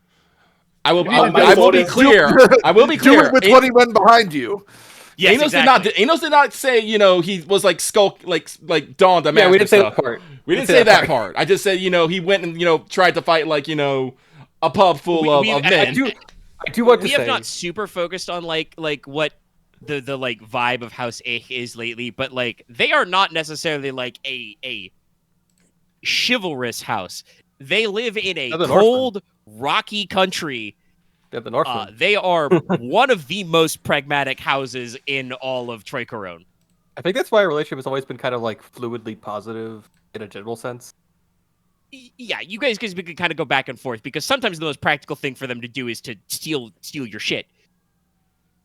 We work on But it at other sometimes. times, like the moment it comes to a crisis where it is more practical to be allies, they are like, well, obviously it's much better to have friends than enemies. Duh.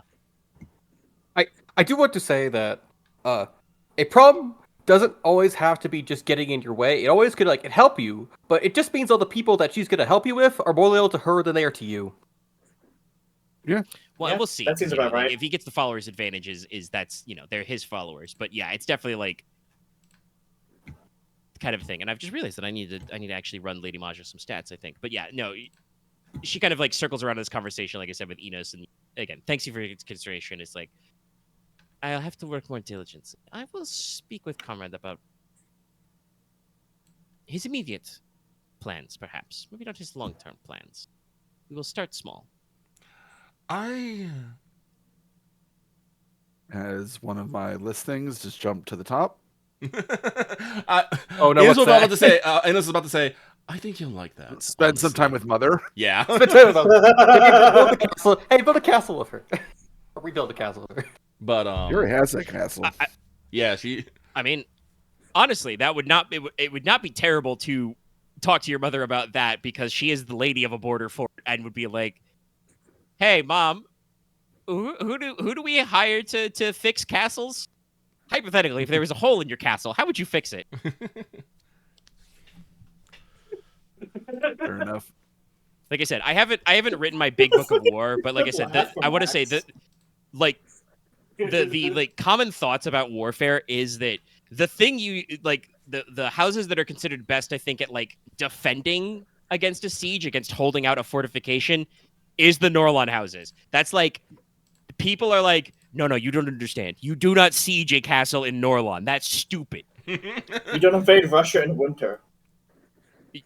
Basically, it's like, no, you don't understand. These guys live inside these walls 24/7. You will not win that way. You will need to do something goofy, or you will need to like subvert them.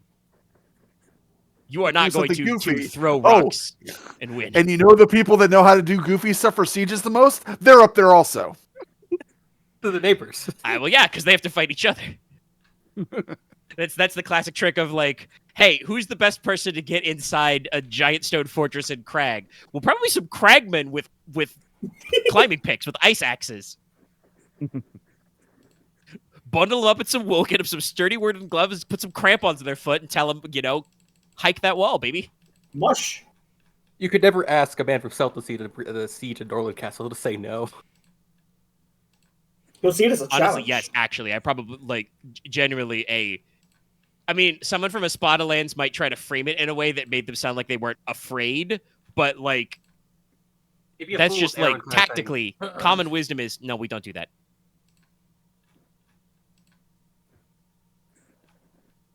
We would stand Common outside wisdom their is- walls and tell their leaders that they are dirty cowards and to come out and fight me, mano a mano, man to man, sort of a thing. From behind the shield wall. But yes, no, yeah, Major would probably have some input on that, and I think that works as a good curve to be in. Speaking of input, I did actually want to talk to you about things, Inos. Now that you are master of ceremonies, Oh, to business then. as I have been generously placed in charge of reorganizing our decor before summer court. Technically, the business of decorating for the event would fall under your office, but we are working everywhere in Stonehearth.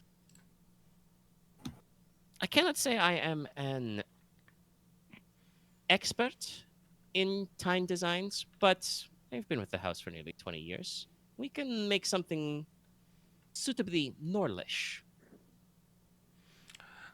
I was like, if we want to add some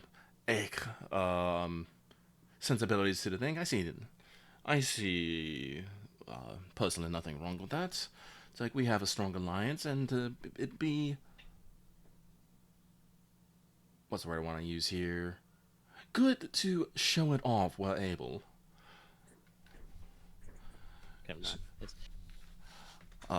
Obviously, as you know, in Stonehearth, we do typically switch to a summer style in that season anyway. Lighter blankets and rugs, open our shutters. Mm.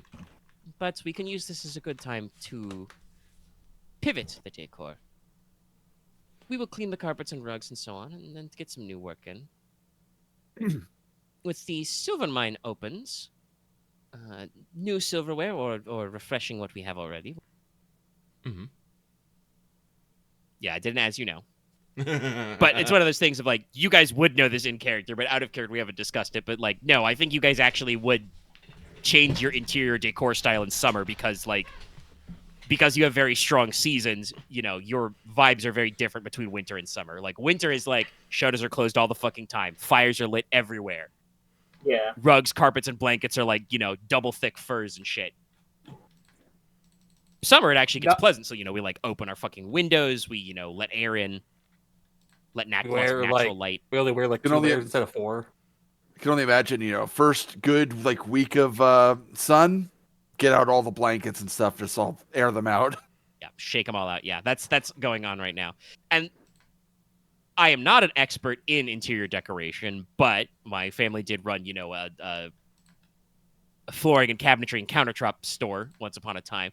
So what you do for natural light is different from what you do for artificial light. Obviously, we don't have electric lighting yet, but oil and candle light is different from set natural sunlight. So you will pick different materials and different color palettes to match. So yeah, refreshing the silverware is appropriate, especially with the new mine. I know a little bit about crystalware. Our finest material would be Akunar glass if we wish to import. But I must admit, she kind of purses her lips and says, technically, these sort of decisions should be made by the Marquess, but I do admit I have some trouble thinking of young Leslok in that position. Inos chuckles at that. Oh, I doubt you're not the only one. Don't you worry.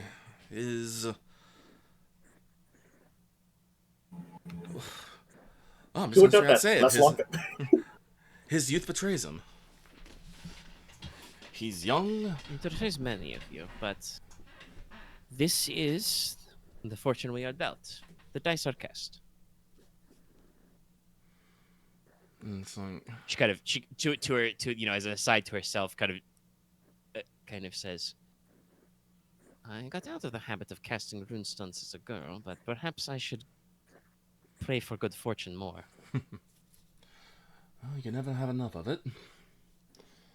Quite. But I would like to present a unified plan to the office of the Marquess, so he might, make his will known rather than get into a discussion of these things. I will admit I do not wish to play schoolmarm. I understand. If I can... Do I want to say allay your anxieties? I mean, it's alliterative, so... Yeah, I like alliterative. If I can allay your anxieties, I shall do all I am able. But, As we say, crystal is especially fine, but the finest is imported. Local silverware is of highest quality. And I believe you have spoken to some of the guilds lately about possible upcoming work. well, honestly, one of the things I've been trying to get the Marquess to get a shake on is actually new portraits. We need new portraits of him instated as the Marquis, family portraits, and don't you think I didn't think about you as well, Lady March. We're gonna need portraits of you and Konrad as well. She kind of nods and says, "Yes, at the next meeting or meal, I was thinking of requesting strongly all family members set for new singles and group portraits. Decor-wise, we should also commission a few landscapes as well, but that can be arranged very easily. I'm sure there are several gilded painters who have works they wish to show." Yes. How do you feel about statues and stoneworks? Yes, it works as an accent. There should be some statuary and stone carvings we can find. Like I said, we probably should not, due to our successful campaign against Flat Salt, we actually have a boost in the budget. I've already got that cleared with the Marquess, so we can spend a bit more. So if there's anything in particular that you may be having your eye on, we probably have to go ahead to get it, as long as you're not commissioning a work out of pure orichalcum or something of the like. As beauteous, I'm sure, as that would be, that would probably send the wrong message. Indeed. But For money and decor both speak loudly. Well, I get Inos will get a little serious. Here. It's like you have grown up excuse me, not like that one. It's like you have seen Leslok grow up along with your own son, so you know him to an extent. All those coming here will not. We need to display a unified front of both power, wealth, and influence to all those who show up, so they do not question the good Marquess. I think the core of high quality goods, tastefully placed and not too ostentatious, would send a very good message. Of course. Well, there are still some limitations to that. As we said, tableware should be refreshed. We have very good terracotta redware. But the highest quality material would be porcelain. We do make it here, but if you do not know, porcelain is made with a mineral called kaolin. We have some of it in Norlon, but not as many as other regions, which would mean if we want a large volume of it, we would either need a way to produce more porcelain with some material to substitute, or acquire it all the way from the Celts usually. That might put us on a bit of a time crunch. I'm gonna get out of question. Iron Demons are really good with crafts. Would they have things like porcelain and like crystal wares involved in them? Yeah, I think you guys would probably do some glass blowing and glass making, like I said, because you have, at the very least, you have furnaces. And the moment some human went, "Hey, did you guys know you could throw sand in a kiln and make glass?" You guys, are Yeah, no, like, don't we have like volcanic neat. glass? Well, yeah, volcanic glass is a byname for obsidian, but Oh, true. you would still know to like, because that means you would have like a word for glass as a concept, and then somebody just goes like, "Hey, throw some volcanic sand in this kiln," and you're like, "Ooh." God, now I'm thinking of like some like actual like volcanic sand, like black crystalware. That's probably very striking. Yes. Unfortunately, Mega, I'm gonna run with that idea if you don't mind. Go for it. No, it sounds. It's like I will present a bit of an alternative, ladies and gentlemen. Instead of going across the sea, let us go up the mountain.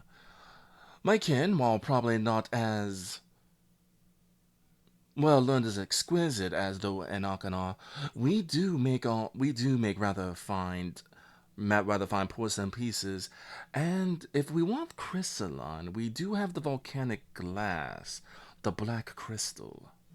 It would be quite striking at the table, I think. Yes, that would be suitably Norlish. It shows that our united front. We should also ask our visitor, Mainwall, if there are any Aetirs trading on the Teine side of the border. Speaking of stone carvings, there are some standing stones, simple statues, runestones, which can be quite decorative. But I would not want to appear rude and display anything inappropriately, even if my own runic is very rusty. It's Also, out of character, I would bring up something because you actually mentioned this to me, Lucky. But technically, in terms of porcelain production, we are basically right on the cusp of the bone china technique. Yeah. So, like, genuinely, either with Nicola or when Aramita. That's what I was going to ask the alchemical Simpsons if he can make the stuff for porcelain. That's what it was. For minor alchemy. Yeah. There you go. That's what it was. Because, yeah, honestly, you could probably come up with something that way. Like, you could some kind of substitute. Or, like I said, they could do research and figure out that. Because the way bone china works is you use less kaolin by using bone ash. So it lets you produce more with less, basically. So, definitely with a little bit of experimentation, Nicola or Aramita could probably figure out some kind of recipe to keep that flowing. No, that's what it was. I was going to ask him if he could maybe use some minor alchemy to make some stuff to make porcelain. Or what it was. I wasn't...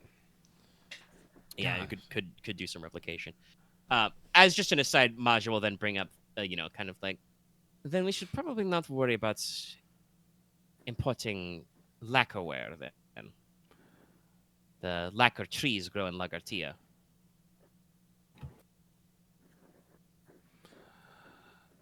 It's very distinct, but it's very expensive. Distinct, but I think... Honestly, I think of the woods we have, we probably need to replace... Oh, the banquet tables for sure. Get something nice and fresh. What kind of woods, like I know we do probably a little bit of lumbering on our own. Where do we get that wood from? Corbwood? Yeah. There's also the Hunex tree, the honeywood down by House Gladwin. Your typical ashes would be like, probably your most expensive blends would be like black walnut or white oak. Like local, high quality, not exactly exotic. And there are very typical lumbers for furniture like elms, ashes, beech, etc. Again, I want our decor to be as Norlish as possible. So I want to avoid importing as much as possible. If we got some decent quality woods that you say, hey, this is from here, check this shit out, and then we gussy them up with some sick Nordic designs, let's go. Yeah, then probably you want some like I said, white oak or black walnut for comparison. Maja would bring up, it's her turn to bring up an alternative. She would mention that there is technically one sort of import that is something that can only easily be done by those in Teine, which is woods from the cauldron. The mahogany and the kingswood species. Mahogany. Yeah. Basically, my notes, like, you could get sycamores and satinwood from Milieu, from Ferretti. Lagartia obviously had, like I said, like lacquer trees, but also that's where you would find some sandalwood. Very Sandalwood's fragrant, wood, very but expensive. unfortunately, you have said the magical word mahogany, because I do generally like the look of mahogany wood. It's so cool, so dark. Yeah. And I did, as I think I've done this research before, but yeah, mahogany should be in some of the regions of the cauldron because of kind of the geography that imitates, because there are a couple of different areas, bands where mahogany grows. Well, yeah, no. If we're gonna do woodworks, yeah, let's go for mahogany. Mahogany. And we should use that to import some new materials for vanities, bed frames, armchairs. Yeah. A desk, add a desk. I We'll want a need, mahogany desk. at least for the guest quarters, new silk sheets, feather down mattresses. Expensive to import, but very well. Cotton coverings as well. Mhm. Blankets, that sort of thing. We will use some new woven rugs. Wool, good for blankets, Mhm. rugs. Cotton for tablecloths. Mhm. Our tapestry work is very well regarded, so we can use that to substitute in the place of paintings. I believe the Teinish technique of weaving gold and silver thread into the tapestry itself is quite well regarded even abroad. In real life, this was actually, I double checked, Flemish, that is from the region around Belgium, the space between France and Germany. Very high quality wool tapestries where they would indeed weave gold and silver threads in there. So that Rad. sounds like a Fancy. Norlish thing. They do. We'll do it. Right, but You know, Masha and- probably takes out a sheaf of paper and writes some notes. I'm about to say, Enos is actually doing the same thing. Yes. My plans for coloration in the guest quarters is to use mostly sanguine and white tones. I mean, it's like the royal family will be there. It would be best. Touch of maybe a deep purple and some silver to show the feelings, you know, hosting, guesting. Yes. Like I said, as long as the family the royal family colors are prominent, I think we'll be showing adequate. I want to say giving them face, but that seems like such a Chinese thing to say. I don't know if it like necessarily translate. Yeah, there were. Wow, man, what would be the kind of like Deference. Renaissance way? Yes, you know, De- do deference. Yeah, we'll give them be their due deference, and we can make it up. So I yes, believe you have had just as many meetings with her as I have, so perhaps a touch of darker reds along the wine kind of color and some lighter blues to show respect for the Queen's family. this will be good as well. I do believe that we are going to be housing the Espada detachment as well. This will not be as large as the royal family, so we probably do not need to go as much, but definitely put it in their quarters and hallways.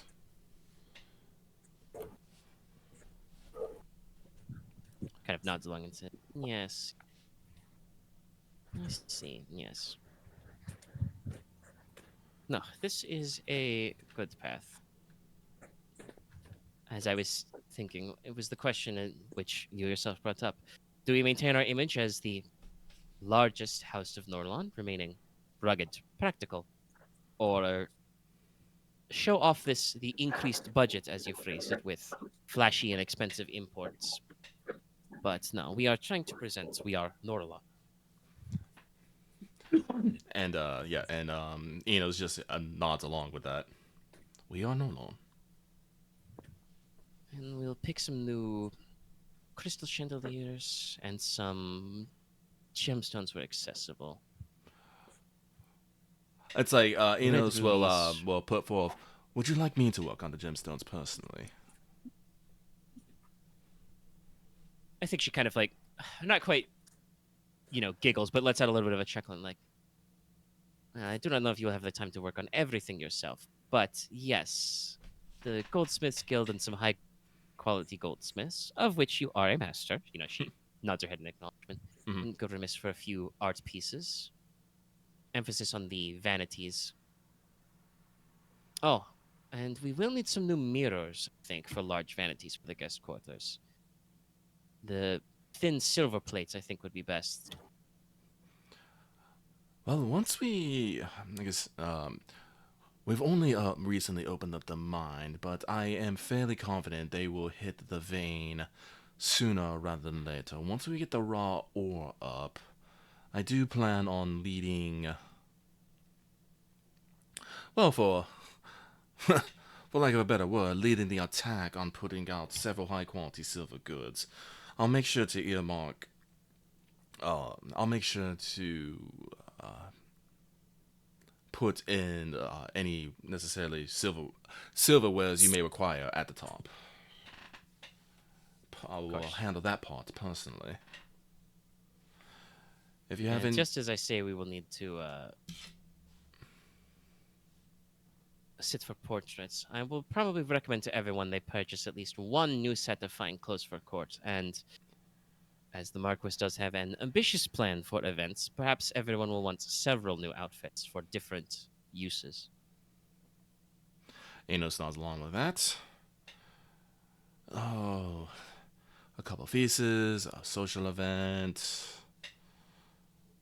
She kind of, taps her chin and says, and perhaps we should make sure for the household staff, new livery. Indeed, we cannot have the staff looking shabby.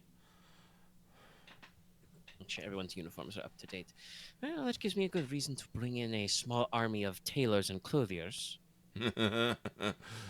Oh, we will not be able to handle this invasion at all. Yeah, we shall see if the Marquess and the other young lords will sit for a measurement. No. Yeah, I I don't know why that was think my first she probably has at least one anecdote because we've discussed, how Conrad's a very tall boy. He's a very big lad, and he's dramatically increased in growth. So probably means that his mother forced him to sit through a lot of measurements for tailoring as he growth spurts. So yeah, Growth spurt into a growth spurt. Growth spurting while growth spurting. He got muscles on top of his muscles. But Inos will, continue taking notes, drafting things, estimating costs. Furious quill scratching. And yeah. Honestly, all of this should probably still be within your budget easily because right now you're treasure 4, which is the equivalent of wealth 12. So like, there's no singular item in the world that you couldn't buy, barring like a bidding war. Mm-hmm. The classic issue of like, well, that guy has infinity +1 money, so what are you gonna do? I have infinity +2. Bulk buying is a different order, but still, like, new furnishings, import some expansive, some mahogany for some of the more expensive pieces, maybe a little bit of the Cauldron Kingswood as well. Yeah, like I said, very fine, rich wood. I had a vision, and Lady Mandra seems to be on board with it. Yes, but well, like I said, I pitched that what kind of the general vibe of the conversation she would have, and it literally the end of my notes is basically like, she's gonna ask Inos, because you are the master of ceremonies, the man of protocol. Hey, what kind of tone you want for this event, bud? Like, are we trying to look like ourselves but more, or are we trying to look like a new house? And kind of the way you pitched it before I even got to ask you that question was like, no, we're going for we want to look like our best selves. We're still us, but we're very shiny us. Yeah. But does Lady Mandra have any more notes she wants to go over? I think we covered most of my areas. Yeah, we talked about the interior decor specifically and all of the general vibes. She just mentioned, a lot of the finer materials we're doing. You say interior decor. What about exterior decor? Well, honestly, actually, we don't have a lot. I mean, you're a high house, so you probably already have flags and banners galore. She can, get some new ones made up. Yeah, make sure the colors are fresh. Colors are fresh. Make sure.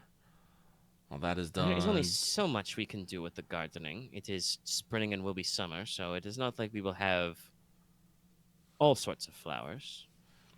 Mm, We could make sure that there are some shade trees set aside in the courtyard. There is a new fashion in parts of Norlon. Have you heard of it? The beer garden. Because yes, actually, I've been doing a little bit of research about things that go in tankards. So if you don't know the origin of the German word lager, that basically comes from the German verb to store, because in the summer they would store the beer to ferment in cold caves. They would plant shade trees around these caves to keep them cool. This became the beer garden. Basically, you would have a shady place where you could ferment the beer, and that became a shady place where you could drink the beer. ah. Drink the bleach. Don't drink the bleach. And like I said, that's the etymology of the phrase lager. Mm-hmm. Mhm.